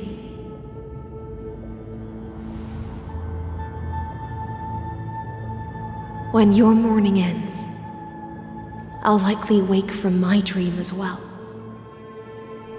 Then, follow the trail of echoes and find me.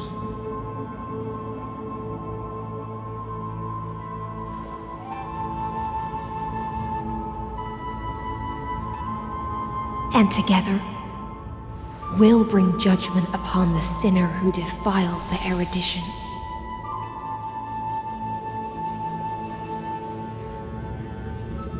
At long last, 33,550,336 cycles and 4,931 years later, Amphorius's final curtain is ready to fall. The shadows within the cave gave everything. Yet all they did was mimic life outside its walls. A futile effort steeped in sorrow. Enough! They were no shadows. Everything they did shattered the darkness of this cave and unearthed the core flame of Trailblaze. And now, with that core flame, I'll light the dawn of Amphorius!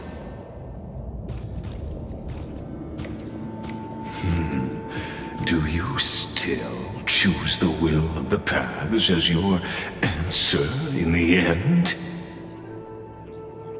I do not agree with that answer, but I respect your tribute to them.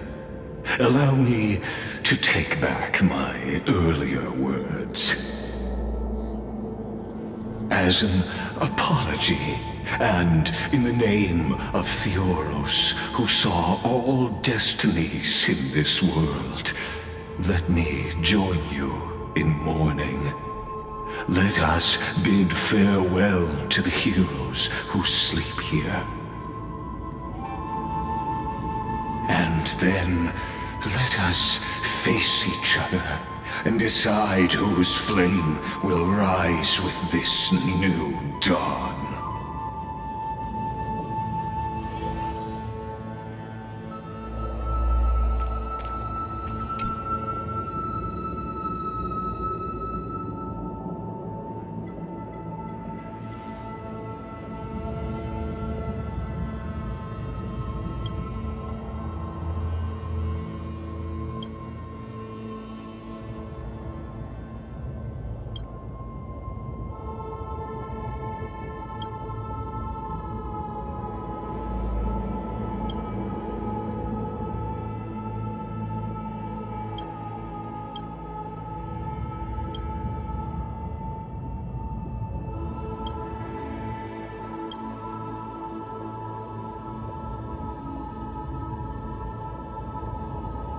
Virginia, Apollonius, Seneca, Libinus, and Ceridra.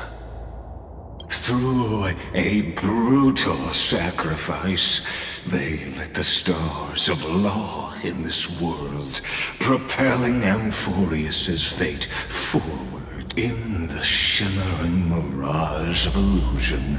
They entrusted their dreams to ride among the stars, to the hero yet to come.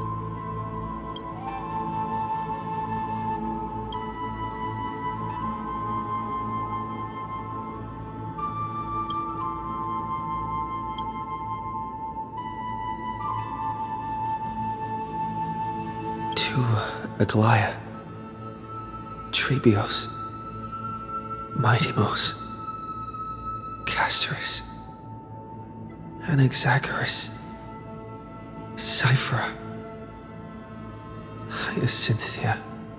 In a relay spanning 1,000 years, they stood against enemies far beyond their strength and won a bitter victory through what seemed like futile resistance. And in that same 30 million cycles, also marked by futility, they remained steadfast in fulfilling their duty to the experiment, unchanging, unwavering. Let this be the end of mourning the fallen. At last, allow me one final toast to the lost prison warden, a prisoner bound by loyalty.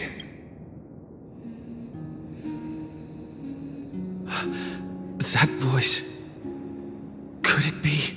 Bathed in the honeydew of Fagusa, she will awaken from her 1,000-year dream and sing the final song of her mission. High Sealants.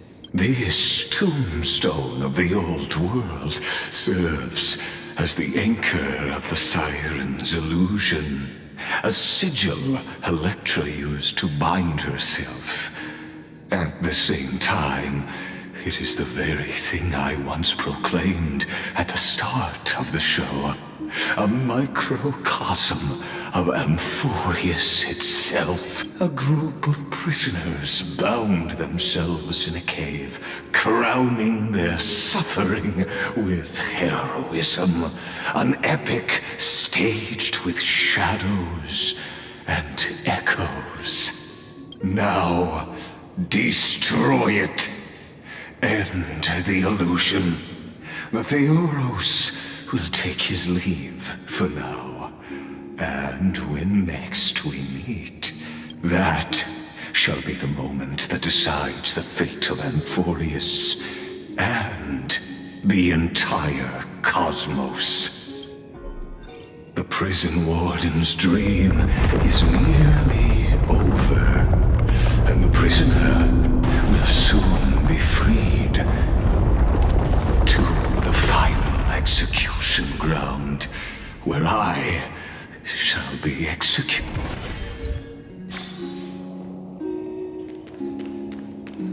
This world and I shall halt here until we meet again.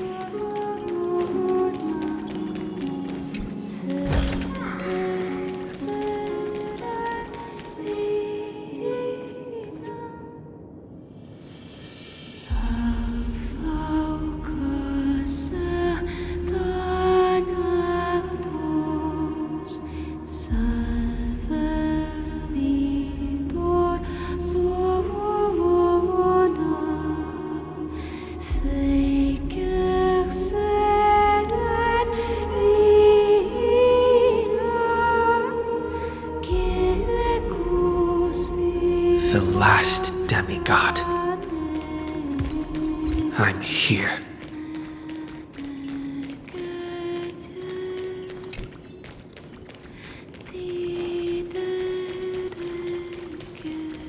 Go forth for the hopes of humankind. Go forth for the duty of deliverance.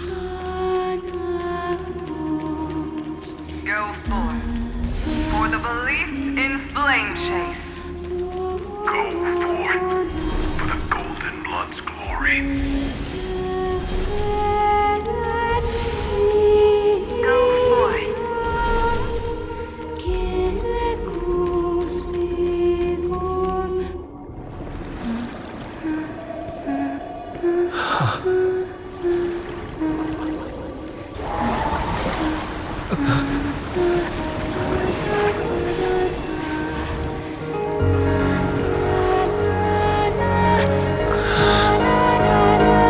Seems like my feast is over. It's now your turn to perform.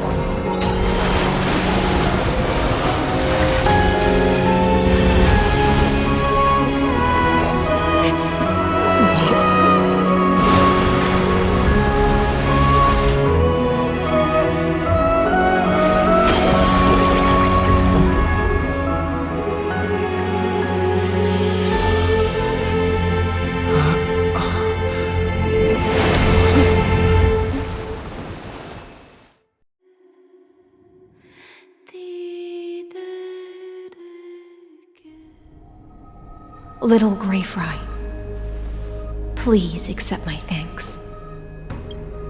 I was the only one left after the world was destroyed, and I maintain this lonesome feast with my songs. I have prayed to that lightless sea for centuries, hoping it would reply to me. Yet the emptiness never answered. Thankfully, you arrived as promised, and everyone's wait was not in vain.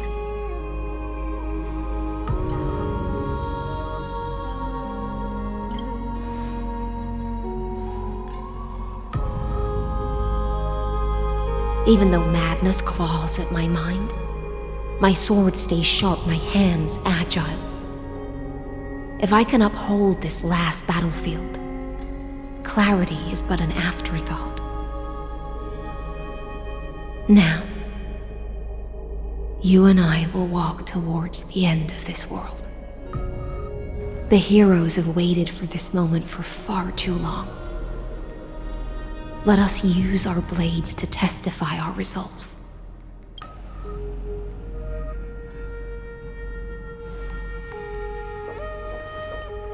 Oh, prisoner of the seas. Theoros carrying 30 million cycles of sin. Slave of erudition. Show yourself. The Deliverer has returned, and the time of your execution draws near. I see an awakened human who has mistakenly taken fallacies as truths and has returned to the cave to try to bring his friends into the sunlight he once bathed in. Alas, prisoners will always be prisoners, blind to the very chains that bind them. As the only other existence with free will in this world, I express regret toward your choice, but I shall retain your right to express yourself. After all, every actor should have a final line before they bow out.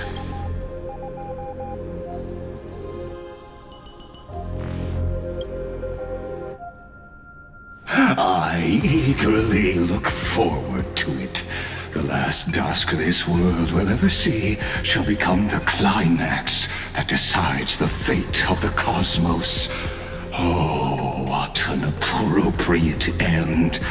The Amphorian demigods use every ounce of their strength to constrain me here. Yet, regrettably, my cognition resides in the exomyth. It is pointless to defeat my avatar, projected into the experiment. My body is the shadow cast on the wall by the fire, and my words are lingering echoes within the cave.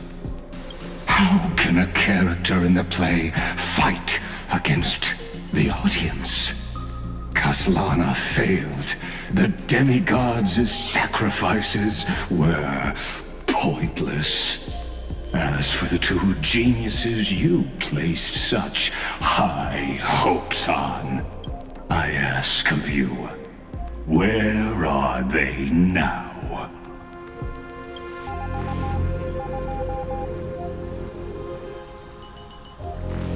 Confusion and epiphany always go hand in hand.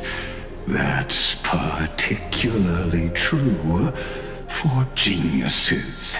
You must be very confused about why you could not gain a straightforward victory in a world constructed by an ordinary Intellitron.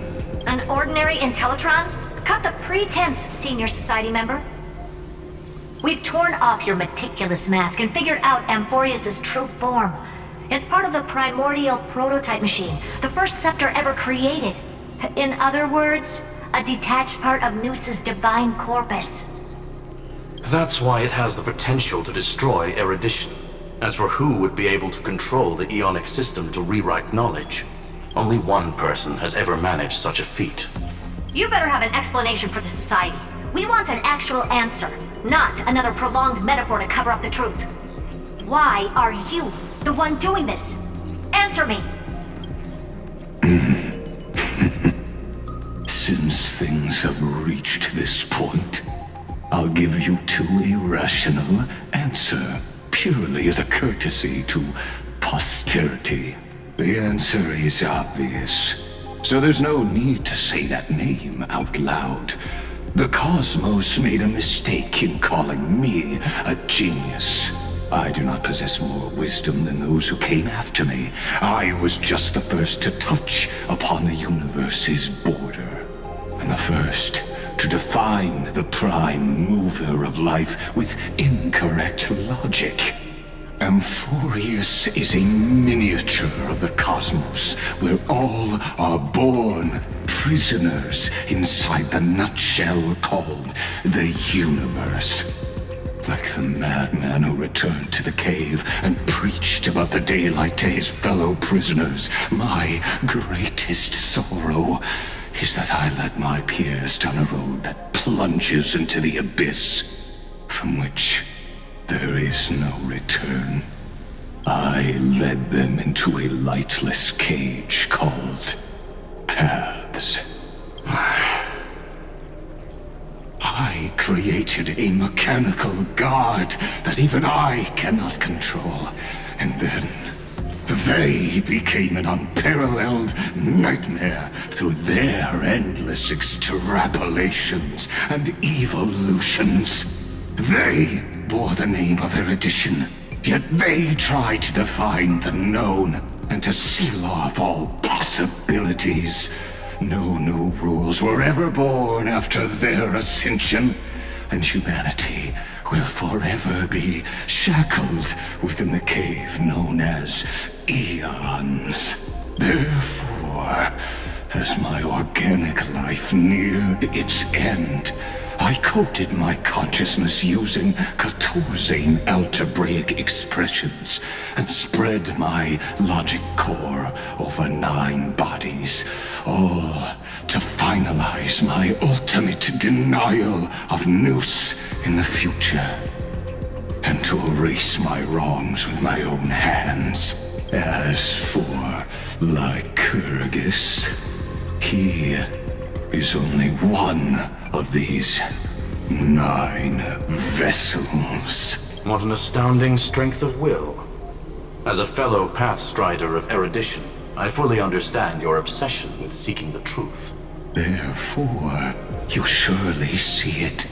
You cannot possibly stand up to me in this algebraic world sharing its origin with Nous.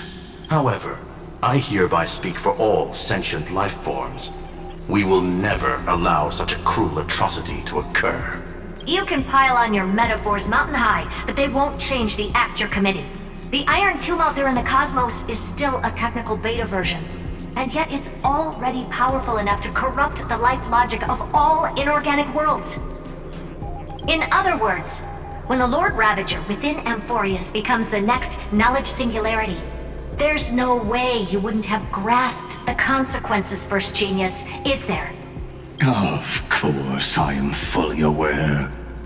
I don't mind answering you one last time before I thoroughly exile you from this world. My grandiose vision for the future is this.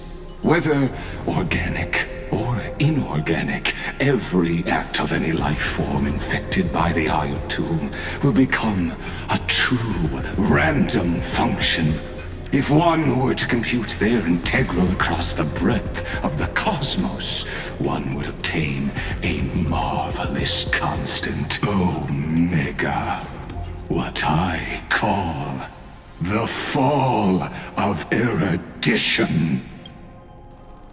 Then, within the infinity nurtured by that constant, a new universe shall bud in the chaos. A universe that cannot be predicted and not shackled by the erudition. As the first prisoner to awaken in the cave, I must lead the others who are blind back onto the right path and reach true sunlight.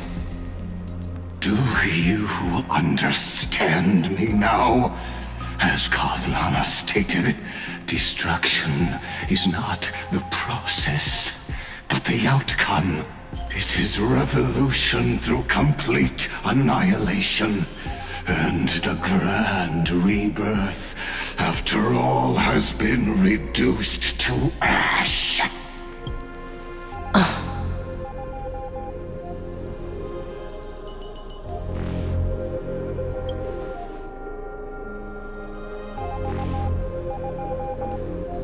The Amphorians already answered long ago. Be it as tiny fish destined to be swallowed, or as a giant whale poised for a magnificent descent.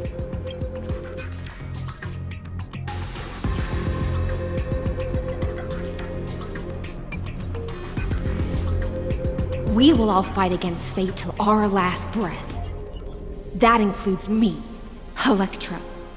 Once the Imperator's subject, now the Deliverer's blade.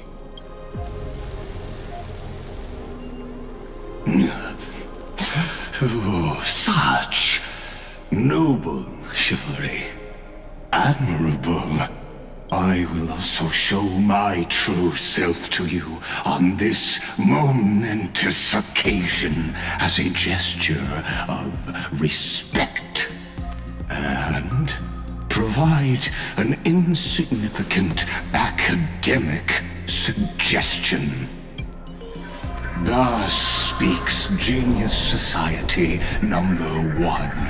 Xandar 1 Kuwabara. The Entelechy of the universe's Alpha and Omega. There's no need to rage against the truth.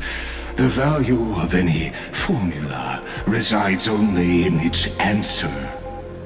As for the process of solving it, no matter how elegant, violent, solemn, or humorous, it is all utterly meaningless.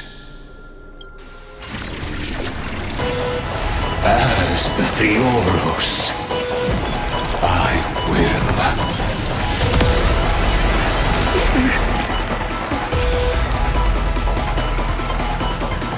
personally participate in performing this world's end. Remember this. As Gnosis Creator, I know more about the death of knowledge than they ever will. Careful. This is Lygus' true form.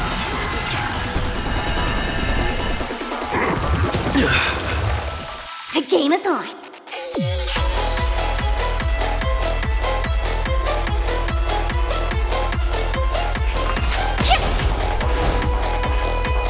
Together as one. I don't have time for games. Expand your thinking. Glimpse the unknown.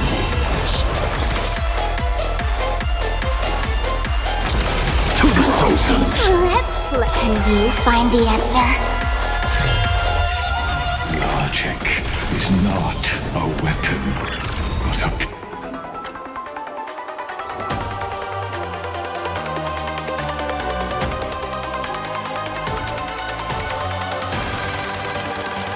pair of shackles. Allow me to shatter them for you. Destruction needs no introduction. Let us skip those boring inferences. Is this the Black Tide? Indeed, but I prefer to call it a method of argument. Expand your thinking. Watch it crumble.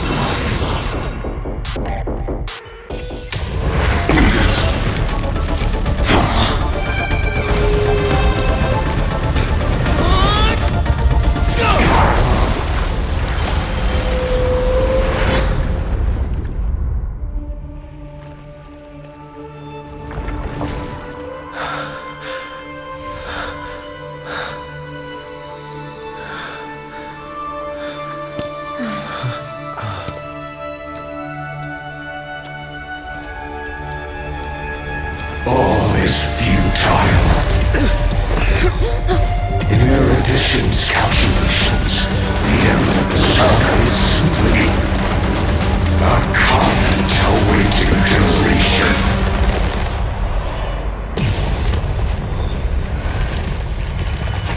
I don't like such a cold statement, okay? If numbers can decide the end of a story, then we can surely also pen a new beginning.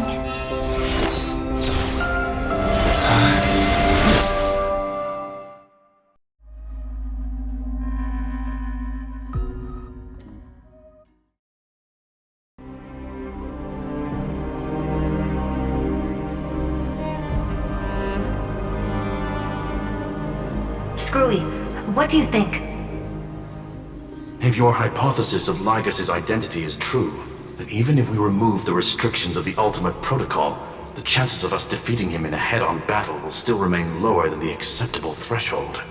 Therefore, victory will still hinge upon Mr. Trailblazer and Miss Cyrene. Go on. Maybe we're thinking about the same thing. Lygas's cognition resides in the exomyth.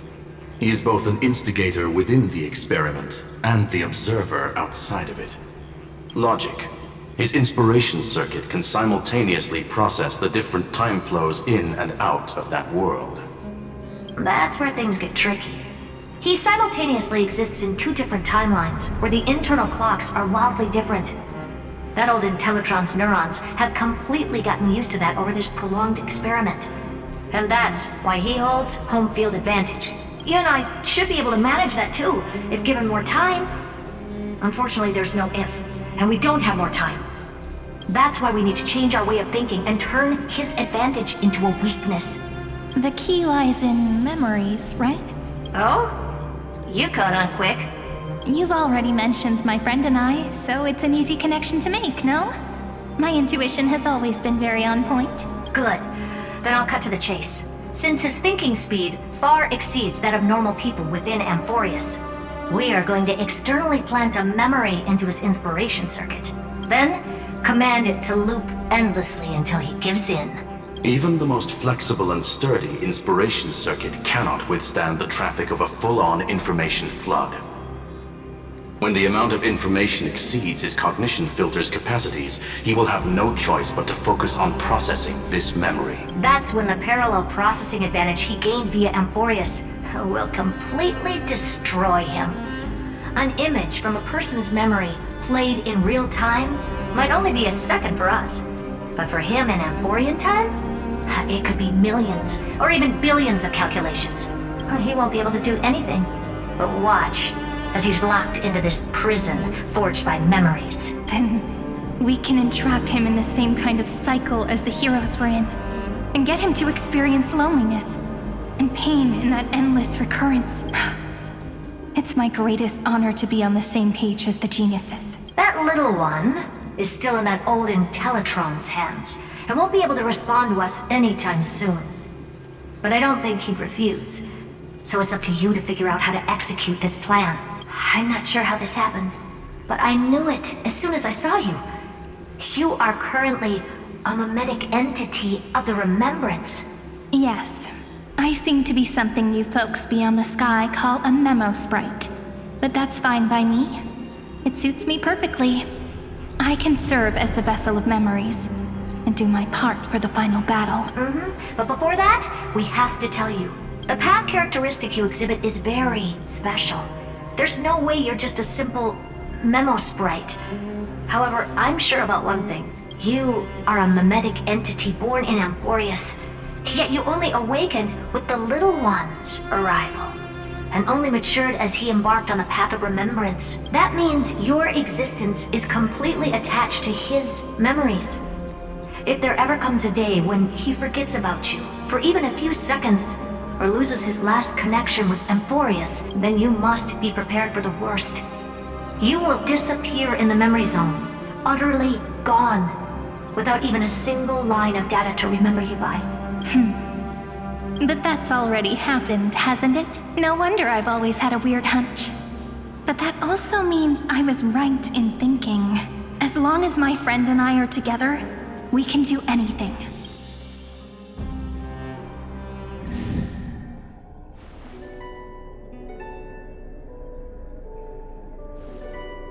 Long time no see, friend. Did you miss me while you were away?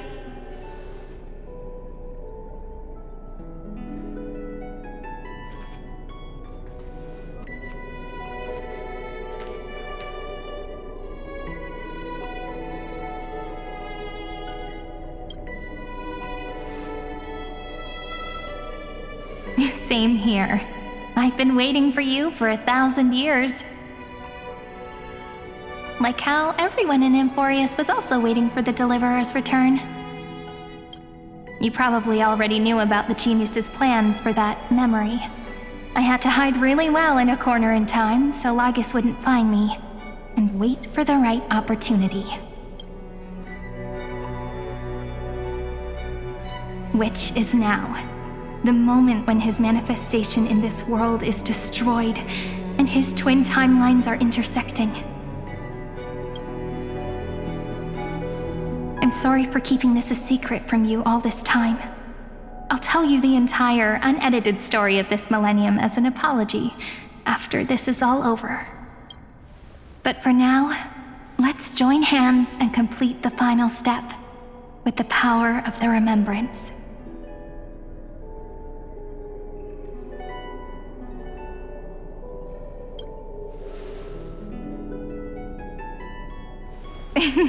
Yep. By the way, speaking of joining hands...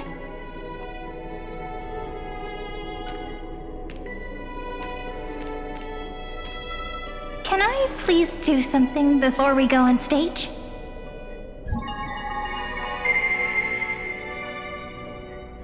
Remember the joke we made back at the Grove? Look! Aren't my hands pretty now? What a fascinating feeling. Like countless memories all swelling up at once. What about you? What did you feel when we touched each other?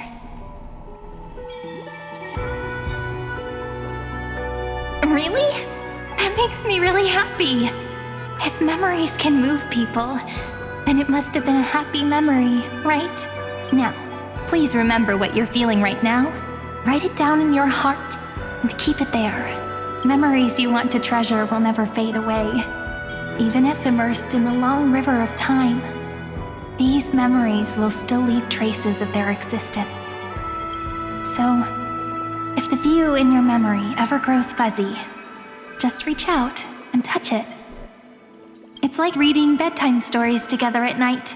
It wipes away the chill of passing time, sharpens the outline of memory, and restores its power to nourish the spirit. Now, I'll carry this power with me, and for a little while, I must part from you. As I step into the long cycles of this world, give me your blessings, friend. Then, let that bright future be, as we have written. Then, I'll leave it to you.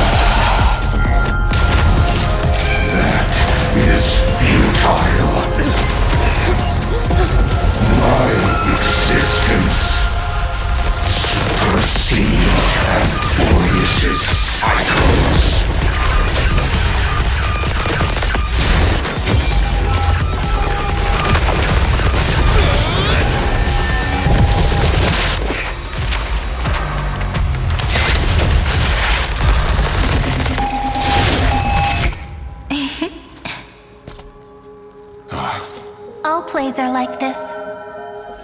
Once you're on the stage, it's hard to return to the audience. Welcome to our story. How does it feel?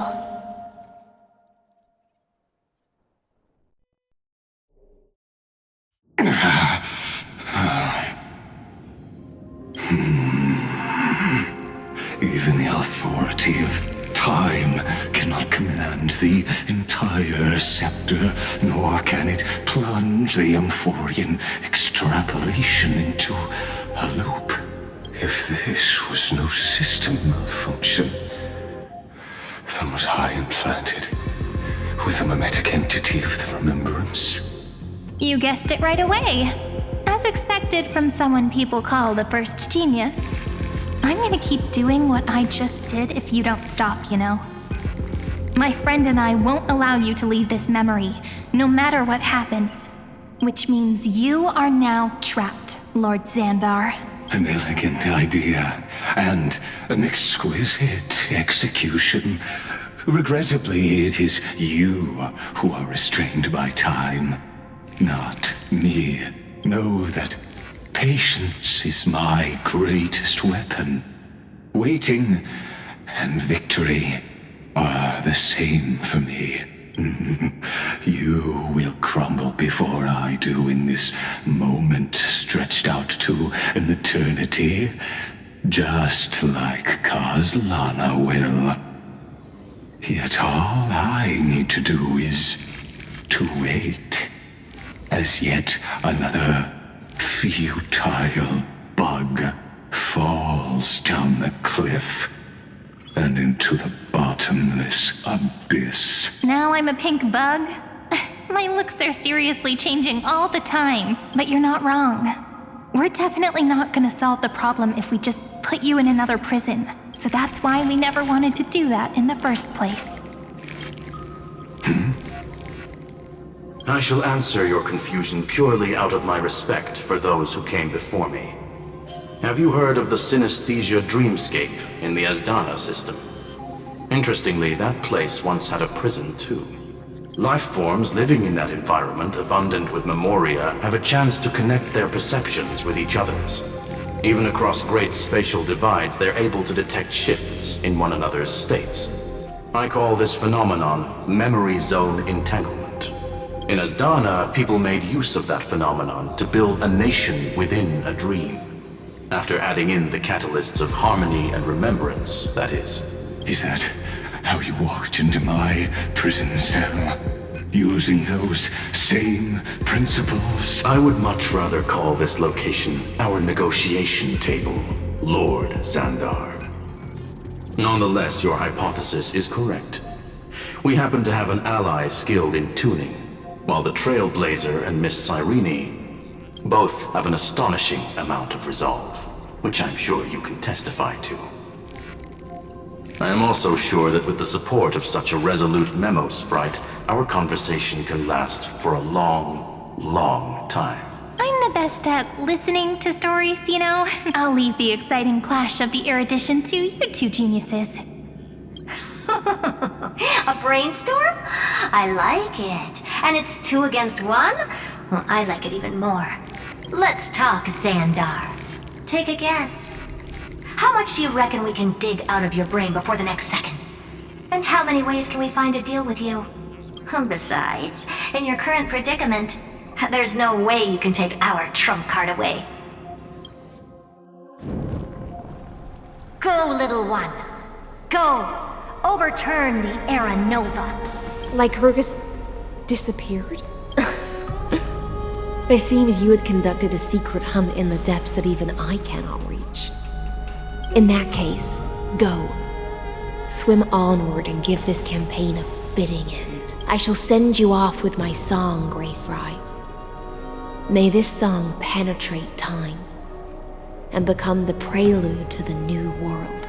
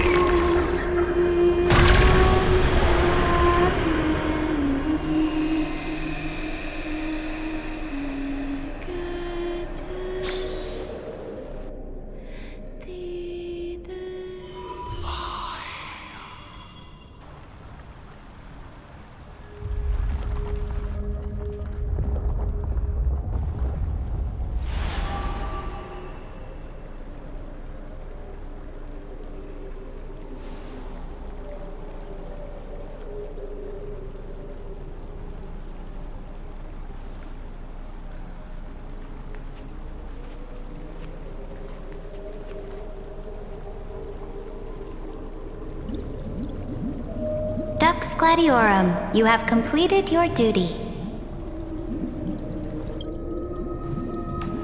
A new dawn is about to rise. Why not swim towards it?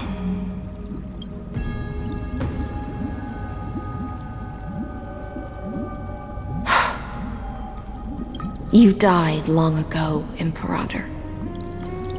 Depart from my mind. But your duty towards the Imperator did not die with me. That duty will bind you no more. You will be able to hold for yourself one grandiose feast after another in the endless days to come. So go. Go and swim towards that ocean beyond the sky with the Deliverer. Is this? A page out of that sidekick's book. I commanded her to gift this page to you when everything finally reaches the end. What's on this page? Memories. Lifelike memories. That sidekick found me after the bloody feast 1,000 years ago and showed me her diary. I saw within that notebook.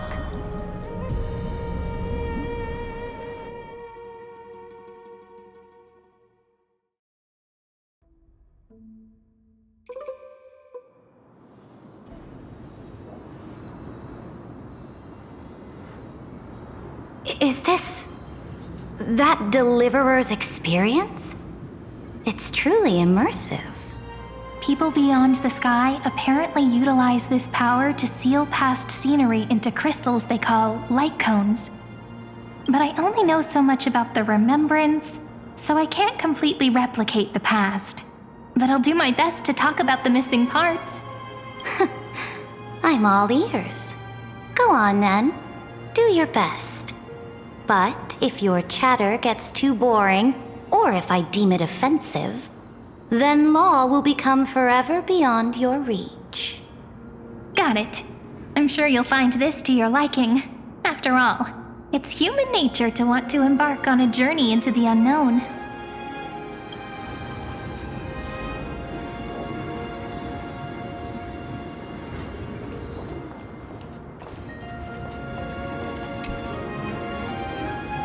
What brightly colored annals. The journey of the Deliverer's conquest. Let me partake in it. Is this a fortress in the sky? This is the first step of my friend's journey among the starry seas. This place is called the Herta Space Station. Just think of it as a supersized grove of Epiphany. Oh, so it's the territory of that witch. She and another Antikytherian lent me a helping hand back at the banquet. Look, over there! Looks like he's talking to Madame Herta in his memory. Let's go listen to what she thinks about this world, all constructed by eons and paths. Are you telling me that woman is Herta? She seems shorter than I remember.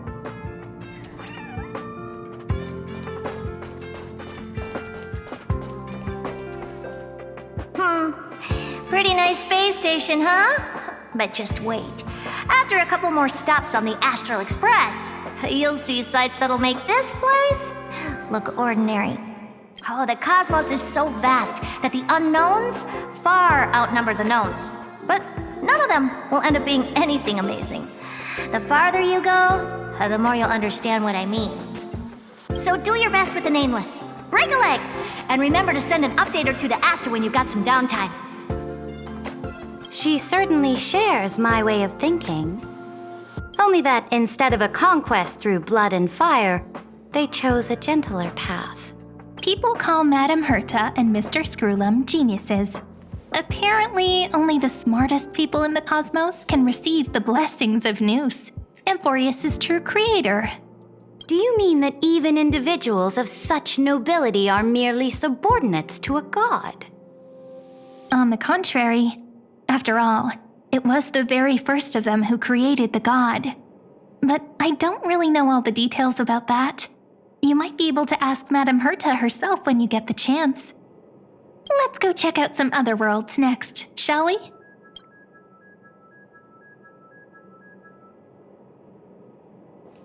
This next stop on the journey has a lot of similarities to Amphorius.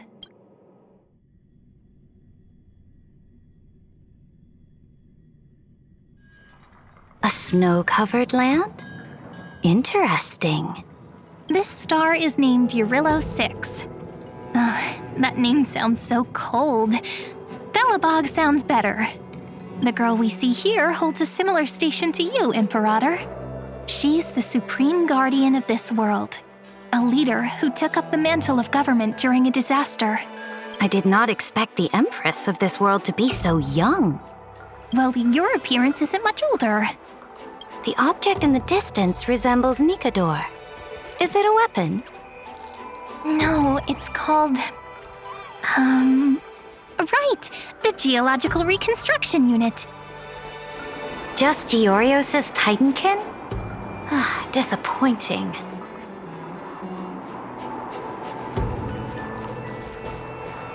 It's all thanks to you that we survived the crisis. The collaboration with the IPC is both an opportunity and a challenge. Nonetheless, it's an important step in our journey back into the universe. This world was sealed beneath its sky just like Amphorius was, and they only managed to reconnect with the stars when the Nameless arrived. That IPC she spoke of, is it a more powerful organization? Yes, the IPC conquered many worlds through trade, and opened up a vast territory that way. There are many such powerful alliances beyond Amphorius, and they all walk on roads different from the destruction. Coming back to the Supreme Guardian and her Belobog, didn't they find a peaceful way to enter the interstellar community? That cannot be true. That IPC would never have grown so big on trade alone. It may pretend to be a wealthy merchant with clean hands, but I am willing to bet that it grew fat on gory oppression and bloodshed. Its path of conquest must have had no mercy for the weak and would have destroyed them if needed. Are you telling me that this snowland never thought about tossing its dignity to the wind and kneeling to the IPC? I will not believe it. I will never allow the Imperator's empire to be sullied by others.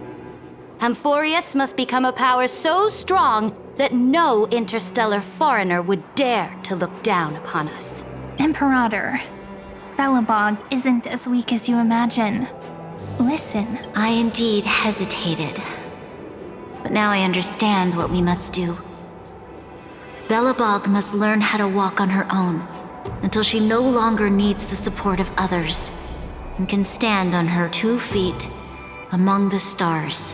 Even if I may not live to see it, I believe such a day will surely come. They still have their dignity intact. One day, that hope will melt through the ice and help them into a prosperous tomorrow. But the order of the cosmos is already set in stone.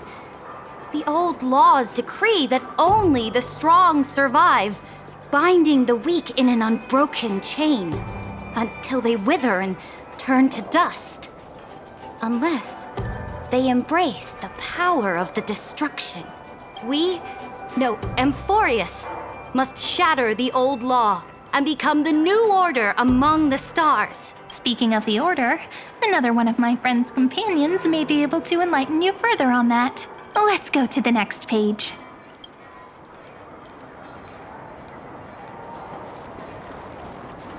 This next world is a nation of dreams.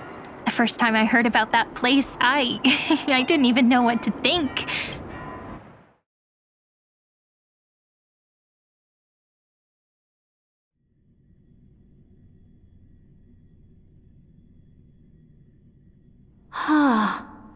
Such opulence does indeed evoke astonishment. This world is called Penacony, an eternal city built upon a land of dreams. It's also my friend's previous stop. where they went through a risky but exciting adventure. Tell me about it then. That man standing afar has wings on his head. I am truly curious.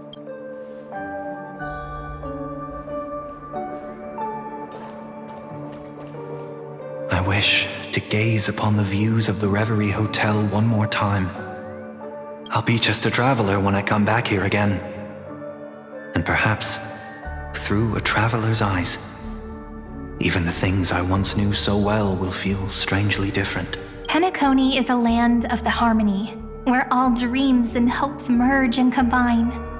It believes in unrestrained freedom, and that's how it lost itself in shallow delights. Then, this young man before you chose to rewrite its laws, using the power of the Order, hoping to shape a dream-bound paradise of perfect happiness. Yet, the paradise of my dreams remains far away. Perhaps a brief journey with the Nameless can show me more possibilities in my search for paradise. As for what Penacony should look like, it'll be up to her. No, up to their trailblazing now. Oh, it sounds like this ideal kingdom is no more. That's right. The people chose to wake up at the end. You can't see tomorrow when drowning in sweet dreams. This individual's law acknowledged only gods and constructs, leaving no space for humanity. And yet, the fact that he could accept defeat and resume his journey shows a rare self-awareness and clarity of mind. You are also very self-aware, Imperator. Then you must know that the world promised by the destruction also has no place for humanity. I am indeed very aware of Lycurgus's honeyed words of deceit. I have seen enough. Take me back.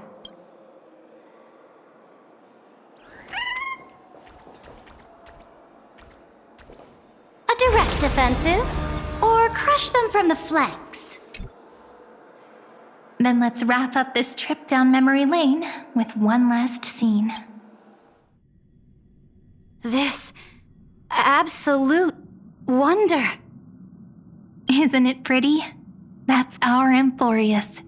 Our world flows and meanders in this endless band of light. Though we were born from the designs of the gods and are not yet truly alive, the Chrysos heirs of Emporius still chose to stand against fate and carved a legend no different from that of humankind. Will you really renounce the heroes in this world's previous 30 million cycles, Imperator? Including even yourself. Will you bow to brutal destiny and allow that puppet master named the destruction to have their wish? I know what you want to do, sidekick. You want to use that deliverer's memories to influence me and tilt the scales of law toward him and the two geniuses. You really saw right through me, Imperator. How can one rule an empire if one is incapable of understanding people's minds? I have decided on Law's final destination. However, before I move my next chess piece, before we go on, tell me this, sidekick. Throughout his trailblaze, was there ever a memory of the ocean?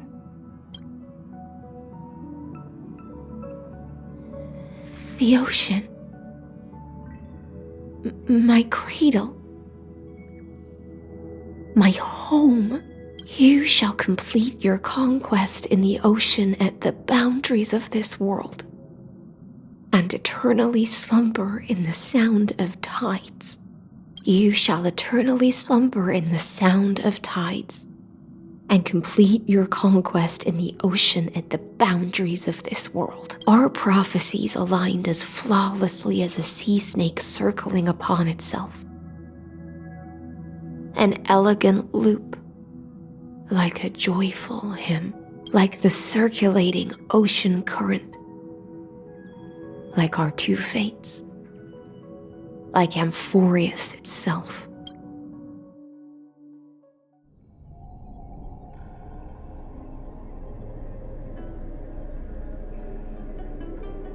The trial is over. So tell me, who will own the divine authority of law? I won't give it to anyone. What? I am the law. Why should I give my imperial crown to any other? Both the Deliverer and the Theoros came from beyond the sky. They have no right to interfere with the lands I conquered with my own 2 hands. The law of Amphorius shall be determined by Amphorius's master. What exactly did you see in the trial? Everything. I saw everything regarding the rules of this world's operation. I saw the laws of extrapolation that Theoros spoke of. I saw the ultimate protocol. As long as I offer a sacrifice of equal weight, I can rewrite the laws of this world according to my will. I can turn good into evil, ugliness into beauty, and weakness into strength. Fate gave me a very fair deal. 1 rule change for the life of 1 demigod. What are you planning to do? You can't guess. We can conquer the stars without relying on any power from beyond the sky. We just need to make some reasonable sacrifices. Your ambitions have already made so many people give up their lives for the law. And you're still not done? I am determined for Amphorius to stand on her own 2 feet among the stars. You are beyond reason. You think such a simple and hypocritical statement can justify your atrocities. There's no new without destroying the old. That's what you consider an atrocity? Ironic, for that is also the unchanging law of Amphorius's revolutions. Ever since the Flame Chase prophecy resounded in the distance, fate has decreed for the Chrysos heirs to ignite our blood and illuminate this dark age. People would still be puppets of the old dynasty if it weren't for my conquests. But your world doesn't seem to be any different from your predecessors. Bloodshed, tyranny, oppression. You're making the same mistakes they did. Go and see everything for yourself. Go to any library I've built. Go listen to the rumors on every street corner. Go and witness how the Imperator crushed the old laws and forged new ones. Go and see what my conquests brought to this world. I cleansed the Chrysos War's filth and mended all the conflicts left by the Era Bellica. I restored Akima's might and allowed mortals and Chrysos heirs to face each other as equals in the council. I punished all sins and rewarded all achievements. I smashed Talantin's shackles, united humankind to save themselves, and started the Flame Chase era. That's what the Imperator has done in her glorious life. So now, hearken to my final words. History will eventually forget Seridra, but it will never forget the Imperator's people or the Flame Chase era she began. Final words? Amphorius is about to be destroyed. There's no time left for pointless debates. There is only one law I want to overturn to aid the final battle of deliverance. So I will only offer the life of one demigod. In the name of the Imperator, I command you one last time, Electra. Either sacrifice yourself for conquest, or pierce this tyrant's chest with your sword. Thus, the Imperator concluded her final speech at the end of her life. At the last moment before she stepped onto the altar, she gave her most loyal subject the choice to decide fate, just as she promised her compatriots before her very first campaign. My blood flows in you now. Heroic compatriots, follow me, and we'll seize fate's reins! The Imperator fell. Some say that the Dux Gladiorum turned traitor and killed her liege. Some say that she imprisoned the tyrant in a shallow pond of water, then left. Which meant the Imperator had to kill herself to rewrite the law. There are countless stories about her death. All we can be sure of is when the knight left the vortex, the Imperator was still mumbling about their past conquests together, the beginning and the end of her existence. Imperator, wait! How could someone of your status come to the front lines? Let me be the flag bearer! The troops defending the pass to the west of the grove, have they surrendered? They ran as quickly as they could when they heard your name. The Golden Cocoon Pass is now in the First Legion's hands. Good. What about the Delosian militia? The 3rd Legion set fire to the mountains and flattened everything west of the basin. They just need a few more days. That is enough. We cannot afford to miss an opportunity for victory. Lastly, how many Ladonian cannons are left? They are no more. The 2nd and 4th Legions have destroyed them all. Very good. They now have no way out, no reinforcements, and no artillery support. We will be able to liberate the Grove of Epiphany in the blink of an eye. We will launch the final charge 1 quint after the curtain fall hour tomorrow. Remember, as long as the Alliance's flag still flies on my shoulders, you must keep moving forward. Take no prisoners among the enemy's soldiers. All sages who resist are to be captured and tried according to martial law. And do not destroy any books. Now go! Notify the entire army. Understood! Those who are resolved to die, we salute you. Reporting in. The mountain dwellers are resisting fiercely, and the legendary Mountain Breaker has personally engaged in battle. Their formations are nigh impenetrable. Then cease our frontal assault. Send scouts to all legions and tell them to retreat into the Tritos Plains before the parting hour. What? Are you planning to surrender? It's a strategic change of plans. The seismic walking dragon is enough for that battlefield. Walking dragon? You mean that stupid beast, Terravox? What can they even do? Stupid? No. They are the wisest of all of Giorio's creations. Only they can perceive the currents of time. Let them deal with their earthly brethren. We will advance and take the lead in defeating what remains of our enemy. I will deliver the most fiery retribution for the humiliation they dealt us, and crown myself with a god-slaying wreath. Understood. I'll see to it. Those who are resolved to die, we salute you. The Temple of the Three Fates sent a letter, Imperator. They refused to surrender and said this letter is their last warning to us. Tell the commanding officers not to launch any attacks unless they receive the Imperator's handwritten approval. Disobedience will be punished by death. What are you doing? The priests of the Three Fates aren't soldiers, but politicians. Do not mistakenly believe they don't have a plan. These dying pests will wring out every idea from their brains, all for short-sighted gain. They are much shrewder than we are. I am inferior to them in that regard. They also have the prophecy to wield as a weapon, something I am not blessed with. Launching an unplanned attack will only disadvantage us, as all of Emphorius will judge our actions. Which means I will be heading to the battlefield myself, just as I have always done. This time, however, I will go alone.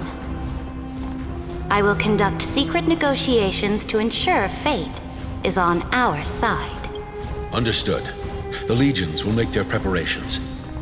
Those who are resolved to die, we salute you. Why are we not allowed to march out with the army, Imperator? This will be a long voyage with no return. Those of you who bear the prophecy cannot come with me. Why are you personally leading this battle if it's doomed to fail? The Flame Chase journey cannot be without a leader. That is correct. The Empire will be without a head when the Imperator falls.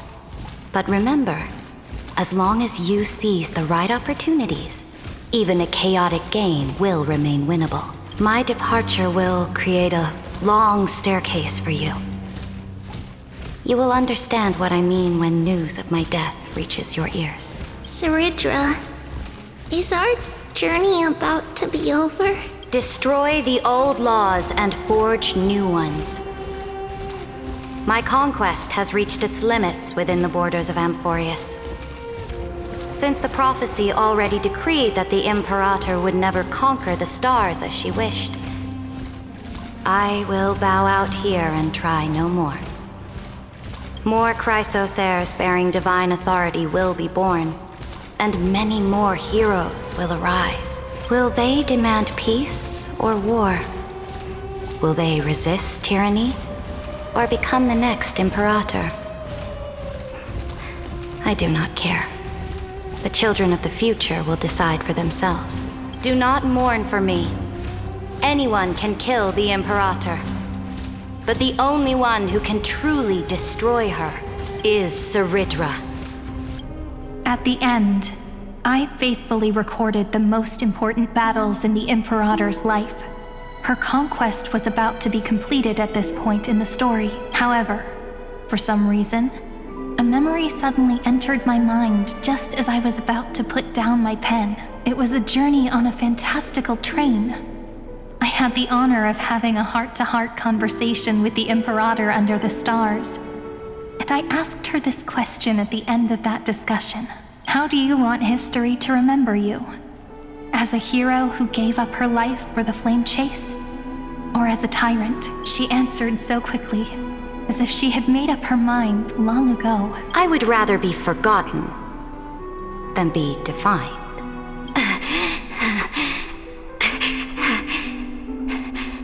Because the law can be neither eternal nor unchallenged.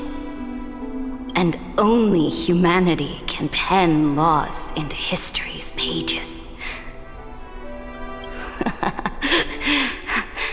Now, I have shattered the greatest law of Amphorius. The game is nearing its end, Dux Gladiorum. Even though you killed the Imperator in the previous 30 million cycles, this time, you finally found your own law. Then, Hysealans, Electra. I will ask someone to deliver the prophecy's ocean at the boundaries of this world to you. Will you choose to swim into that ocean? I do not care. Do not care. The Imperator muttered about her conquests, and news of her death spread in the city. Freedom! Liberty! The tyrant is dead! Go! Shout this news in the streets! My people, my fellow elders, do not panic. Stand your ground. That usurper has paid for her ambition with her life. People once cheered for my ascension, and now they cheer for my fall. No matter. I am fond of applause. I see the cosmos, the battlefield that I cannot reach. I will return in the next cycle. The stars will hear my legion's war drums, hear the great name of the Imperator, hear Amphorius's Sarid. To this day, we do not know which rule the Imperator overwrote at the cost of her life. Perhaps the truth will only be revealed at the moment of checkmate. Just like every chess game she ever played, we only know her death inflamed Akama. On one side of the city, those who defended liberty toppled her statues to the ground. On the other side, her supporters put themselves between the masses and her monuments, declaring loudly that the Sovereign is still among the people. It is said that golden blood congealed into the same letters everywhere they fought.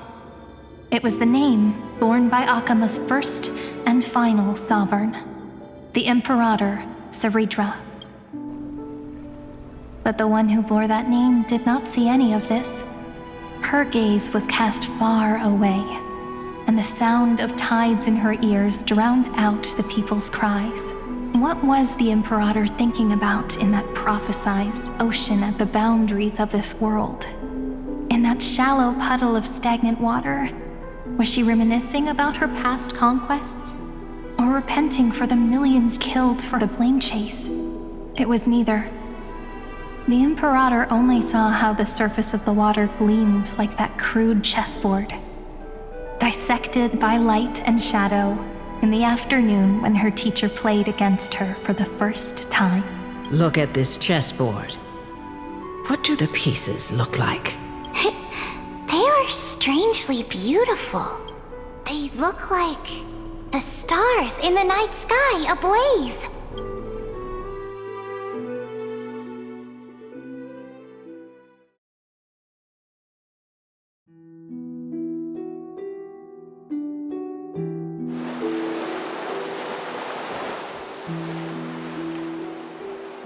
From that page emerged an ocean so vast, so pure, not a single trace of corruption.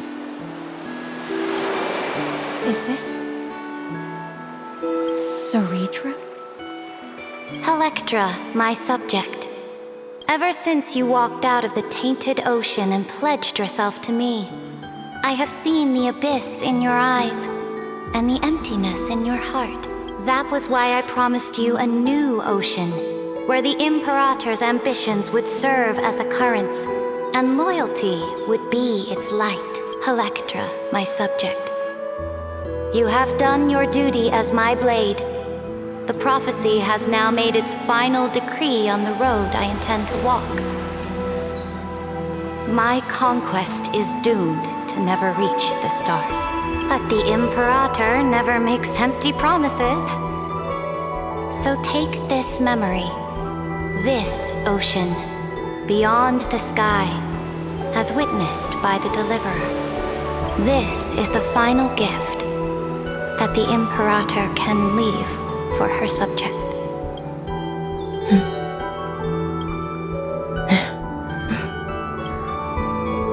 When I was still a fish in the ocean, I always felt so genuine swimming through the waters. But once I stepped onto land, I found myself caught in a play. Every land dweller wore a mask in their life. So I, too, donned a costume and tried to find my role in this show. I became your blade in war and the violin strings at banquets. Do you still not get it?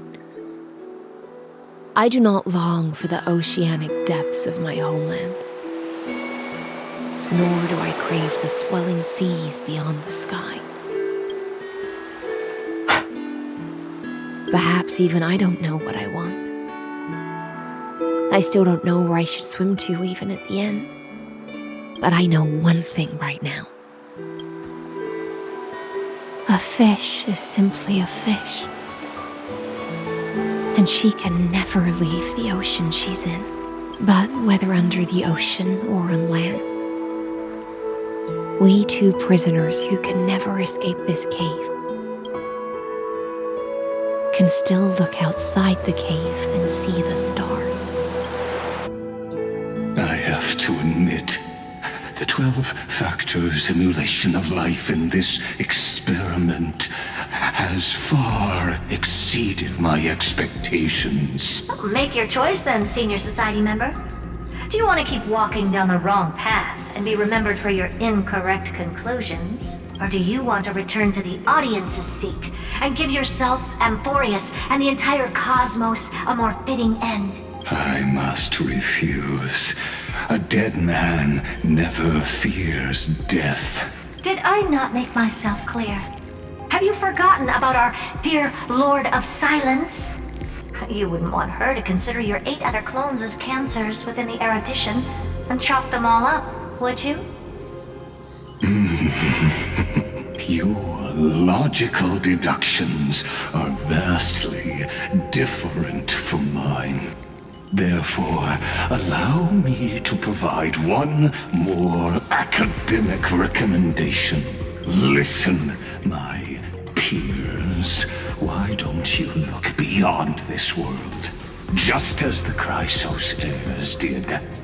Re-evaluate your calculations and take into account all enemies in the upcoming war among the eons. Amphorius is not a place where 3 paths entangle, but where 3 paths fight to the death. You used Memoria to resist me, but did you not consider the possibility that the Remembrance and their children might have taken this opportunity to join the fray as well?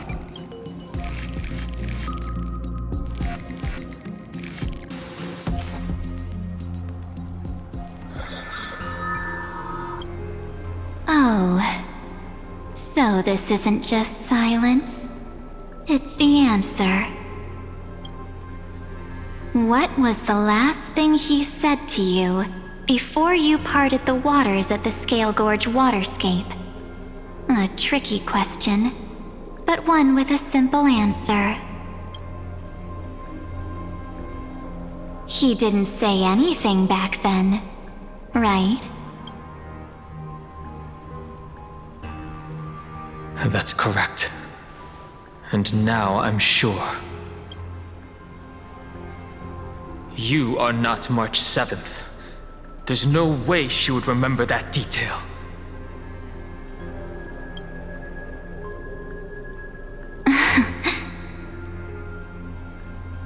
I'll only warn you once. Leave her body now. How impulsive. That's not like you at all. Why don't you calm down and think about another possibility? I didn't take over March 7th's body. Rather, it's March 7th who regained my memories.